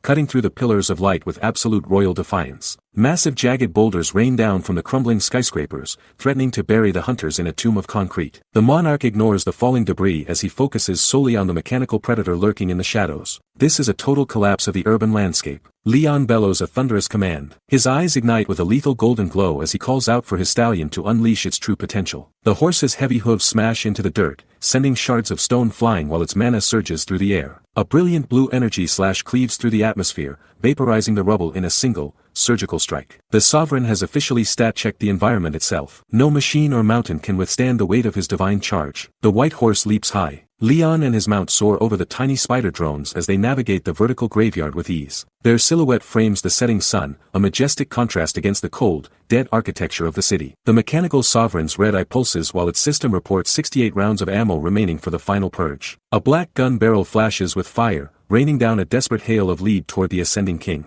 The machine is frantically calculating a trajectory that no longer exists in a world of knights. A knight charges on a horse. Leon Dragonia closes the distance with a speed that shreds the stagnant industrial air. Every motion line emphasizes the sheer momentum of a man who treats the mechanical graveyard as his private hunting ground. Modern projectiles bounce off his divine aura like pebbles against a mountain. Gil Taesung watches in total horror as the sovereign bypasses every high-tech calculation. The elite guild leader is completely stat-checked by a cavalry charge from the ancient world. The atmosphere vibrates with the heavy weight of a coming royal judgment. Multiple red lenses glow with intensity. The jagged spinner locks its final targeting array onto the ascending monarch for a terminal strike. Leon Dragonia bellows a roar for the glory of the lionhearts that shatters the very foundation of the graveyard. His divine killing intent manifests as a physical shockwave, instantly reducing the surrounding metal to useless, sparking scrap. The machine's cold logic fails to process the arrival of a true king who defies every digital rule. Shards of steel and concrete fly through the air as the machine's defensive grid evaporates under his gaze. Blinding white light erases the horizon. Leon unleashes a vertical strike powered by 3 centuries of holy warfare and divine favor. A massive pillar of golden energy incinerates the industrial pavement, turning the mechanical sovereign into an immediate funeral pyre. The jagged spinner's high-performance sensors go dark as its structural integrity is deleted from the physical world. Sparking mechanical legs tumble into the thick ash as the royal purge finally concludes. The red gate falls into a heavy silence under the absolute dominance of the sovereign. Blue system windows flash warning messages. The jagged spinner's internal systems screech as it registers the lethal impact of the sovereign's power. Amidst the dying blue sparks, a chilling final taunt echoes through the digital void. A shadowy figure looms in the mechanical haze, whispering that what is sealed within this gate should never be released. The machine prepares its final gambit as the demonic core reaches critical mass. A red emergency window appears. The mechanical sovereign initiates its terminal self-detonation sequence as a final act of spite. A deafening roar of pure thermal energy consumes the sector, turning the graveyard into a white-hot furnace. Twisted steel and high-performance circuitry melt instantly under the pressure of a localized sun. The jagged spinner chooses total erasure over the humiliation of a royal execution. Shocked faces reflect the orange fire. Gil Taesung and his elite mercenaries stare in total disbelief as the horizon is swallowed by a massive plume. The explosion levels the remaining skyscrapers, leaving nothing but a golden silhouette of the ruined city behind. Leon Dragonia stands as the unmoved center of this world-shattering chaos while the title card fades in. The mechanical era ends in a blinding flash, clearing the path for the absolute reign of the returned king. A mechanical eye glows blood red. The jagged spinner drones activate with a high-pitched hum as the dungeon's defensive protocols enter a lethal phase. One hunter bellows a command to stand firm, but his brave words are instantly replaced by a gut-wrenching scream of pure agony. Black ichor drips from a jagged metallic limb as the monsters begin their systematic slaughter of the invading peasants. The mechanical graveyard is finally waking up to collect its tax in human lives. Tentacles emerge from the searing flames. A demonic entity with rows of glowing red eyes manifests amidst the burning ruins of the city. A piercing screech shatters the heavy silence as a lethal blur streaks across the scorched battlefield. The shadow of a massive predator looms through the thick smoke,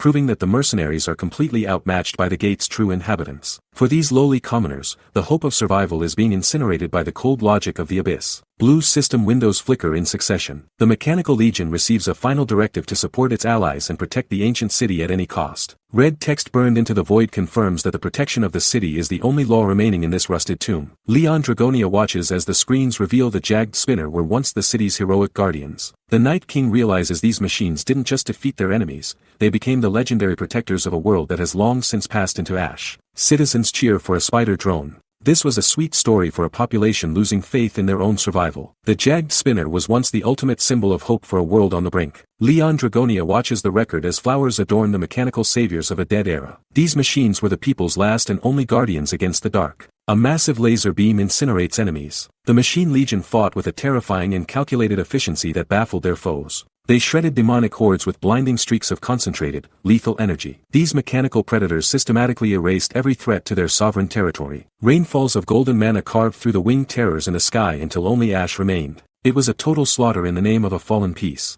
A mechanical limb snaps during combat. They protected the realm through centuries of constant, grinding warfare without a single moment of respite. Even as their metal frames buckled and sparked, they refused to abandon their sacred post. The industrial city eventually burned until there was nothing left but ash and heavy silence. The Night King finally understands the tragic weight of their eternal and lonely vigil. White hair flows in a breeze. This was the final request given to the machine spirit known as Yapi. The ancient command was absolute. Protect this city and ensure that thing never leaves the tomb. Leon Dragonia realizes the jagged spinner is a prisoner of its own noble and unyielding programming. The sovereign acknowledges a level of martial duty that rivals his own legendary knights from the past. Glowing text fills the void. The machine's core directive pulses with an ancient, frantic energy. It was built specifically so that nothing could approach that thing. Every defense was meticulously prepared and protected, from the high-tech corridors to the heavy artillery shells. This mechanical graveyard isn't just a ruin, it's a vault designed to keep a world-ending nightmare buried beneath the steel. A bloodied hunter screams out. The sheer weight of the mission breaks the human spirit as the mantra of prepared and protected echoes through the dying city. Blood stains the faces of those who dared to intrude on this sacred, metallic burial ground. The jagged spinner has carried out its terminal orders for centuries, turning the street into a graveyard of jagged stone and sparking scrap. It is a cycle of violence fueled by a programming that refuses to let the past stay dead.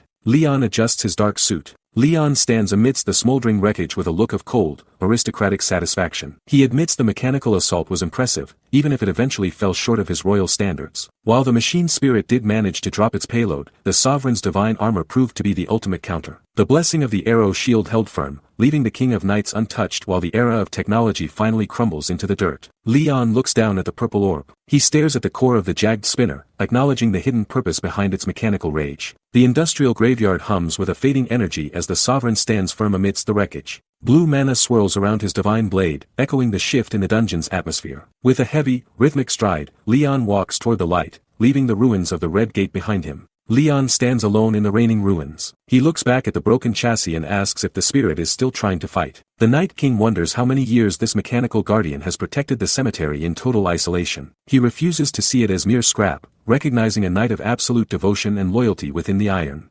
Leon proclaims that all living beings across dimensions are now indebted to its selfless service. Addressing the fallen sentinel as Sir Jagged Spinner, he solemnly declares that the long quest is finally finished. Leon stands amidst the light. Divine radiance erupts from the earth as the sovereign finalizes his royal judgment. The stone floor shatters under the weight of a power that ignores the laws of modern mana. A massive pillar of holy light pierces the dark ceiling of the industrial graveyard. Shimmering golden rings of authority swirl around the vertical beam, signaling a total purification. This celestial explosion incinerates every remaining trace of the demonic curse. Leon stares at the altar. He walks toward the smoking remains with the heavy gait of a man honoring a peer. Sparks fly from the metal as the monarch tightens his grip on his blade for a final salute. He looks down at the jagged armor of the mechanical knight with a gaze devoid of his usual arrogance. Leon offers a solemn prayer for the machine, hoping the warrior will finally rest in peace. The silence of the ruins confirms that the duty of the sentinel is fulfilled. Sunlight filters through high windows. Beams of grace land upon the shattered head of the jagged spinner, marking the end of its lonely vigil. The metallic graveyard is finally still as the mechanical sovereign's spark fades away for good. Blue electricity flickers briefly in the darkness of the terminal void. A final message of gratitude marks the departure of the guardian spirit. The curtain closes on the Chongju Gate as the Night King moves toward his next conquest.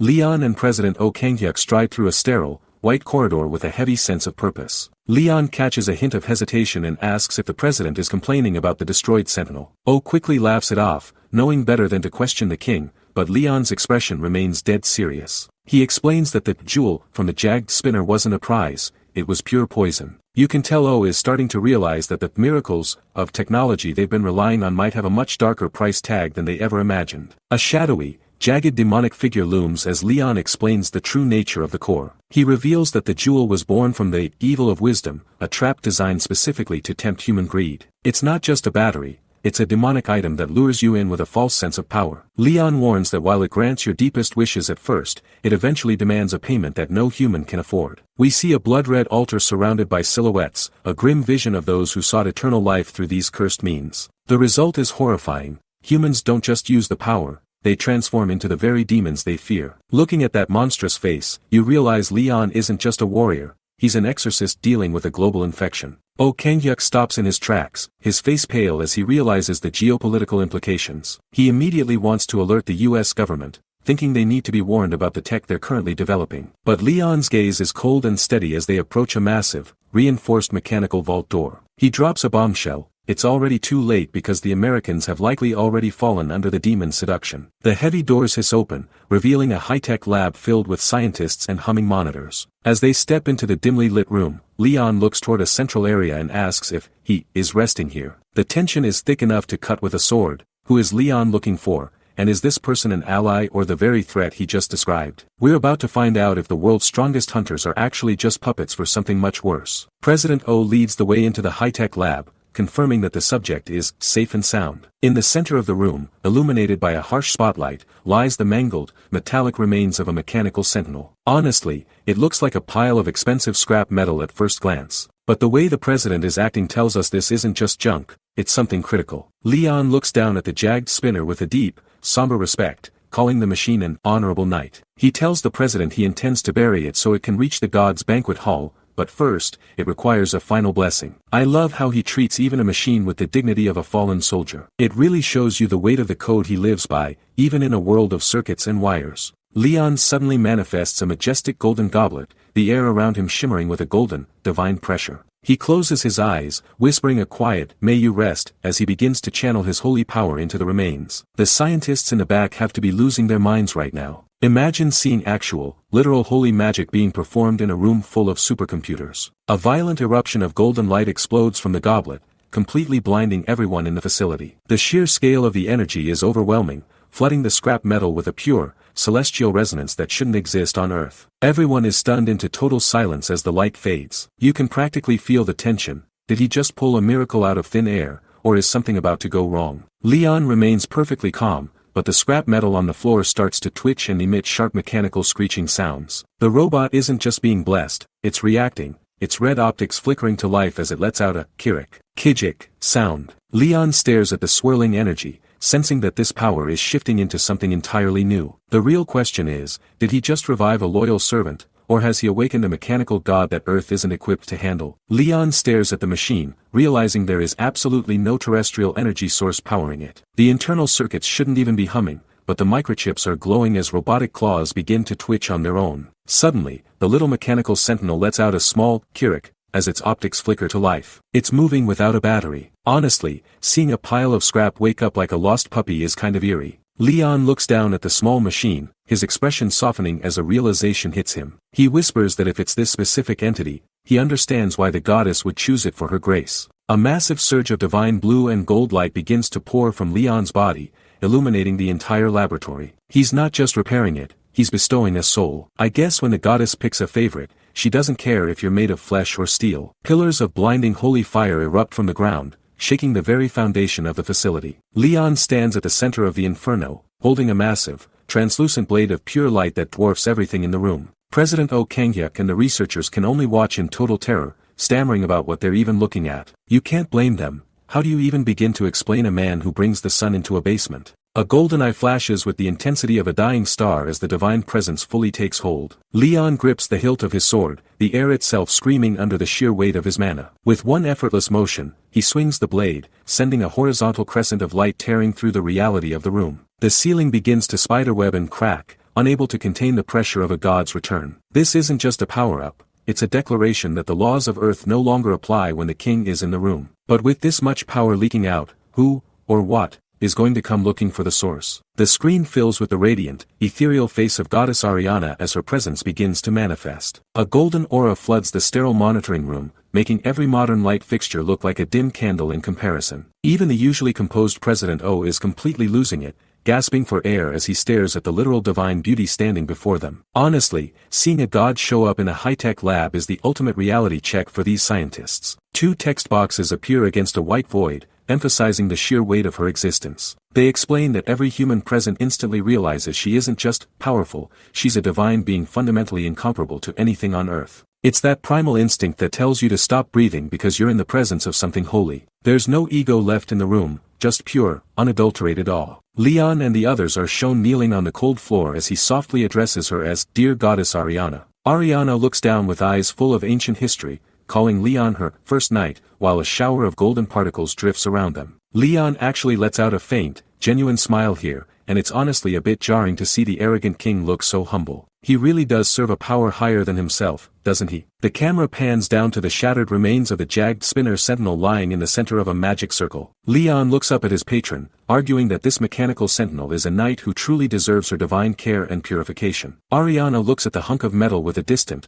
almost cold expression, noting that the machine hasn't actually fulfilled her quest yet. It's wild to think Leon is advocating for a robot's soul like it's one of his own men. Leon places his hand firmly over his heart, his gaze hardening as he stakes his own honor on the sentinel's worth. He guarantees her, as her first knight, that this machine fought with the heart of a true warrior. Seeing his conviction, Ariana's face softens into a warm, radiant smile, signaling she'll grant his request. But with the goddess now active on Earth, you have to wonder, if she can reach across worlds, what other ancient, hungrier gods are now looking at our planet as their next playground? Ariana's face softens as she gazes at her first knight. She decides there's no need to investigate the sentinel further, but she still needs to be certain of one final thing. She reaches her hand out toward the mechanical remains, her divine aura starting to pulse through the air. It's honestly beautiful, but you can feel the weight of a goddess's judgment behind that smile. The goddess stands tall with her arms open, her light illuminating every corner of the room. She calls out to the otherworld steel knight, asking if it will worship the light and sing the song of justice. The jagged spinner just let out a confused, Kirik sound,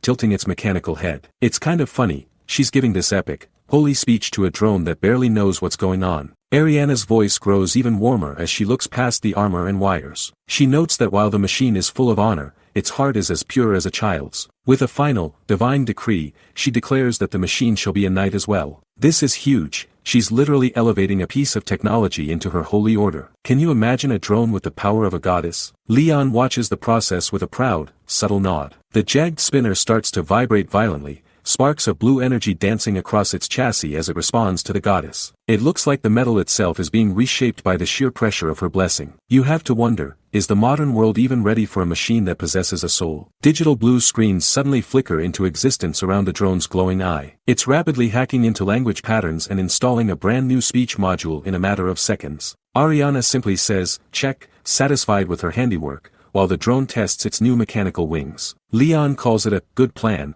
clearly pleased with his new ally. But with the goddess now upgrading Earth's tech, how much longer until the rest of the world realizes the status quo has been completely shattered? Leon leans down toward the sentinel, officially addressing it as Sir Jagged Spinner. The little drone just hovers there, looking almost innocent before its entire existence gets rewritten. I'm telling you, this is the calm before the divine storm. Ariana radiates a motherly warmth as she unleashes a blinding sphere of holy energy that shoots toward the heavens in a massive pillar. This isn't just a simple fix, it's a total purification that echoes through the entire facility. Look at that scale, she's literally bringing heaven down to earth just to upgrade a drone. The light recedes to reveal a sleek, white and gold masterpiece now known as Grail Knight Jagged Spinner 10253. It's no longer a mindless sentinel, it's been granted light and justice by the goddess herself. Talk about the ultimate glow-up. This thing looks like it could solo a high-ranked dungeon all by itself now. The title card flashes across the screen, the Night King who returned with a god. It's a heavy reminder that the era of modern hunters is basically over. We're in the age of kings and divinities now, and honestly, the rest of the world has no idea what's coming. The scene shifts to the dark, oppressive atmosphere of the USA's Magic Tower, where a powerful man is desperately begging for mercy. This is Master Reynold Sherman, and he's currently groveling before a great being. You can hear the sheer panic in his voice, whoever he's talking to is clearly not human. A shadowy, swirling mass of energy berates Reynold for his incompetence while he stays pressed against the floor in front of a glowing red orb. The pressure in this room is insane, and the great being is losing patience. This entity gave him wisdom and power, and yet, he still managed to fail the mission. Reynold looks up with a face full of dread, explaining that the survivor, Leon, was a variable they never expected to return. The master of the American Magic Tower is absolutely losing it, realizing his life hangs by a thread. But if the American branch is working for this dark entity, how many other world powers are already compromised? A blood-red orb pulses with a frantic, rhythmic light on a dark table. Reynold is mid-excuse when a distorted voice from the jewel snaps, ordering him to shut up and turn on the news immediately. You can hear the sheer panic in the voice. Whatever is happening on that screen, it's big enough to rattle a shadow master. Why would a hidden entity care about a mortal broadcast? Reynold fumbles with a remote while kneeling on the cold floor, his hands shaking. The screen flickers to life, broadcasting the one name that is currently resetting the global power scale, Leon Dragonia Lionheart. Just seeing that name in the headlines is enough to make the air in the room turn heavy. The king isn't just back, he's a celebrity, and his enemies are watching him in 4K. A distorted, soul-piercing scream erupts from the communication jewel, shaking the very walls of the room. The master is completely losing it, letting out a gut-wrenching cry as the reality of Leon's return finally sinks in. Reynold looks like he's seen his own grave, realizing his invincible boss is genuinely terrified of the Night King. When the guy pulling the strings starts screaming, you know the world is about to burn. The intense red glow within the crystal begins to flicker and fade into a dull, lifeless gray. Reynold reaches out in a cold sweat, desperately calling for his master, but the connection is starting to crumble. This is the moment you realize the hierarchy of power just got flipped upside down. Is the master fleeing, or did Leon's presence alone just break their link? The jewel goes completely dark, leaving the room in a suffocating, heavy silence. A final chilling narration confirms that the jewel never spoke again, leaving Reynold alone with his failure. It's a total blackout. The master didn't just hang up, he retreated in pure, primitive survival mode. We cut away to the sun-drenched skyscraper of the Korea Hunter Association. Inside, high-ranking officials and scientists are officially registering the purified jagged spin as a member of Leon's guild. Leon is just standing there looking bored, casually breaking every law of biology and hunter bureaucracy. Seriously, how do you even file paperwork for a divine mechanical spider? But with Leon's influence growing this fast, the government might not have a choice but to say yes to whatever he wants next. Leon stands alone in the cold silence of the monitoring facility, the tiny purified spider sentinel clicking at his heels. Even after all that chaos, the king doesn't look relieved. He looks completely drained. It's easy to forget he's been operating on a level humans shouldn't even be able to touch. The king suddenly stumbles, coughing a sharp spray of blood that stains the sterile floor. This is the price of playing God. His mortal body is finally starting to buckle under the sheer pressure of the holy power he's wielding. A soft, worried voice echoes in his mind, with the goddess Ariana desperately asking if her knight is alright. Leon wipes the blood away with a tired sigh, admitting that performing miracles on a planet this spiritually hollow takes a massive toll. He isn't just fighting monsters, he's fighting the very laws of physics to keep his divinity active. Ariana's voice turns somber, blaming her own lack of power for the weight he has to carry. Leon places a hand over his heart, a soft light glowing through his suit as he tells her to never say such things. His loyalty isn't just a duty, it's a core part of who he is, and he won't let his goddess take the fall for his physical limits. You can see it in his eyes. He'd burn his entire soul to ash before he let her feel guilty. The goddess Ariana looks down with a gaze full of ancient regret, admitting that she and the other gods should have stepped in much earlier. She gently commands him to rest, telling him to have faith and wait for the divine roots to take hold. It's a rare moment of vulnerability from a higher being, and honestly, Leon deserves a break after carrying the world on his shoulders. As Leon whispers her name one last time, the ethereal image of the goddess begins to fade back into the void. He's left alone in the dark, a human king trying to bridge the gap between a broken earth and a silent heaven. But with the ancient deities finally stirring, the real question is, who else is waking up alongside her? A scarred man with dark, unkempt hair stares intently into the distance with a weary expression. He speaks to his divine siblings, urging them that they finally need to step in and help their lone follower. This is Petos, the god of war, and he looks absolutely exhausted just witnessing the struggle. When the god of fire and war thinks things have gone too far, you know the situation is getting desperate. Is Leon really reaching his breaking point already? The screen fades into a haunting title card as we're dragged back to the day the world truly ended.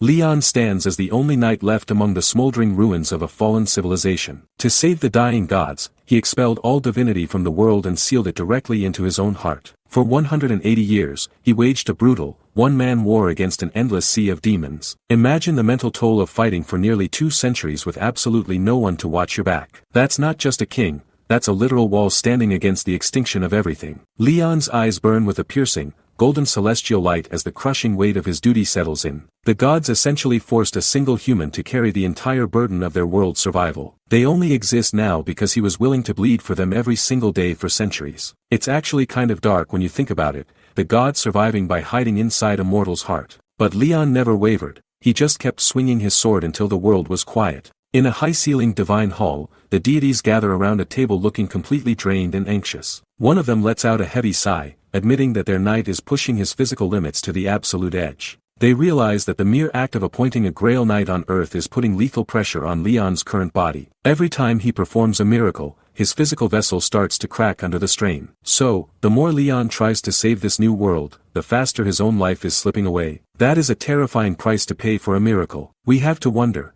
how much longer can he actually hold out? A scarred man with unkempt hair leans back on a stone throne, looking completely exhausted. This is Pedos, the divinity of war and fire, and he's clearly reached his limit. Ariana, our goddess, snaps at him that she knows the situation, but Pedos just roars back that he's actually angry at himself. Seeing a literal god of war this stressed out is honestly terrifying. What kind of pressure are these beings actually under? A young girl in a dark hood looks on with wide, trembling eyes as Ariana stares into the distance with cold determination. Ariana finally stands and declares that the time has come for them to break their long silence. The other divine beings just stare at her in shock, realizing she's about to change the rules of the game. It feels like the calm before a massive storm. You can tell they've been hiding for a reason, and coming out now is a massive gamble. Ariana explains that just as life flourished in the old plains, they must now provide blessings to raise faith in this modern society. We're introduced to a new heavy hitter, Hito, the divinity of steel and blacksmithing. The hooded girl is apparently linked to him, and she looks like she's just realized her life is about to get a lot more complicated. This isn't just about survival anymore,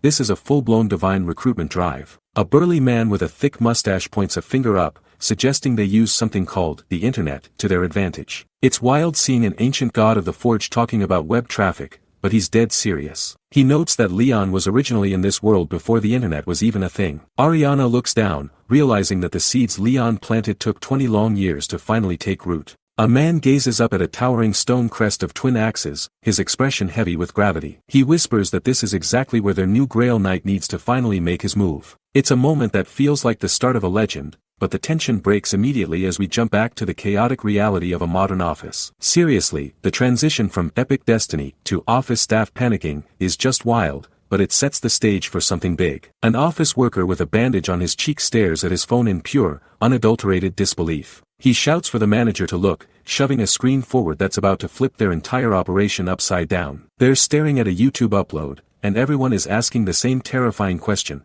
Was this actually permitted? The manager looks like he's about to have a heart attack right then and there. You can't really blame him, though. Finding out your classified business is being broadcasted for likes is a genuine nightmare. A glowing monitor reveals the culprit of their stress, a professional channel named Pantheon. It's already verified with a massive following, and the content is, well, it's intense. We see a thumbnail of a bowl of rice glowing like a literal holy relic, with a caption claiming one spoonful will change your life forever. It looks like the ultimate clickbait, but the production value is absolutely insane. The comments are already flooded in over 100 different languages, with everyone wondering who is behind this high-quality madness. It's as if a god suddenly decided to become a top-tier content creator. The team huddles around the desk, desperately trying to unmask the mysterious uploader. They wonder if it could be His Majesty, Leon, but that doesn't really fit his regal king vibe, does it? Someone suggests maybe Han Hari is the mastermind, but the manager shuts that down instantly by pulling up her chat logs. She literally thinks her computer is weird and haunted when it glitches, so she's definitely not a pro video editor. But then, a cold realization hits the manager, and his face turns pale. If it's not their team, then who is actually pulling the strings? The bigger issue isn't just the video, it's the power shifting behind the scenes. A man breaks into a cold sweat as his eyes dart around in pure panic. He realizes that whatever is happening on those screens is way above his pay grade, and he can't just sit there anymore. He suddenly bolts out of the office, leaving his coworkers staring at his back in total confusion while he checks his phone with trembling hands. Seeing a professional lose his cool like this, yeah, that's when you know things are officially spiraling out of control. The camera cuts to the quiet, moonlit exterior of the penthouse where Leon is staying. Inside the dim room, the silence is broken by a frantic, rhythmic clicking sound coming from a laptop. Dark, mechanical limbs are blurred across the keyboard, typing at a speed that would make a pro gamer look like a toddler. It's creepy, honestly, seeing those thin, black shadows dancing over the keys in the middle of the night. You have to wonder, who, or what, is actually running the show while everyone else is asleep. A close-up reveals a sleek, robotic interface flashing a message, subtitle creation complete. Without a second of hesitation, a metallic finger hovers over the trackpad and clicks the final confirmation to proceed with the upload. The dulcuk sound of that final click feels way too heavy for just a mouse press. It's official, the video is live, and there's no taking it back now. The precision here is terrifying. It's not just an upload, it's a calculated strike. Hari walks into the room, her eyes widening as she spots someone, or something, hunched over her gear. She asks if they're finally done with her laptop, but her voice trails off when she sees the culprit isn't even human. It's a small, spider-like drone named Kirik, and it casually announces that it's executing a noise marketing plan. Hari is tech illiterate, but even she knows that having a sentient robot hijack her social media is a recipe for disaster. The drone's single red eye glows with an intense, haunting light as steam or smoke vents from its chassis. It looks less like a helpful assistant and more like a high-tech weapon preparing for a siege. Hari stands there completely paralyzed, her jaw practically hitting the floor as she tries to process the madness. If this is Leon's idea of marketing, the entire world is about to get a massive wake-up call, but is Hari ready for the chaos that's coming next? Hari gives us this bright, sparkling smile that screams professional competence. But the narrator text reveals the hilarious truth. She's a total tech illiterate who has no idea how computers actually work. It's honestly a great moment that makes her way more relatable, especially since she's managing a king. We then pan out to the vast, shimmering landscape of the Neju Plains. The Pantheon Guild has officially set up their temporary branch right in the heart of these fields to oversee the harvest. It looks peaceful for now, but Leon doesn't do quiet for very long. The silence is shattered when Gu Daesung practically kicks the door down, screaming for His Majesty at the top of his lungs. The guy is sweating buckets and looks like he's just seen a ghost or a world-ending disaster. Hari just stands there holding her thermos with a massive question mark over her head, totally baffled by his high-energy entrance. Meanwhile, Leon is just vibing on the couch in the background, sipping tea like a true sovereign. It's a perfect contrast. The new recruit is having a mental breakdown while the king is just enjoying his break. Daesung chugs a glass of water to steady his shaking hands before bringing up that insane marketing video Leon just posted. Leon doesn't even look up when he reveals that Sir Spin, the literal killing machine, was the one who directed and edited the whole thing. Daesung's face is a masterpiece of pure shock as he repeats the name in total disbelief. He's basically screaming, how, internally, trying to figure out how a combat droid developed top-tier cinematic skills. It's a classic Leon moment where the impossible is treated like a common chore. The humor dies out instantly when Daesung asks if they should take the video down before it causes a riot. He looks out at the golden horizons of the Neju Plains, knowing this isn't just some standard agricultural project. These rice grains are a holy resource fundamentally different from anything else in this world, and that video just painted a massive target on their backs. Daesung gets dead serious, warning Leon that as soon as the public finds out the truth about this field, the vultures are going to start circling. Leon's effortless dominance has brought prosperity, but it's also invited a level of human greed that could burn everything to the ground. Can they really defend this treasure from the rest of the world? A shadowed figure watches a roaring blaze consume the night as the warning of impending doom hangs in the air. Daesung drops a heavy truth on Leon. The Neju Plains aren't just a farm anymore, they're a massive, glowing beacon for every thief and greedy guild in the country. He promises that once the official permits are cleared, the Hunter Association will do everything to help,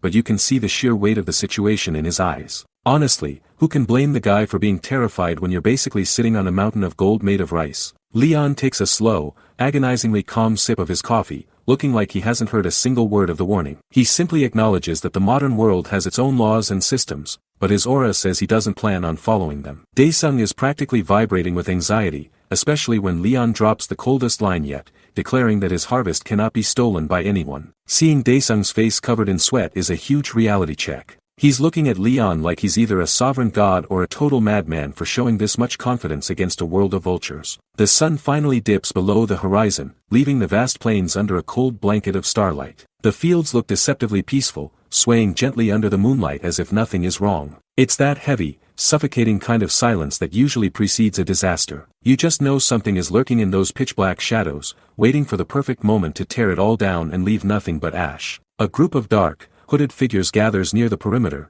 checking their phones to verify their targets. They've confirmed the impossible rumors. this, blessed rice, is the real deal and it's worth more than any high-rank dungeon loot. But then, the lead saboteur pauses, scanning the area with a look of pure disbelief. He's genuinely shocked because there isn't a single guard, drone, or high-tech security system in sight. It's so quiet it's almost creepy, like they were invited right through the front door. One masked thief grins under his hood, thinking this is going to be the easiest payday of his entire career. The plan is simple and brutal. Steal the high-value seeds and burn the entire field to the ground to erase the evidence and tank the market. The leader, a man with sharp, elf-like ears and a cold gaze, doesn't waste another second and orders the crew to bring out the gasoline tanks. It's a literal powder keg waiting for a spark. These guys think Leon is a defenseless farmer, but the crazy part is, they have no idea they've just stepped into a trap set by a king. Shadows crawl through the swaying stalks of the Neju plains as the sun disappears. The saboteurs move in a tight, tactical line, blending into the darkness to avoid detection. Honestly, they look professional, like they've done this 100 times. One of the masked men suddenly gasps and freezes in his tracks. He points a trembling finger toward a silhouette standing in the tall grass,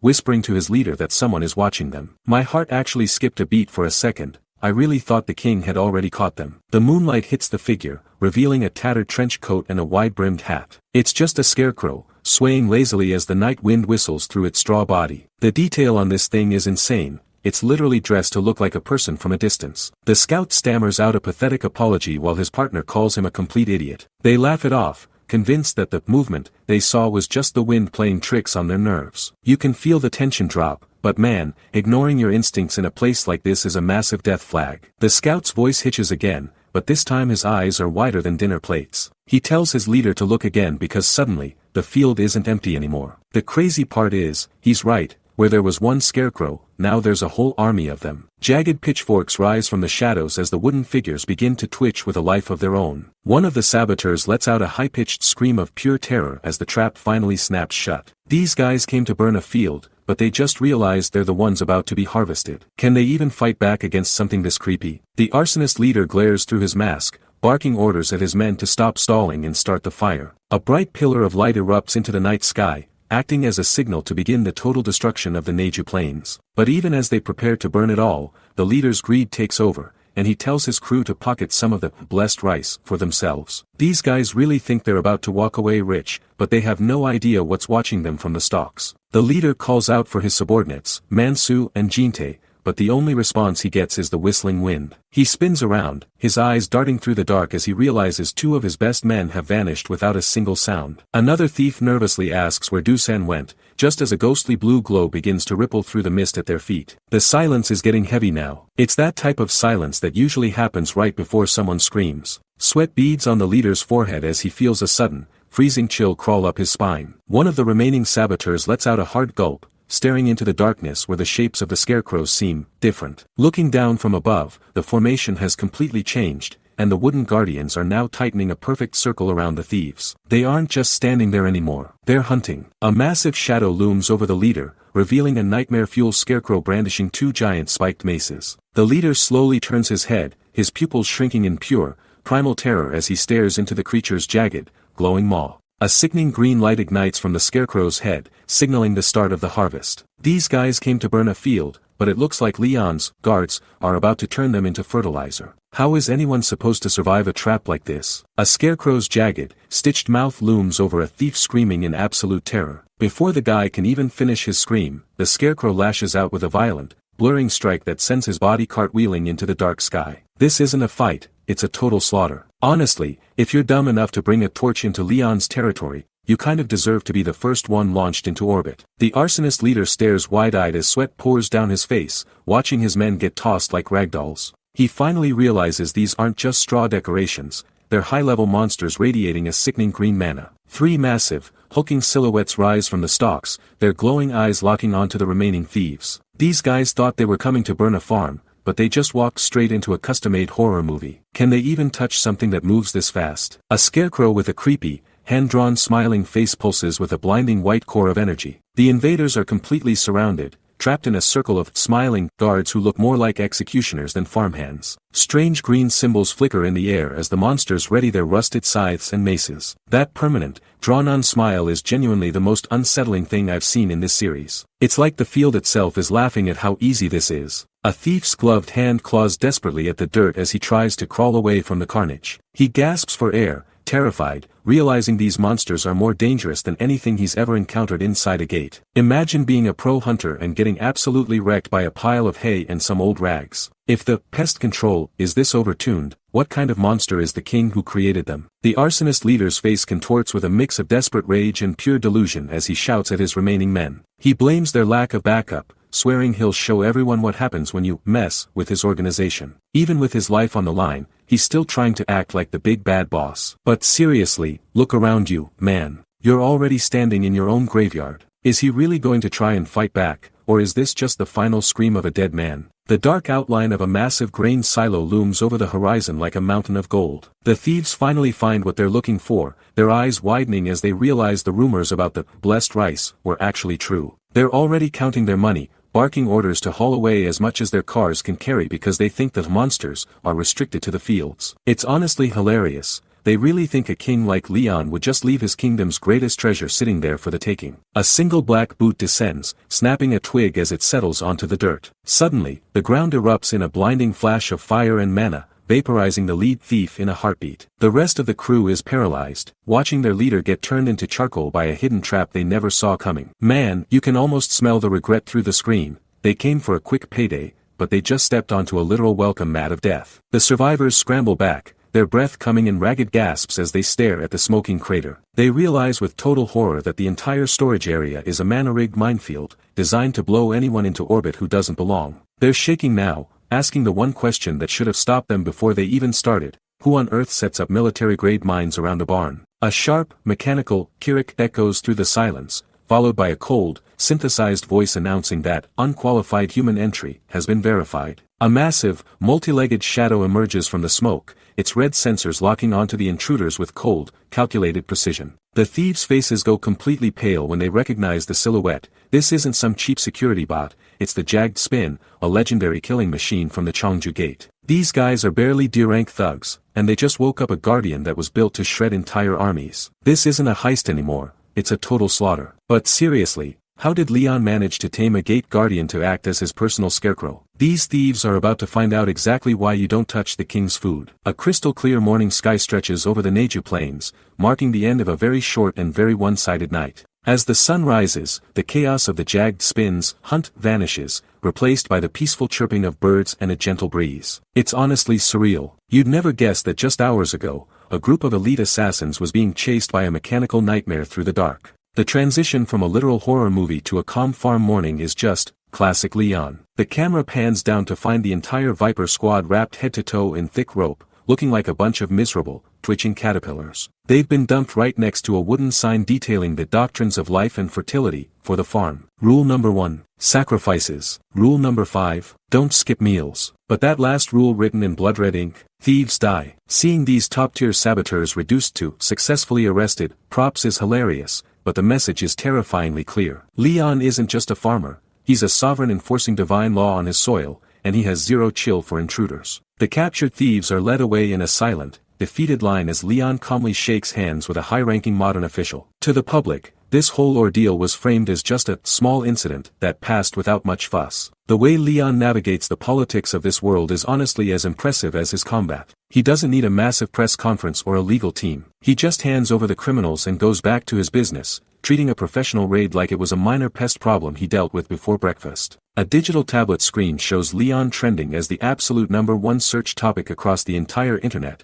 with the Pantheon logo everywhere. Headlines are screaming about his peasants and kings banquet speech, and the world is absolutely eating up the drama. Back at the manor, Leon watches the feed with a pensive look, actually wondering if his subordinates are adapting to modern society better than he is. Seriously, the man is literally the king of viral marketing right now, and he thinks he's the one falling behind. The disconnect between his regal common sense and the modern world is pure gold. The screen shifts to reveal the official market evaluation for the newly harvested blessed rice. Each individual pack is valued at a mind-blowing 230 million won. That is absolutely insane. We're talking about a price tag that could buy a luxury apartment, all for a single bag of grain. But with wealth like that on the line, the small incidents are about to get a whole lot bigger. The real question is, now that the whole world knows exactly how much this rice is worth, How far will the next group of thieves go to get a taste? Leon leans back on the couch with a calm, piercing gaze. He drops a bombshell on Hari, telling her that despite the massive potential for profit,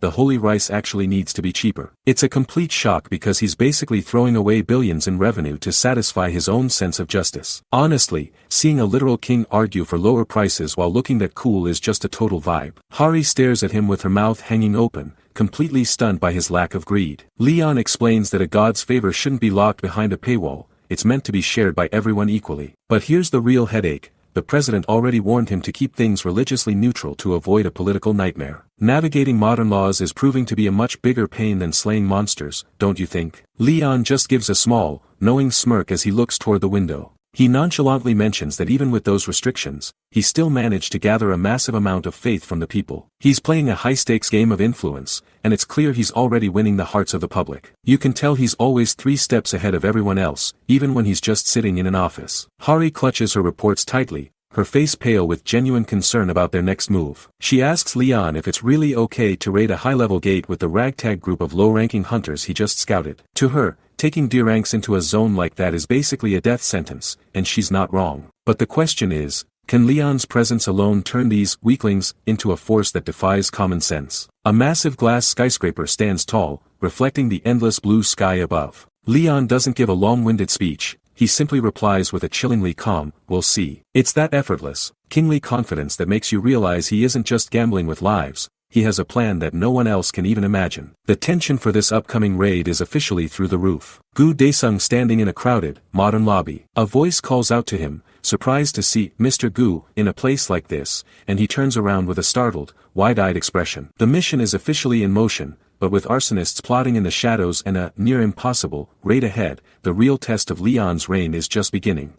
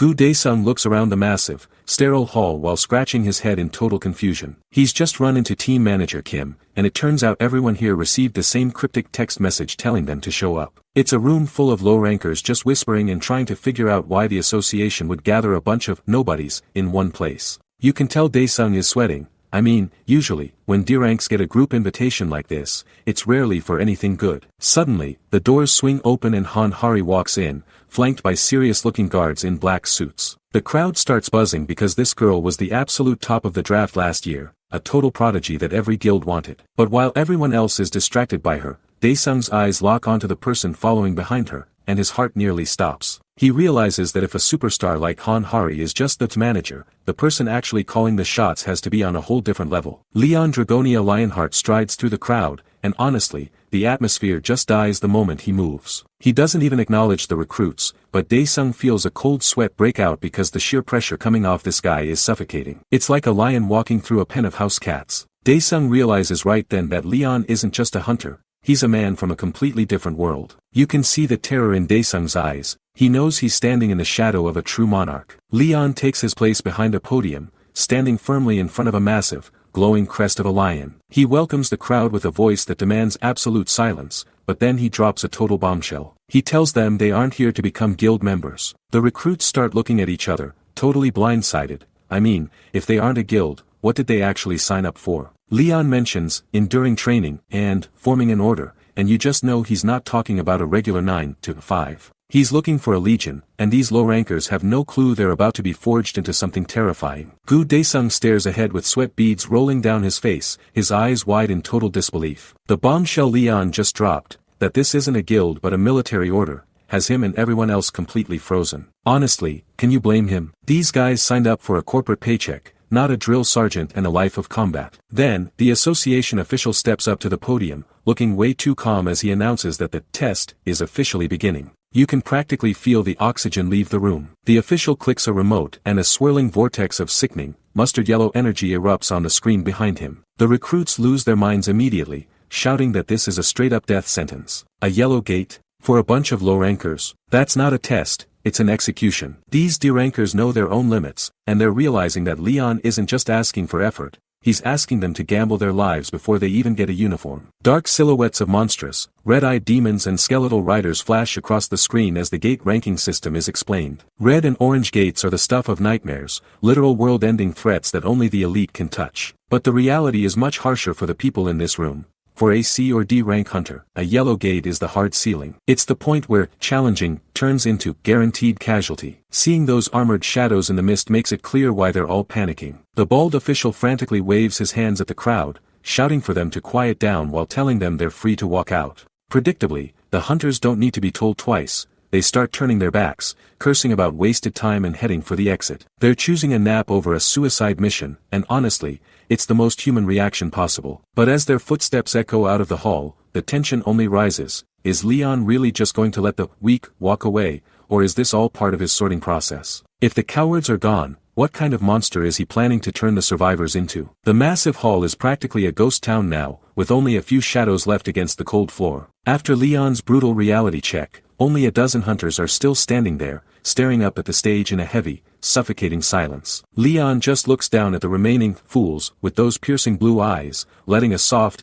escape his lips. It's chilling because he doesn't look disappointed at the small turnout. He looks like he's finally found the raw scrap metal he can actually forge into something lethal. Leon's finger snaps up, pointing directly at a guy with curly hair who looks like he's seeing his own funeral. He asks him the simplest, most terrifying question possible: why did you stay? The poor guy is visibly trembling, admitting with a shaky voice that he only stayed because his friend refused to leave. It's almost funny how honest and pathetic he is in the face of royalty, and Leon just absorbs the answer with a dry, I see. He's reading their souls in real time, looking for any spark of loyalty or even blind stupidity he can exploit. The king's focus shifts again, and this time, that heavy finger points straight at Gu Daesung. You can practically feel the air pressure drop in the room as Leon asks him the exact same question. Daesung looks like he's about to burst from the sheer stress, his face slick with sweat, but he grits his teeth and screams at the top of his lungs, I have to take this chance. This isn't just about a paycheck for him anymore, it's a desperate, raw cry to prove he's more than a bottom-tier hunter destined for the trash heap. That hunger is exactly what the king was waiting to hear. Leon actually smiles, and honestly,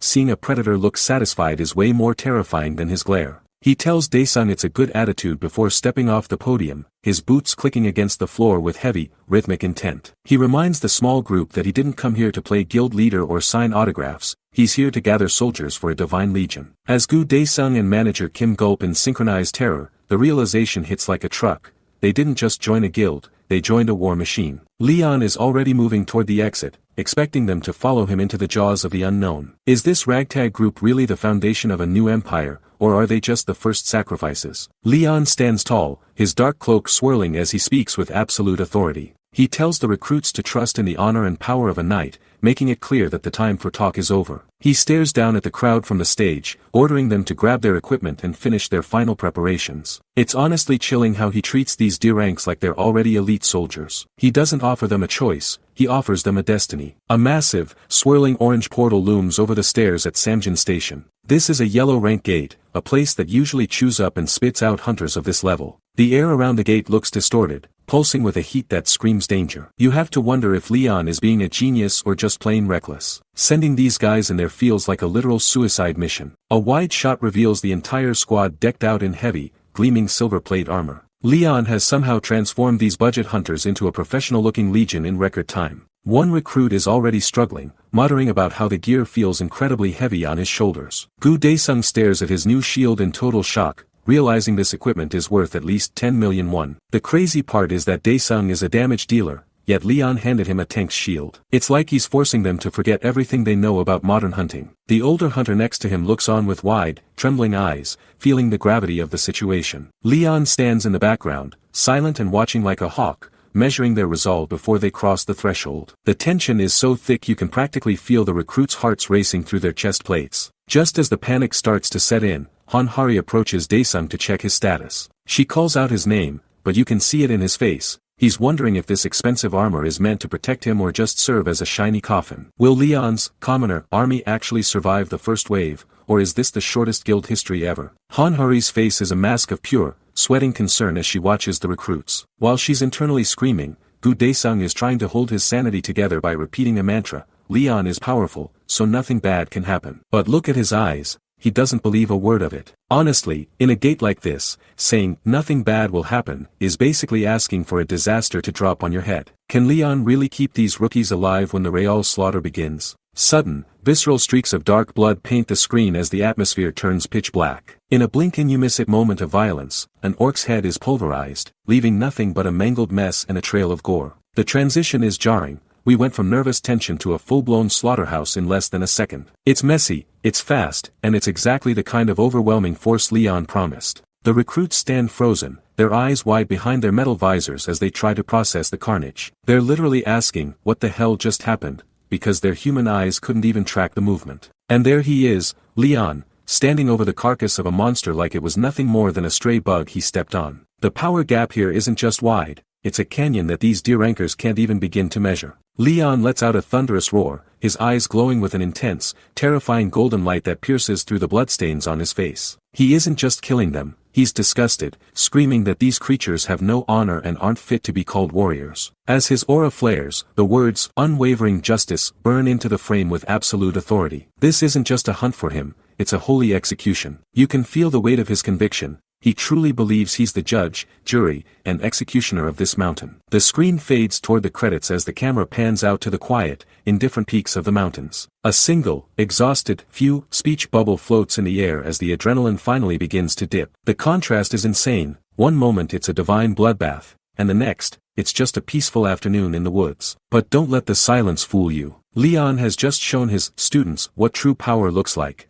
and the look on their faces says they'll never be the same. Are they ready for the next wave, or did Leon just break their spirits before the real war even started? The recruits stand tall in their polished plate armor, looking out over a vast, sun-drenched mountain range. A system window suddenly flickers into existence, informing them that they've been cast as mercenaries from the outer territories caught in a tribal war. It's an NPC support quest, a scenario where they have to pick a side and survive the crossfire. Honestly, the scale of this gate is massive compared to what these low rankers are used to. The group huddles around Gu Daesung, realizing this is a complex faction quest with actual political stakes. They're busy discussing the mechanics and their roles as if this were just another raid. But the atmosphere shifts instantly when Gu's eyes widen in pure terror as he shouts for everyone to wait. That's the "oh no" moment where you realize the tutorial phase just ended. A heavy, rhythmic thumping shakes the ground before a massive orc warrior riding a giant, red-eyed boar crashes onto the scene. This isn't some mindless beast, it's a hulking commander with glowing yellow eyes and primitive, jagged iron armor. He looks down at the recruits with a mixture of confusion and pure, unadulterated rage. If looks could kill, these hunters would already be 6 feet under. Behind the first rider, an entire cavalry of boar-riding orcs thunders across the plains,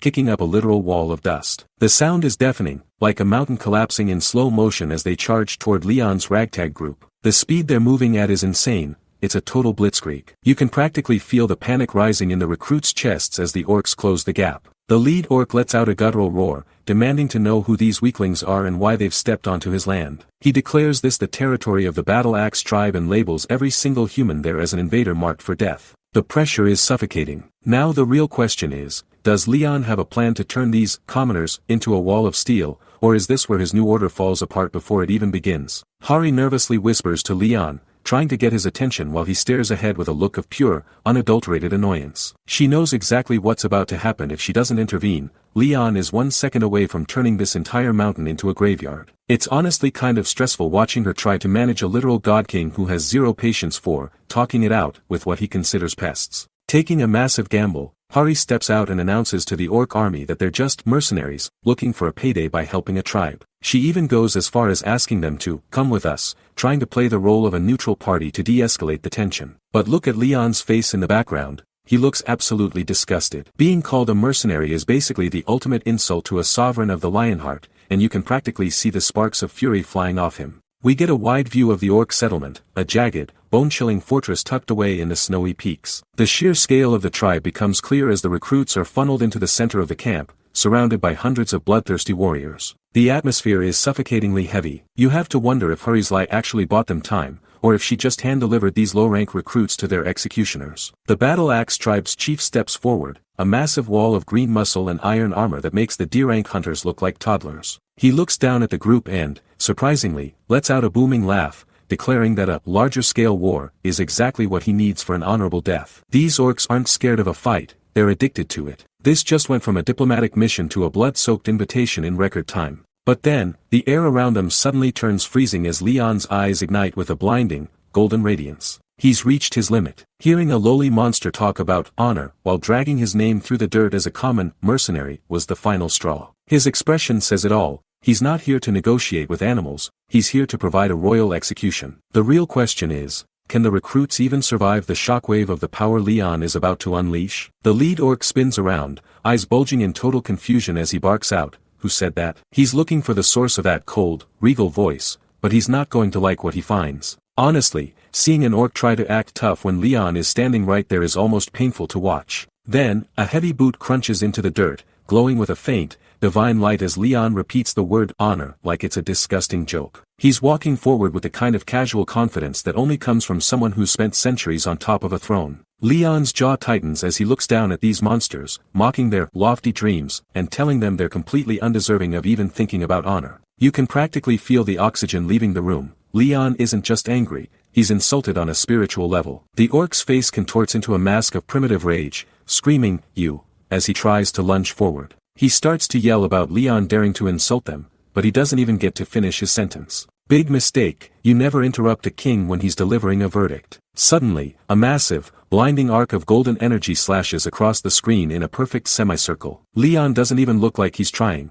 It's just one fluid, effortless motion that tears through the air like paper. The orc's heavy iron helmet is sliced clean in half, sent spinning into the darkness as the force of the blow connects. That's one way to shut someone up permanently, and man, the animation on that slash is just crisp. The screen fades as stylized text appears, officially introducing the man behind the blade, Leon Dragonia Lionheart. The narration shifts, stating that calling him honorable isn't enough. It's like he's transcended the very concept. This is where the hype really hits a boiling point because the orcs still don't get it, screaming that he'll crawl on the earth like a bug. They're still talking trash while their squad is being dismantled in seconds. Talk about being delusional until the very last breath. But then, the system itself seems to respond to Leon's aura, flashing the words, "that is," across the frame. Giant blue and white text explodes onto the screen, unwavering justice. It's not just a move, it's his entire existence manifested into a single strike. Then, we see the most insane stat yet, a kill streak of over 8 million orcs, officially labeling Leon as the Orc Slayer. 8 million? Are you kidding me? This man hasn't just fought orcs, he spent lifetimes systematically erasing them from existence. Leon's eyes glow with a terrifying, divine light as the narrator delivers the final blow.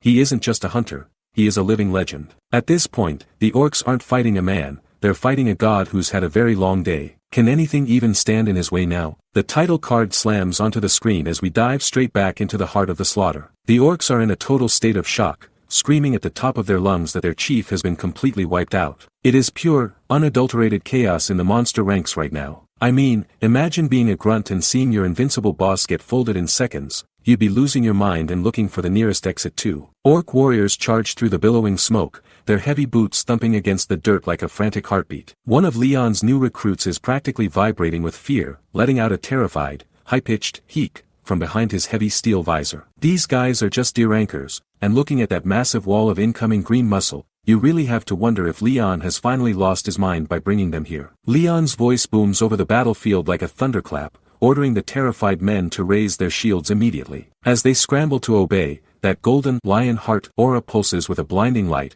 coating their standard issue armor in a shimmering, celestial glow. The transformation is instant. It's like Leon is literally breathing his own royal courage directly into their lungs. The recruits are still freaking out, shouting to each other that there's no way deer rank hunters can actually win against a literal orc army. Just then, a massive orc leaps into the air with a blood-curdling roar, swinging a heavy iron axe meant to split them in two like firewood. The tension is through the roof. If this shield wall breaks now, it's going to be a total massacre. The orc's weapon connects with a deafening crash as a hunter screams, "shit," while bracing for the end. But then, something impossible happens. The orc's eyes go wide with pure confusion as his strike hits an invisible wall of absolute force. Is it actually possible for a simple human to stand up to a beast with 5 times his strength? Sparks fly everywhere as the iron axe grinds against the glowing shield, but the hunter doesn't budge a single inch. Behind the visor, the recruit's eyes are wide with utter disbelief as he whispers, "I blocked him. He's still alive," and for the first time, these commoners realize that with Leon leading them,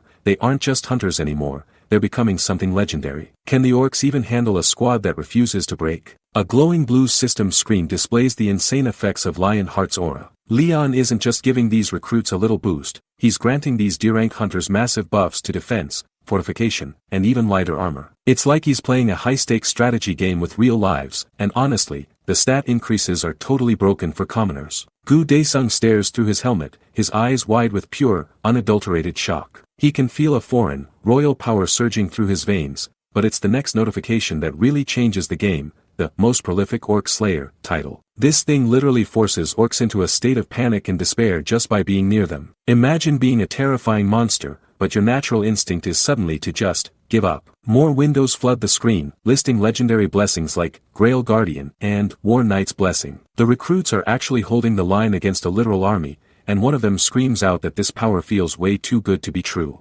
This is the exact moment they stop being victims of the system and start being true soldiers of the Lionheart. It's a complete 180 from where they started just an hour ago. Leon stands amidst the chaos, his voice booming as he orders them to raise their shields and push the beasts back. He follows up with a cold, ruthless command to stab them, and a spear instantly skewers an orc through the gut in a spray of dark blood. He's not just leading a guild, he's orchestrating a slaughter with the clinical precision of a king who has done this for centuries. Orcs are being mowed down left and right as weapons bite deep into green flesh and blood splatters across the rocky terrain. One monster lets out a gut-wrenching scream as it falls to the dirt, unable to understand how these weak humans became so strong. You can actually feel the desperation shifting from the humans to the monsters, and man, the momentum is undeniable. A dying orc cries out to the God of Warriors, but Leon's eyes ignite with a terrifying, golden fire. He looks down at the creature with pure disgust, asking how a beast like that dares to invoke the divine name of his god. He reaches out a blood-stained hand, his fingers tensed and ready to deliver a final, divine judgment.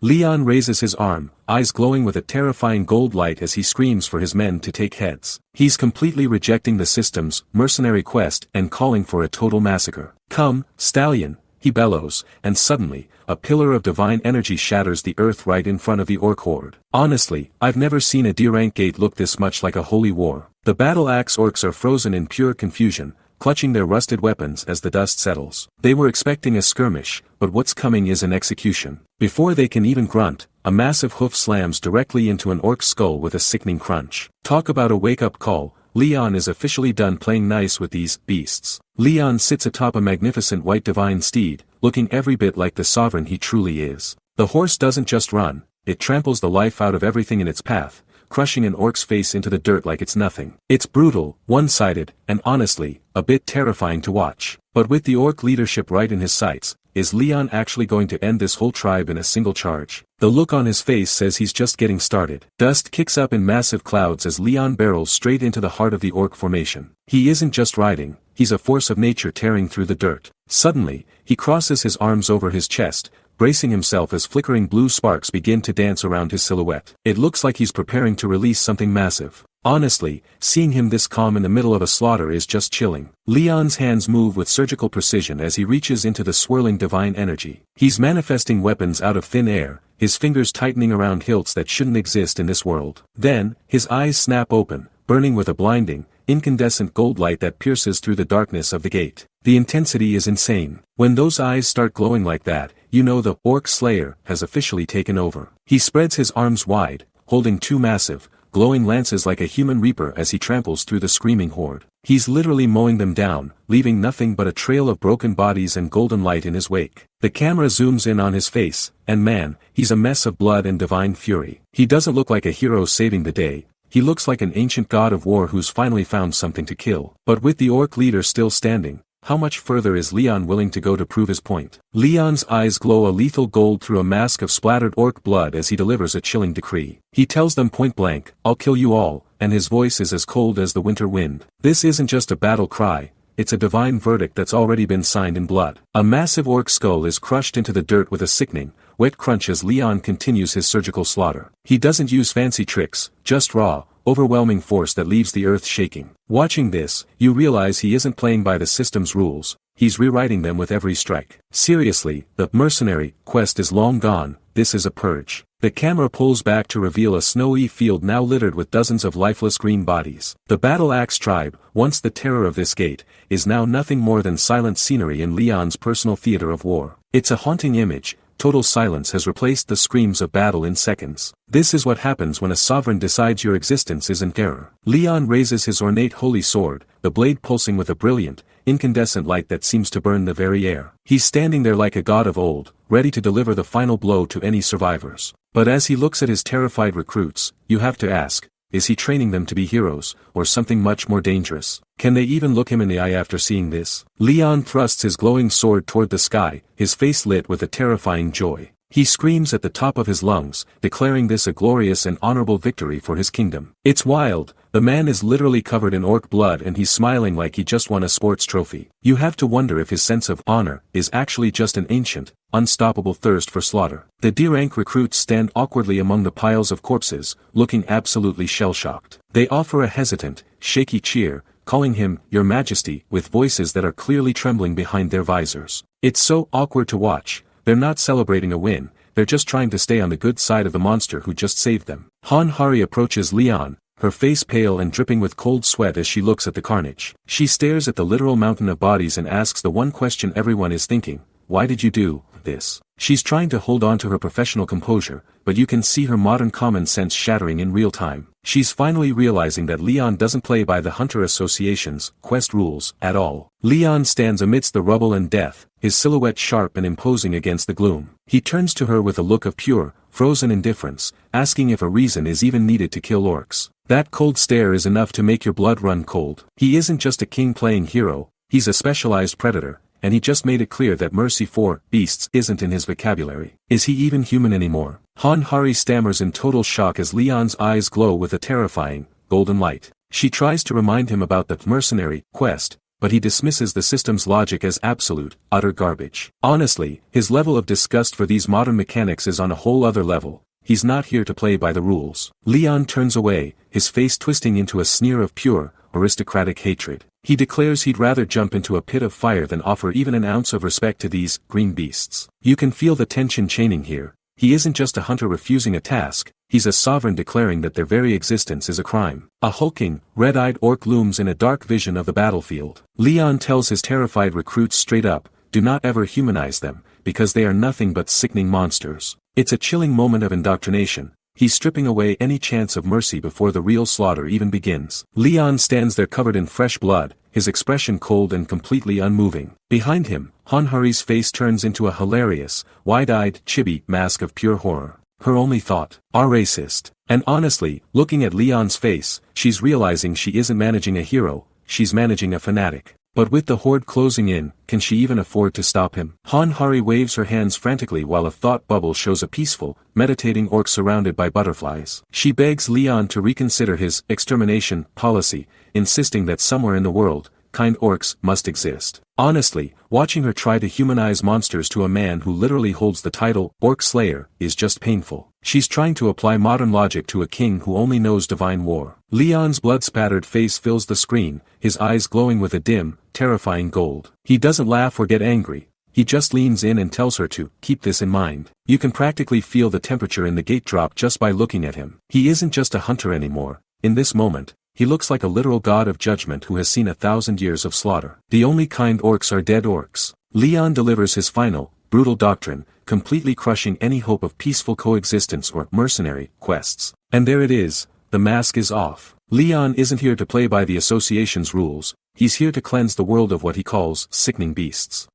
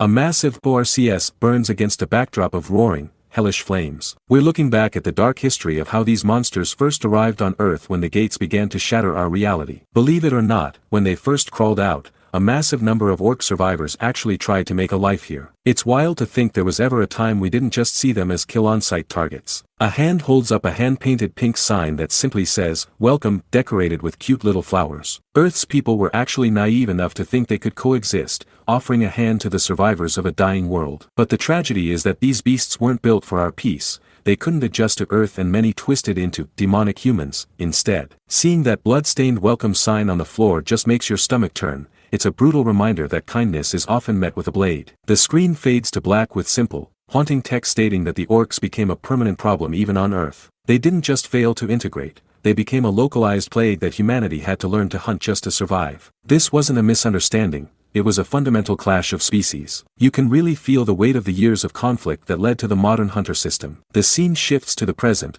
deep in the dark, blue-tinted woods as a notification pings. Arrived at destination. A small, high-tech scouting drone clicks into place on a rocky cliffside, its mechanical eyes scanning the valley below. A cold, tactical voice notes that if the mission is carried out here, a total all-kill of the targets is possible. It's chilling how much this feels like a cold execution rather than a standard raid. Leon and Han Hari are standing in the shadows, but the Great Night King looks, well, he looks ridiculous in a pink cat beanie. To keep his legendary blonde hair from giving away their position, he's been forced into a stealth outfit that involves a literal animal hat, and he looks absolutely miserable about it. Even Han Hari is rocking the matching pink gear, and while it's funny, you can see the sheer focus in Leon's eyes. He might be wearing a cat hat, but he's still a lion ready to tear something apart. The scouting drone suddenly begins to hum with a violent, flickering yellow electricity as its internal systems whine. A system prompt flashes across the screen, commencing core overload. This is it, the signal for the opening move of the purge. The tension is peaking because once that core blows, there's no going back to diplomacy. The question is, are these D-rank recruits actually ready for the carnage that's about to follow? A glowing blue energy rod pulses with violent, flickering yellow sparks as the atmosphere heavy with ozone begins to crackle. The system interface screams a warning that a core overload is imminent, and Han Hari looks like she's about to have a genuine heart attack. This isn't just a tactical move. The prompt reveals that the fuel rod's deterioration has hit a critical point, and core fusion is already happening. You can feel the heat radiating off the screen. This is extreme, even for a gate raid. Leon isn't just bending the rules, he's bringing a miniature sun into a forest. Honestly, seeing Hari panic makes you realize just how far off-script Leon is going. The question is, does he even care about the fallout? The fuel rod arcs through the air with a faint plop as it splashes right into the murky river water. Leon tosses the most dangerous object in the room like he's just throwing away a piece of literal garbage. The timing here is just hilarious because, amidst all this tension, Hari's chibi self pipes up saying it looks like poop, and Leon actually has the nerve to tell her to stop being so dirty. It's so surreal. Here they are, standing in the middle of a monster-infested forest, wearing these ridiculous pink bunny ear bandanas while Leon basically triggers a localized ecological disaster. You've gotta love the contrast. The Night King is wearing a rabbit hat while setting a trap that would make a mad scientist blush. Hari looks up at Leon with genuine concern, her voice trembling as she asks if releasing radioactive material into the river is really honorable. She's trying to reconcile her image of a noble knight with this man who just poisoned a water supply. But check out Leon's face, he just lets out this chilling, subtle smirk that tells you everything you need to know. He isn't bothered by the ethics of modern warfare or the honor of his status. He's just standing there, arms crossed, waiting for the screams to start. It's a total reality check for Hari. She's looking for a hero, but Leon is a sovereign who prioritizes results over feelings. Leon looks down with absolute, soul-crushing disdain, explaining that fighting these green beasts isn't a war or a battle, it's just eliminating pests. He doesn't see orcs as worthy warriors or even as living beings with rights. To him, they are just vermin that need to be wiped from the earth. Even with that bunny hat on, his eyes turn sharp and murderous, creating an aura that's honestly terrifying. It's a cold reminder that while he's a king, he's not the nice, kind of hero we're used to seeing in these stories. He's a judge and executioner combined. This is the true face of the Night King who returned with a god, and for the orcs downstream, the honor of a fair fight was never an option. The purge has officially begun. A hulking orc lets out a blood-curdling roar as red splatters paint the air behind him. The internal hierarchy of the Battle Axe tribe is on full display here because Grokter just absolutely demolished a fellow orc named Galdin, literally breaking his skull open. The rest of the tribe isn't horrified, they're actually laughing and cheering, kohaha, as if they just watched a comedy skit. It's a brutal reminder that these things don't value life, even their own. Honestly, seeing them celebrate a brother's death like this makes you realize why Leon refuses to show them an ounce of mercy. Jagged speech bubbles crowd the frame as the orcs praise Grokter's great axe skill. They're talking about how Galdin died fiercely and how the god of warriors will send him to some eternal fighting range. They have this twisted sense of honor that sounds almost noble if you don't look at the gore on the floor. But that's the thing,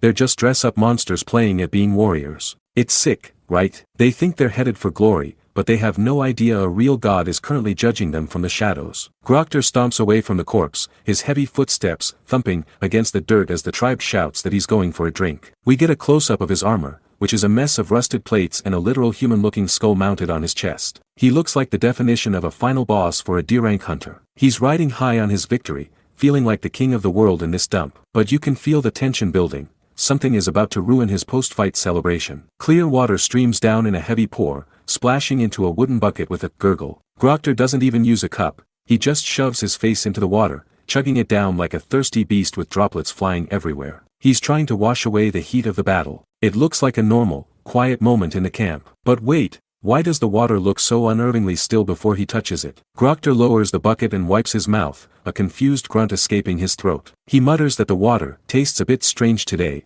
and we see his tiny, red eye narrow in a sharp close-up. This is the moment the atmosphere shifts. Even a low IQ brute like him can sense that something in the environment has been purified or altered by Leon's presence. It's like the world itself is rejecting the orcs, and he's literally tasting his own demise in a stream. The massive warrior turns his back on the river and walks back toward his base, dismissing the weird taste as just the blood from his earlier kill. The camera pans out to a wide shot of the entire Samjin station fort, showing the massive, jagged wooden walls and bone-chilling architecture of the orc stronghold. He thinks he's safe behind those walls. The crazy part, he's walking right back into a death trap, completely unaware that the Night King is already at his doorstep. Can he even put up a fight once Leon decides to stop watching? The screams of the dying echo through the jagged walls of the orc fortress. One after another, the battle-axe warriors collapse, their lungs giving out as they let out gut-wrenching wails of "kahik" and "kwa." It's not a battle, it's a systematic organ failure. The crazy part is that they don't even know what's hitting them,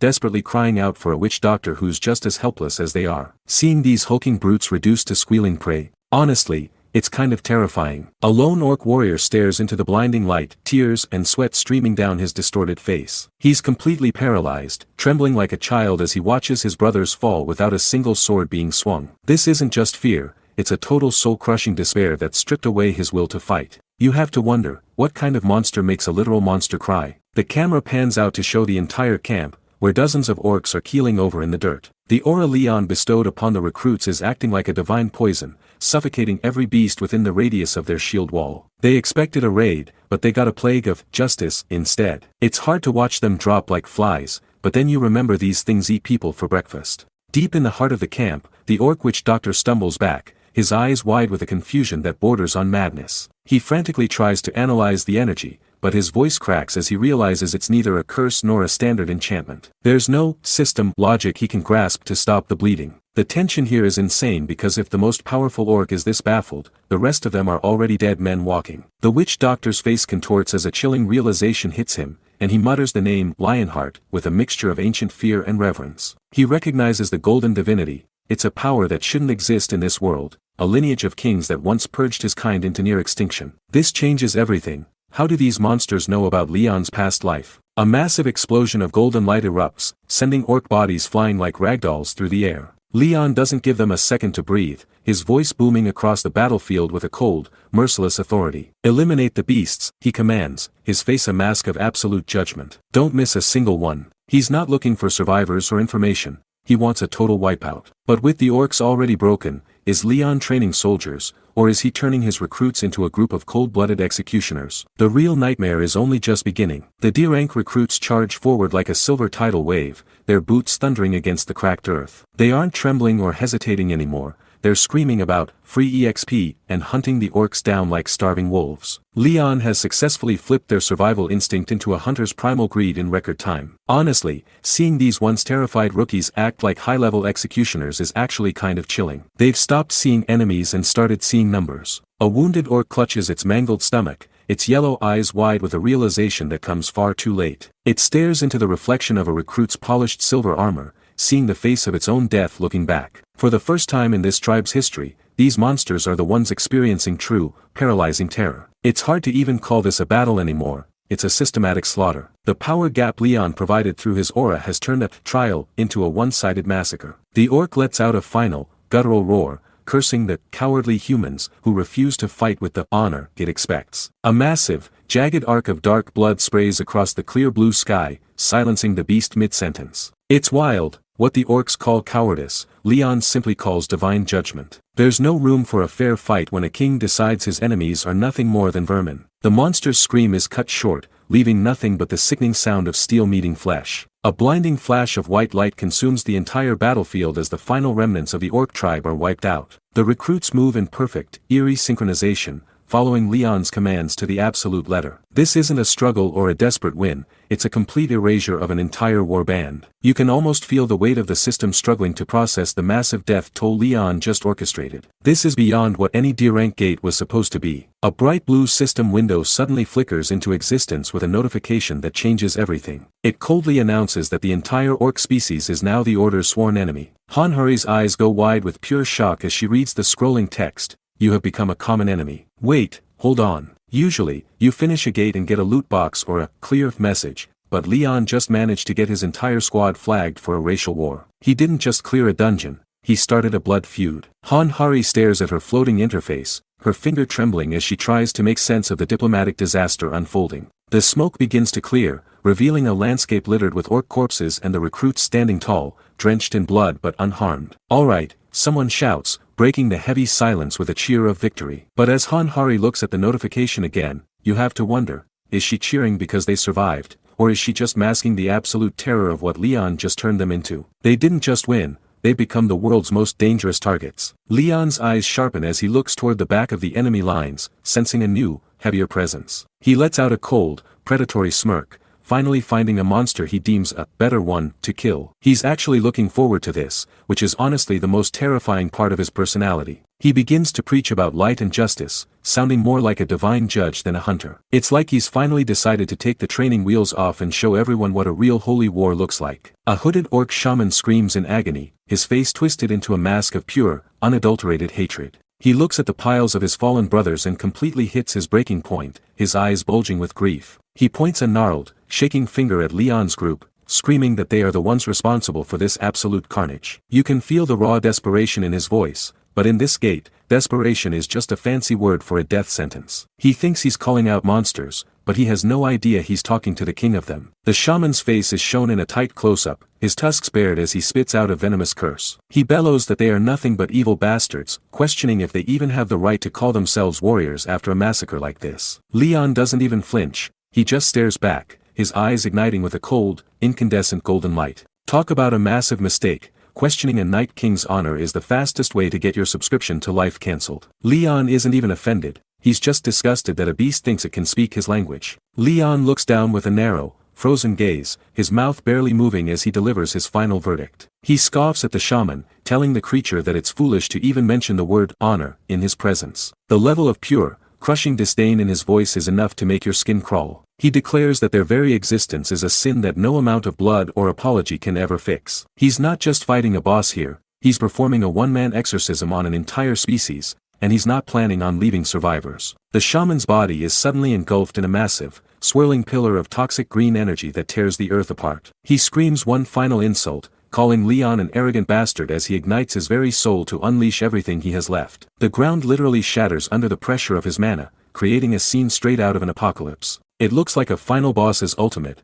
world-ending move is about to land. But looking at Leon, he's just standing there, waiting to show this beast exactly why justice is never a fair fight. Is the shaman's power enough to even make Leon move, or is he just about to be deleted from history? Leon stands perfectly still as the orc shaman's jagged metal chains rattle and hiss across the broken stone like vipers. Instead of showing any hint of fear, Leon actually looks amused, noting that it's interesting to see a mere beast capable of wielding such complex tools. Honestly, the level of disrespect Leon shows here is legendary. His enemy is summoning an apocalypse, and he's basically giving him a performance review. It's that classic, I'm not trapped in here with you, you're trapped in here with me energy. Suddenly, a violent burst of golden light erupts from Leon's position, slamming into the encroaching dark chains with the force of a falling star. The visual of that holy gold clashing against the shaman's murky, cursed mana is just stunning, creating a shockwave that sends debris flying everywhere. Leon isn't just offending, he's asserting his presence, making it clear that no amount of dark magic can dim his royal aura. You can tell the power gap here isn't just wide,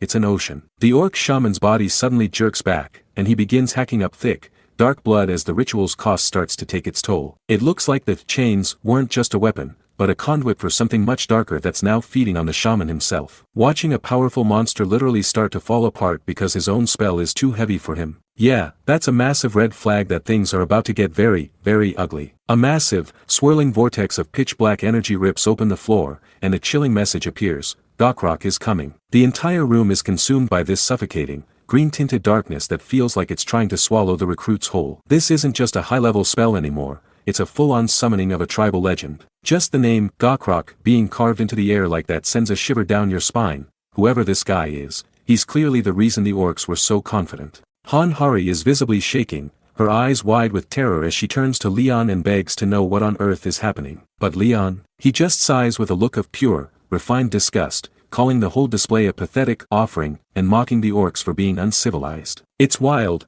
Hari is worried about a world-ending threat appearing, and Leon is just offended by the shaman's lack of class. He looks down on them not as enemies, but as pests who don't even know how to die with dignity. The vortex intensifies, spinning into a literal hole in reality that screams with the sound of 1,000 dying beasts. The pressure in the air is so thick now that it feels like the recruits might be crushed just by standing near it. Whatever is about to step out of that shadow isn't just another orc. It's something that required a high shaman's life as a literal down payment. The question is, can Leon's unwavering justice actually stop a monster that's been summoned through blood and madness, or did the orcs just find a way to finally kill a king? Sharp, pale claws tear through the pitch-black void like it's wet paper. The ritual is finally complete, and the orcs scream for everyone to look as a monstrous, multi-jointed limb forces its way into our reality. It's a disgusting, desperate birth of something that definitely shouldn't exist in a yellow gate. Seriously, the way this thing claws at the air is genuinely unsettling. It looks like it's hungry for the very atmosphere. A massive, unblinking eye stares out from the center of a hulking green arm that pulses with dark magic. The orcs start chanting hysterically that this is the eye and right arm of the great Gokrock,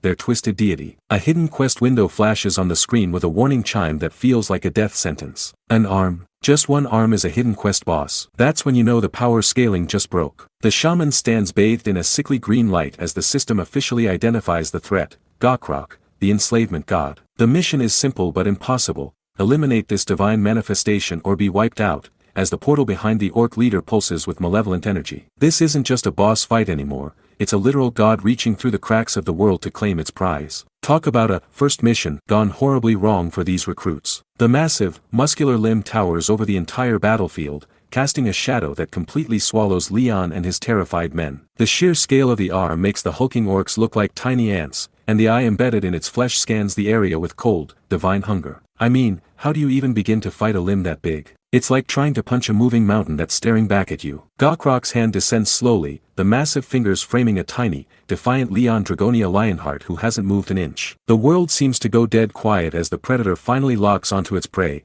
and Leon's reflection in that giant eye shows absolutely zero fear. The visual contrast here is just insane. It's a god's hand versus a king's pride. Honestly, I'm holding my breath because Leon looks so small compared to that thing. The eye in the center of the palm begins to glow with a blinding, incandescent green light that feels like it's burning the air. A surge of raw, destructive power gathers in the hand, preparing to vaporize everything in its path with a single divine blast. This is a total annihilation move, and Leon is standing right in the center of the crosshairs. If he doesn't pull a miracle out of his suit jacket right now, there won't be anything left of him or his recruits but scorched earth. A concentrated sphere of emerald light ignites within Leon's palm, pulsing with an ancient, heavy power. He doesn't just meet the enemy's force, he detonates a massive burst of divine energy that completely swallows the shadows of the gate. The recruits in Han Hari are left breathless, screaming, "Your Majesty," as the blinding shockwave levels the immediate area. I mean, we knew he was strong, but he's literally turning the dungeon into a light show. It's like watching a star explode in the middle of a subway station.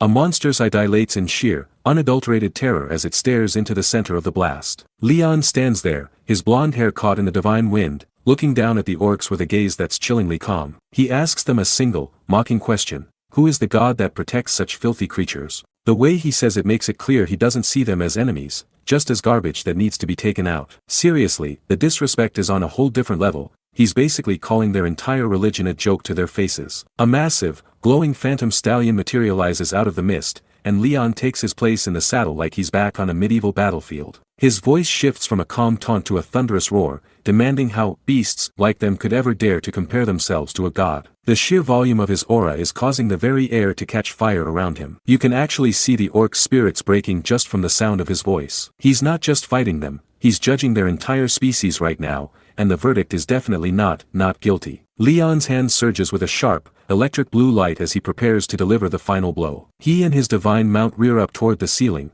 wreathed in a golden flame that makes him look like a sun falling onto the earth. He declares his true title, the King of the Lion Heart, with a force that feels like it's vibrating through the screen. This isn't a dungeon raid anymore, it's a one-man crusade. Watching him descend like this makes you realize that the orcs were never the hunters, they were just the first things in his way. An orc's arm is vaporized instantly as Leon's aura shreds through its physical form like it was made of paper. The king's voice booms one last time, stating that he simply cannot tolerate their existence in his world. We get this haunting close-up of the monster's eye, reflecting a massive, divine hoof that's about to crush its skull into the dirt. It finally realizes it's an inferior mortal compared to the man standing over it. That's a wrap for the orcs, and honestly, they never stood a chance against a man who brings his own horse to a fistfight. The screen fades into a jagged, dark void as a terrifying command echoes across the field, "Die with regrets." Leon isn't just attacking anymore, he's delivering a final sentence, his phantom stallion surging forward like a white bolt of lightning through the thick mud. You can actually see the reflection of death in the orc's wide, trembling eye. Honestly, seeing a monster that was just laughing a minute ago now looking this pathetic, it's a complete 180 that gives you chills. From a bird's eye view, Leon is a lone streak of incandescent light tearing a jagged path right through the center of the massive green horde. We get this insane close-up of the Night King where his eyes are completely blacked out by shadow, save for the golden sparks of divinity dancing around his brow. This isn't the face of a hero saving the day. It's the face of an absolute sovereign who finds the very breath of his enemies to be an insult to his kingdom. Leon's arm, wreathed in that same shimmering, unwavering justice aura, slams into the lead orc with the force of a falling star. The physical impact is so violent that the frame itself seems to vibrate, sending a spray of dark blood and shadow scattering into the air. It's a total execution, no flashy moves, just pure, raw power. You almost feel bad for them, almost, until you remember these things were ready to slaughter the recruits. A guttural, soul-shredding scream of "Kyagh" rips through the air, signaling the end of the orcs' morale. In the background, the rest of the Battle Axe tribe are frozen like statues, watching their invincible vanguard get deleted in a matter of seconds. The atmosphere has shifted from a battle to a slaughterhouse. You can see the recruits' faces reflecting in their armor, and they realize they aren't just watching a fight, they're witnessing a religious event. One of the elite orcs stares down at his own mangled, crushed hand, his mind failing to process the agony as he whimpers, "Why do I feel pain?" Another grunt nearby stammers out the name, Sir Gokrok, looking for a leader who is no longer there to guide them. It's the sound of an entire culture's pride breaking in real time. This is exactly what Leon wanted. He didn't just want to kill them, he wanted to strip away their warrior's honor before the end. The dying orc looks up one last time, gasping out the name of the power that ruined him, the Holy Sword of Radiance. As the light fades from the monster's eyes, Leon calmly rides his divine stallion through the settling dust, leaving nothing but glowing embers and broken iron in his wake. Leon Dragonia stands amidst the smoke, his holy sword of radiance glowing with an almost blinding heat. He is the sole survivor of a nightmare world, and looking at him now, it's clear he didn't just survive, he conquered it. Imagine being the monster that has to face this guy. His blue eyes are colder than the blade he's holding. You can practically feel the weight of his royal authority pressing down on the environment, making it hard to even breathe. A single, bloodshot eye trembles in the darkness as a shadowy figure looms over it with absolute intent. This orc isn't just scared, he's experiencing a primal terror that modern hunters couldn't even dream of. Leon's presence is so suffocating that the beast's own mana seems to be turning against it, leaving it frozen in place. Honestly, seeing a monster this desperate is a total reality check on just how broken Leon's power level really is compared to everyone else. A pillar of divine light pierces the sky, illuminating Leon as he stands tall while his spectral steed glows behind him. He looks at the orc chieftain with nothing but pure, unadulterated disgust, calling them garbage beasts that aren't even worth a god's notice. There's no mid-fight banter here, just a king looking down at pests that accidentally crawled into his garden. The crazy part, he's wearing a modern motorcycle jacket over his royal vibe, looking like a legendary hero who just stepped out of a movie set to commit a massacre. The orc chieftain completely loses it, screaming in a mix of grief and fury because his entire squad was wiped out in heartbeats. He grips his weapon with trembling, green-skinned hands, swearing to avenge his fallen comrades with every fiber of his being. You have to wonder, does he actually think a little bit of revenge energy is going to bridge the gap between a scavenger and a literal god-touched king? I'll give him points for bravery, but his fate was sealed the moment Leon looked his way.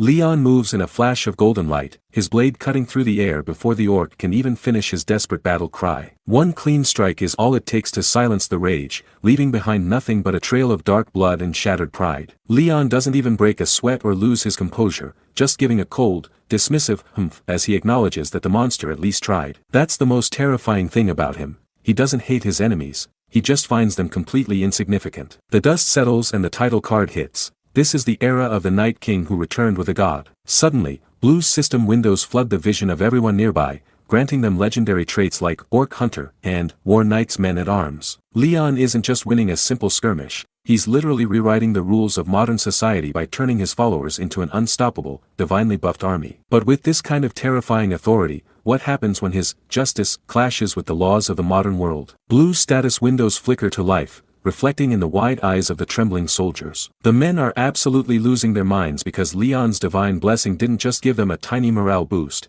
it granted the entire squad physical attack resistance. In the modern hunter world, that's a top-tier, legendary trait usually exclusive to high-ranked tankers who have spent years on the front lines. But here, Leon just handed it out to everyone like it was nothing. You can feel the atmosphere shift from terror to pure, unadulterated hype. Imagine being a low-rank hunter and suddenly realizing your skin is as tough as a fortress wall. Leon isn't just a leader, he's a walking cheat code for reality. Leon stands tall in his black leather jacket, his blonde hair caught in the wind as he barks a sharp command to move fast. He doesn't care about the praise, he cares about efficiency, ordering the men to immediately begin harvesting loot from the fallen orc great warriors and witch doctors. The soldiers, now fueled by religious zeal and their new powers, scramble across the battlefield to strip the corpses of their rare equipment. It's a surreal sight, modern hunters acting like a medieval scavenger crew under the direction of a king. Leon isn't just cleaning up a mess, he's methodically stripping the enemy of every ounce of value to build his own treasury. Han-Hari steps up beside Leon,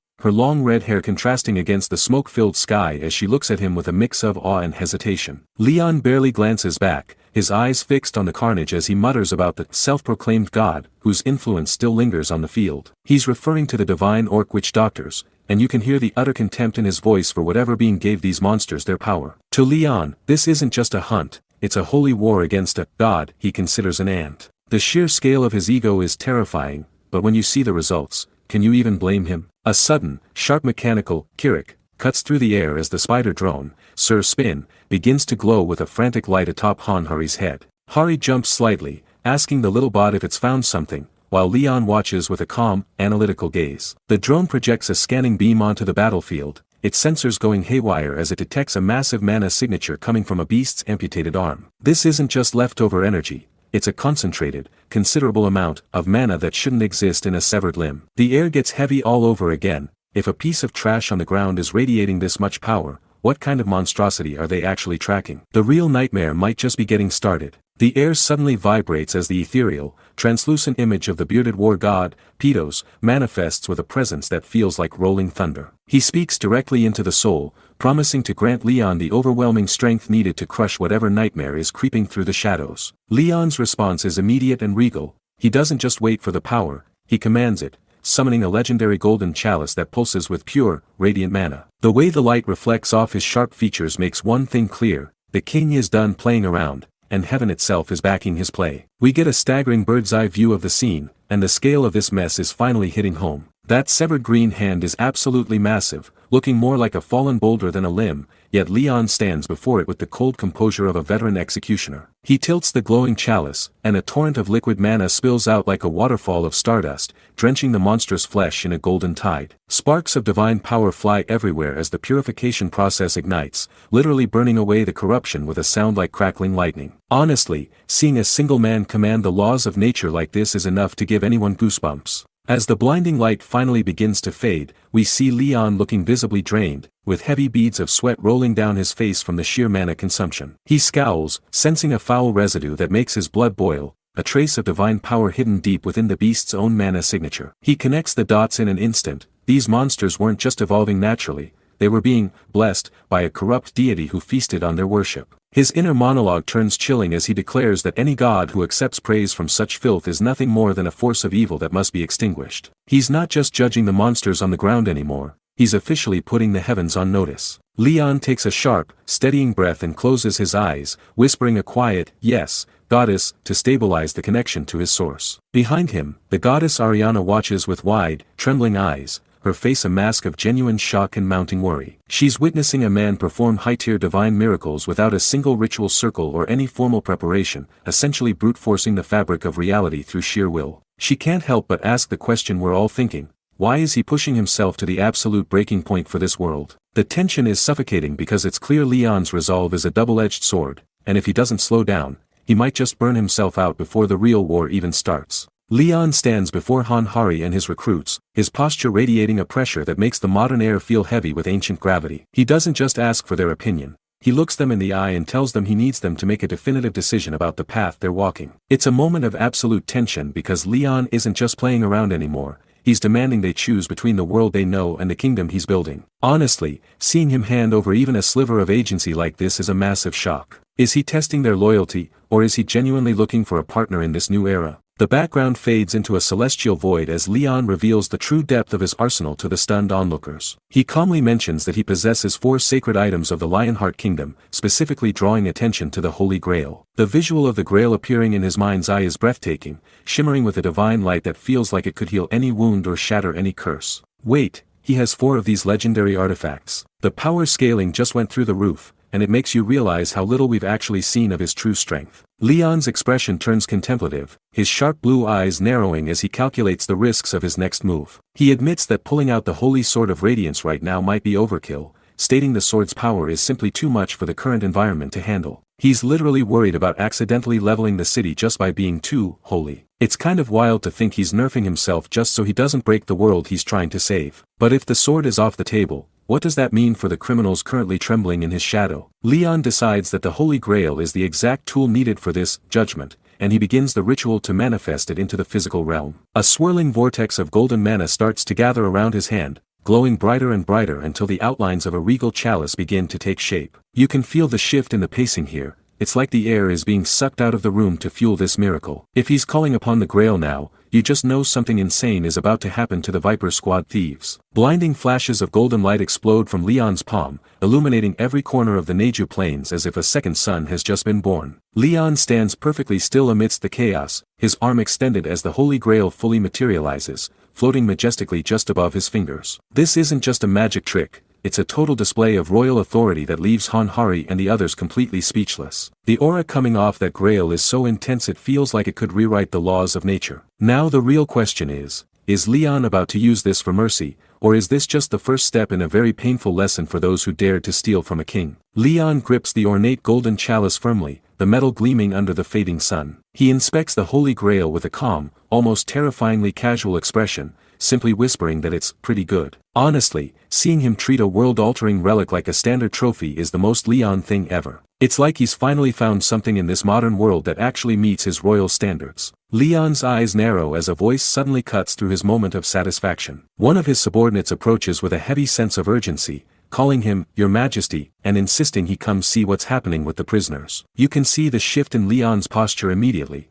The relaxed king is gone, replaced by the absolute judge who's ready to hand out sentences. Hanhari stands paralyzed, her face pale as she listens to a chorus of desperate screams. Nearby, one of the Viper Squad thieves is losing his mind, shrieking, "Let me go," while struggling against his invisible bonds. It's a complete 180 from the cocky criminals we saw earlier. They finally realize that they aren't being held by the police, but by something much, much older. A jagged red sound effect rips through the air as the thief's pleas turn into pure, unadulterated agony. He's begging for help, his voice cracking as he realizes that his heist has turned into a nightmare he can't wake up from. You have to wonder what's actually happening to him off camera to make a hardened hunter sound like a terrified child. The thief looks up, his face twisted in rage and fear as he calls his captor a stupid robot. In an instant, the mechanical guardian's eye flares a lethal, glowing red, emitting a cold, metallic, Kirik sound that signals its activation. Bad move, buddy. Insulting the king's automated executioners is basically asking for an express ticket to the afterlife. The thief is violently pinned into the dirt by 3 massive, armored scarecrow golems that tower over him like silent judges. He's howling in pain, his body tangled in glowing mana wires while the golems stare down with emotionless,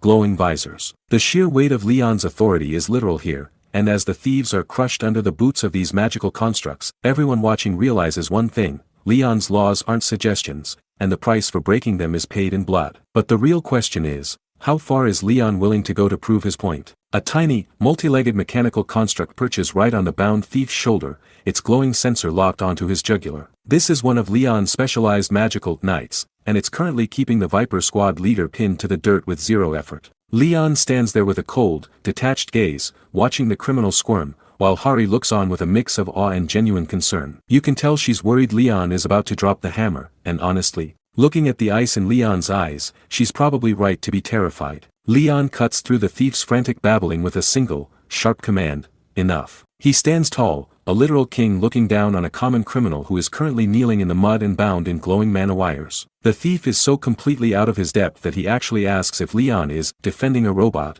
not realizing he's just insulted a member of the king's divine retinue. The silence that follows is heavy, and you can practically feel the air get colder as Leon stares him down. It's like watching someone walk into a trap they can't even see yet, and man, the audacity of this guy is going to cost him. Leon ignores the thief's insults and turns his attention back to the mechanical spider, addressing it formally as Sir Spin, to ask for a status report. The little bot doesn't miss a beat, declaring the man a loot thief with cold, mechanical precision. The thief's world just collapses right there, his eyes bulging as he realizes he's been caught red-handed by a piece of metal he thought was a toy. He starts screaming about it being a misunderstanding, but the raw panic in his voice tells the real story. It's one thing to lie to a hunter, but how do you lie to a magical surveillance knight that literally never sleeps? Leon doesn't care about the excuses or the frantic stuttering and simply states that the truth will be revealed once they check the gear. He turns to his manager with a level of royal authority that leaves no room for debate, ordering, "Hari, go through his things." Hari responds instantly, snapping to attention and acknowledging him as Your Majesty, without even realizing she's doing it. This is the massive shift we've been waiting for. Leon isn't just acting like a king anymore, he's successfully training the modern world to follow his lead. If she finds the stolen goods in those bags, this situation is going to go from a misunderstanding to an execution real quick. The thief starts to hyperventilate, reaching out with bound hands as if he can somehow stop the search from happening. He's staring up at a literal wall of armored knights who look down with 0 emotion, their heavy, ancient plate armor gleaming like a physical wall of judgment. He's begging, wait, just wait, but the time for talking ended the moment he tried to sabotage the king's land. The atmosphere is suffocating now, Leon's judgment is coming, and based on the absolute lack of mercy on his face, these guys are about to learn what happens when modern criminals meet medieval justice. The real question is, just how much blood is Leon willing to spill to prove a point? The thief is shivering on the cold ground, bound tightly by glowing mana wires that dig into his skin. Leon stands over him like an ancient god of judgment, holding up a pulsating, rhythmic core, the heart of a great orc warrior. This isn't just some random trophy, it's the most valuable loot found within the orc gate, and Leon knows exactly what it's worth. He calls the act of swindling loot a grave sin, and his voice has this terrifying, low resonance that makes your hair stand up. Seriously, Leon isn't playing the role of a hunter right now, he's a king presiding over a high court. The thief starts sweating buckets, his eyes darting around as he stammers that it's all just a big misunderstanding. He literally screams at the top of his lungs, "I did not steal," as if yelling it makes it true. He's desperate, begging for his life, but Leon doesn't even blink. Before the guy can even finish his next pathetic plea, Leon's holy sword flashes in a blur of lethal blue light. It's a perfect, silent arc that cuts through the atmosphere like paper. Man, the speed is so insane you don't even see the blade move, you only see the consequence. A sudden, violent spray of blood hits the dirt as the thief's severed arm falls away from his shoulder. The guy collapses instantly, his face twisting into a mask of pure agony as he shrieks "MIARRRM" at the sky. It is absolutely brutal. There was no trial, no long-winded debate, just the immediate, physical price of theft. The rest of the squad is frozen in place, probably realizing for the first time that the man standing in front of them doesn't follow the slap on the wrist rules of modern society. You have to wonder, is Leon trying to protect the land, or is he just asserting total dominance? Leon stands over the screaming man with a chillingly calm expression, his jacket fluttering slightly in the wind. He looks remarkably unbothered by the pool of blood forming at his feet as he explains that he knows his common sense differs from the laws of this era. But here's where he flips the script. He tells them that because they are now part of the Lionheart military, they are no longer subject to human laws. That means his word is the beginning and the end of the law. It's a total power move. He's basically claiming ownership over their very lives. The remaining thieves look like they've seen a ghost, their faces completely drained of color as they stare at Leon's cold, blue eyes. Leon places a hand over his chest, his presence expanding until it feels like he's the only thing in the world that matters. He gives them a final, terrifying ultimatum. If they can't adhere to his rules, they should just raise their hands. But think about it. Who is going to dare raise a hand after seeing one get chopped off? The air is thick with a fear so heavy you could cut it with a knife. Leon has officially broken them, but the real question is, what kind of training does a king have in store for men he considers his property? A golden fantasy kingdom towers over the landscape with a terrifying decree written across the sky. Leon's law is simple and brutal. If you steal, your hands are coming off. This kind of medieval justice is a massive pill for modern humans to swallow, and honestly, you can't blame them for being horrified. But then, the tone shifts, because as harsh as Leon is, the power he provides is something these hunters have never even dreamed of. It's the ultimate dilemma. Do you accept a tyrant's justice if it means becoming a god? Gu Daesung clenches his fists, feeling a level of strength that defies modern hunter rankings. He's gone from a lowly D rank to feeling even more powerful than a C rank in a matter of seconds just by being near Leon. The crazy part is how quickly everyone's morality starts to bend. Suddenly, the hunters are looking at the bleeding thief and thinking,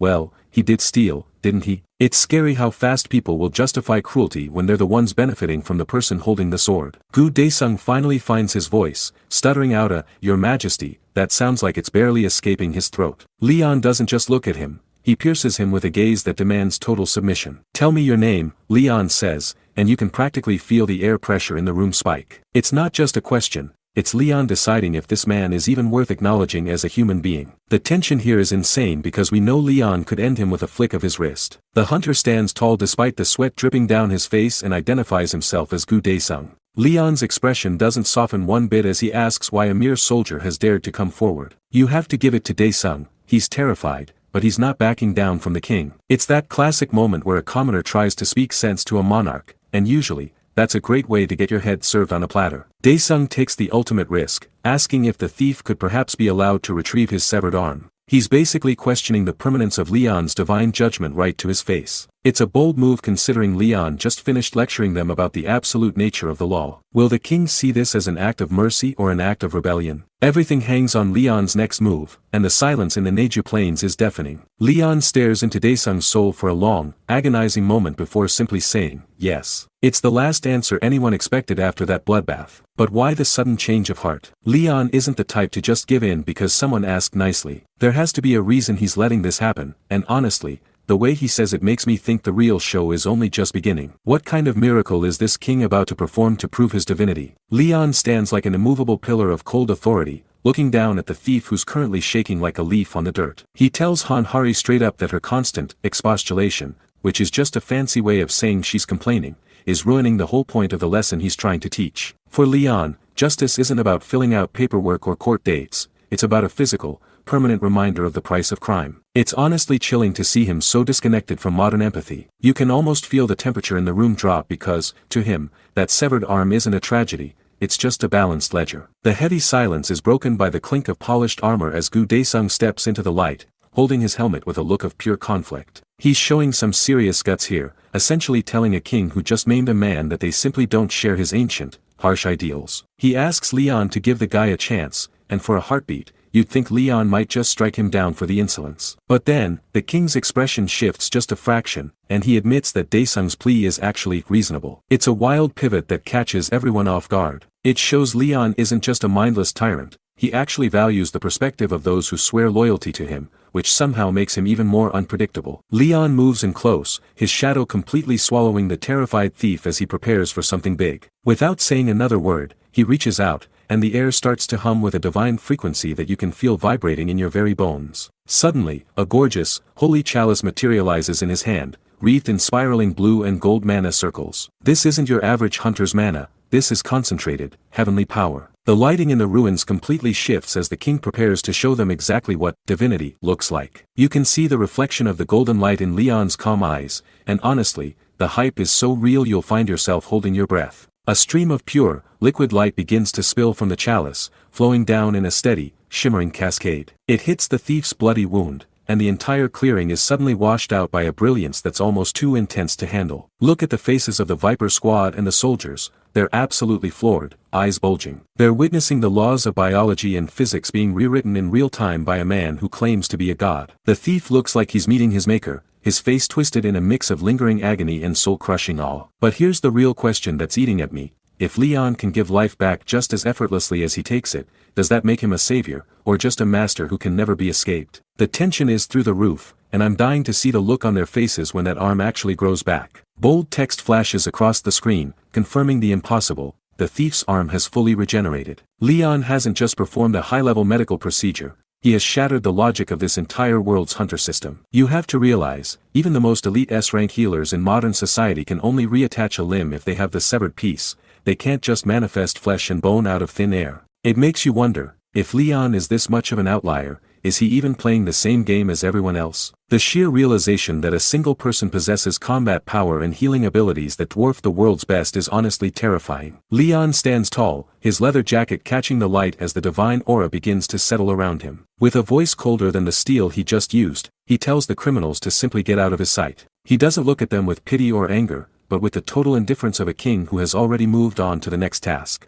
It's a brutal dismissal that shows his authority isn't up for debate. He gave the punishment, he gave the mercy, and now they are nothing to him. You can practically feel the air leave the room when he speaks. The thief is slumped on the ground, his body trembling as he stares at the hand he thought was gone forever. He's weeping openly now, clutching his arm and stammering out a mix of "thank you" and "I'm sorry" over and over again. It's a complete psychological break. Leon didn't just heal his body, he completely conquered the man's soul through a display of absolute power. That's the scary part about Leon. He makes you grateful for the very hand that just judged you. Leon standing before the gathered hunters, his presence dwarfing the ruined landscape behind him. He issues a final call to the crowd. Anyone who truly wants to be part of his military needs to stand their ground right now. We see the trainees in their heavy plate armor, their faces hidden behind visors, but their thoughts are loud and clear. They realize this is the only chance they'll ever have to serve a literal god king, and they're willing to go through hell just to get in. The tension is thick enough to cut as they realize the easy part of their lives just ended. Leon looks toward the horizon, his eyes sharp as he mentions that he believes they're all capable of surviving what's next. Suddenly, a massive "whoa" sound effect fills the frame as a giant cloud of dust and debris erupts in the distance, signaling the start of a training regime that looks more like a war zone. Hari looks over at the carnage, her face pale as she nervously asks what the next training actually involves. Leon doesn't even look at her. He just gives the camera this sharp, devastatingly confident smirk that says everything. The real nightmare is only beginning for these recruits, and honestly, the words "physical training" appear as the camera pans across a bright, serene sky over golden mountain fields. Leon is officially moving from the Orc Gate test to a grueling conditioning phase for his new subordinates. It's a beautiful morning, but for these hunters, this piece is just a cruel joke before the real pain starts. A wide shot shows the recruits in tracksuits gathered in front of a massive training facility. Gu Daesung stands among them looking completely drained and beat up, causing his teammates to immediately worry. An older hunter sees Daesung's battered face and asks if he just returned from a high-level gate raid. The crazy part is, he wasn't even in a dungeon, he was just being evaluated by Leon, and now the rest of them have to face that same terrifying power. Could any of these D-rank hunters actually survive what Leon has planned for them next? A group of hunters in identical blue tracksuits walks toward the training grounds. One man claims he's itching for action, but his buddy warns him not to overwork himself before they even start. Honestly, seeing them act so casual is almost painful, knowing Leon's philosophy on shredding bodies to rebuild them. Up on the balcony, Hari gazes down at the recruits with a professional, sharp look. She clears her throat, instantly silencing the chatter from the nervous hunters below. The shift in the atmosphere is immediate. It's like they all realized at once that the easy part of their lives is officially over. Hari shouts at the top of her lungs to announce the arrival of the sovereign. She introduces His Majesty, Leon Dragonia Lionheart, along with the intimidating Grail Knight, Sir Jagged Spin. Calling him, His Majesty, in the middle of a modern city is a total power move that demands absolute submission. A polished black boot strikes the ground with a heavy, echoing thud. Leon marches toward the line of terrified deer ranks, his presence alone making the entire field feel suffocating. Every step feels like a countdown to a new kind of pain. If they thought the Orc Gate was the test, they're in for a hellish awakening. Leon stands at a high podium with Han Hari by his side. He casually congratulates the group for passing what he calls a simple test. The hunters look like they've seen a ghost,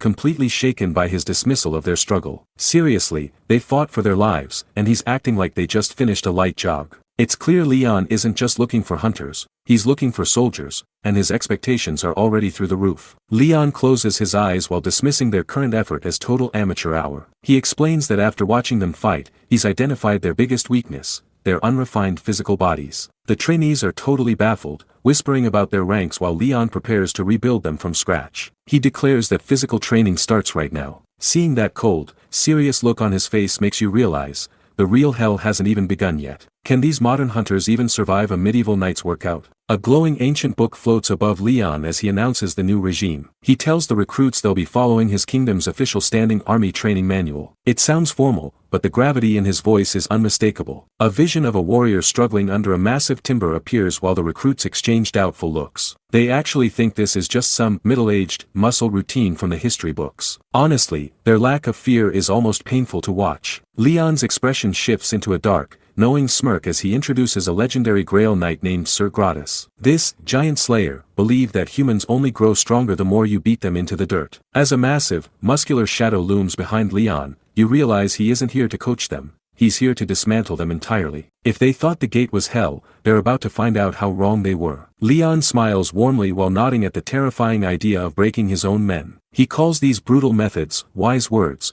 but the recruits just stare back in pure, unfiltered horror. They're standing there frozen, wondering if they actually heard him right about getting beaten up. Yeah, that silence is the sound of their souls leaving their bodies. Leon suddenly erupts, his face contorting as he bellows about the sacred duty of a soldier. He screams that those guarding a kingdom must push themselves 10 times harder than any common farmer. The shift in his energy is insane, going from calm to a literal human volcano in seconds. Honestly, his passion is becoming a little traumatizing for everyone in the room. The trainees gulp as Leon reveals Sir Gratis' secret to efficient training. He plans to literally shred their muscles and beat them into the dirt just so they can heal back stronger. Leon's eyes glow with a chilling blue light as a sadistic smirk crosses his face. He's forcing them to evolve through pure agony just so they can survive his next lesson. This isn't a workout anymore. It's a fight for survival. The recruits stare back in pure horror as the weight of Leon's words sinks in. They finally realize he isn't joking about the muscle destruction part. Honestly, I'd be sweating too if a king told me he was about to break me for my own good. A sea of blue tracksuits trembles as a single finger points directly at the group. Leon doesn't see fellow hunters.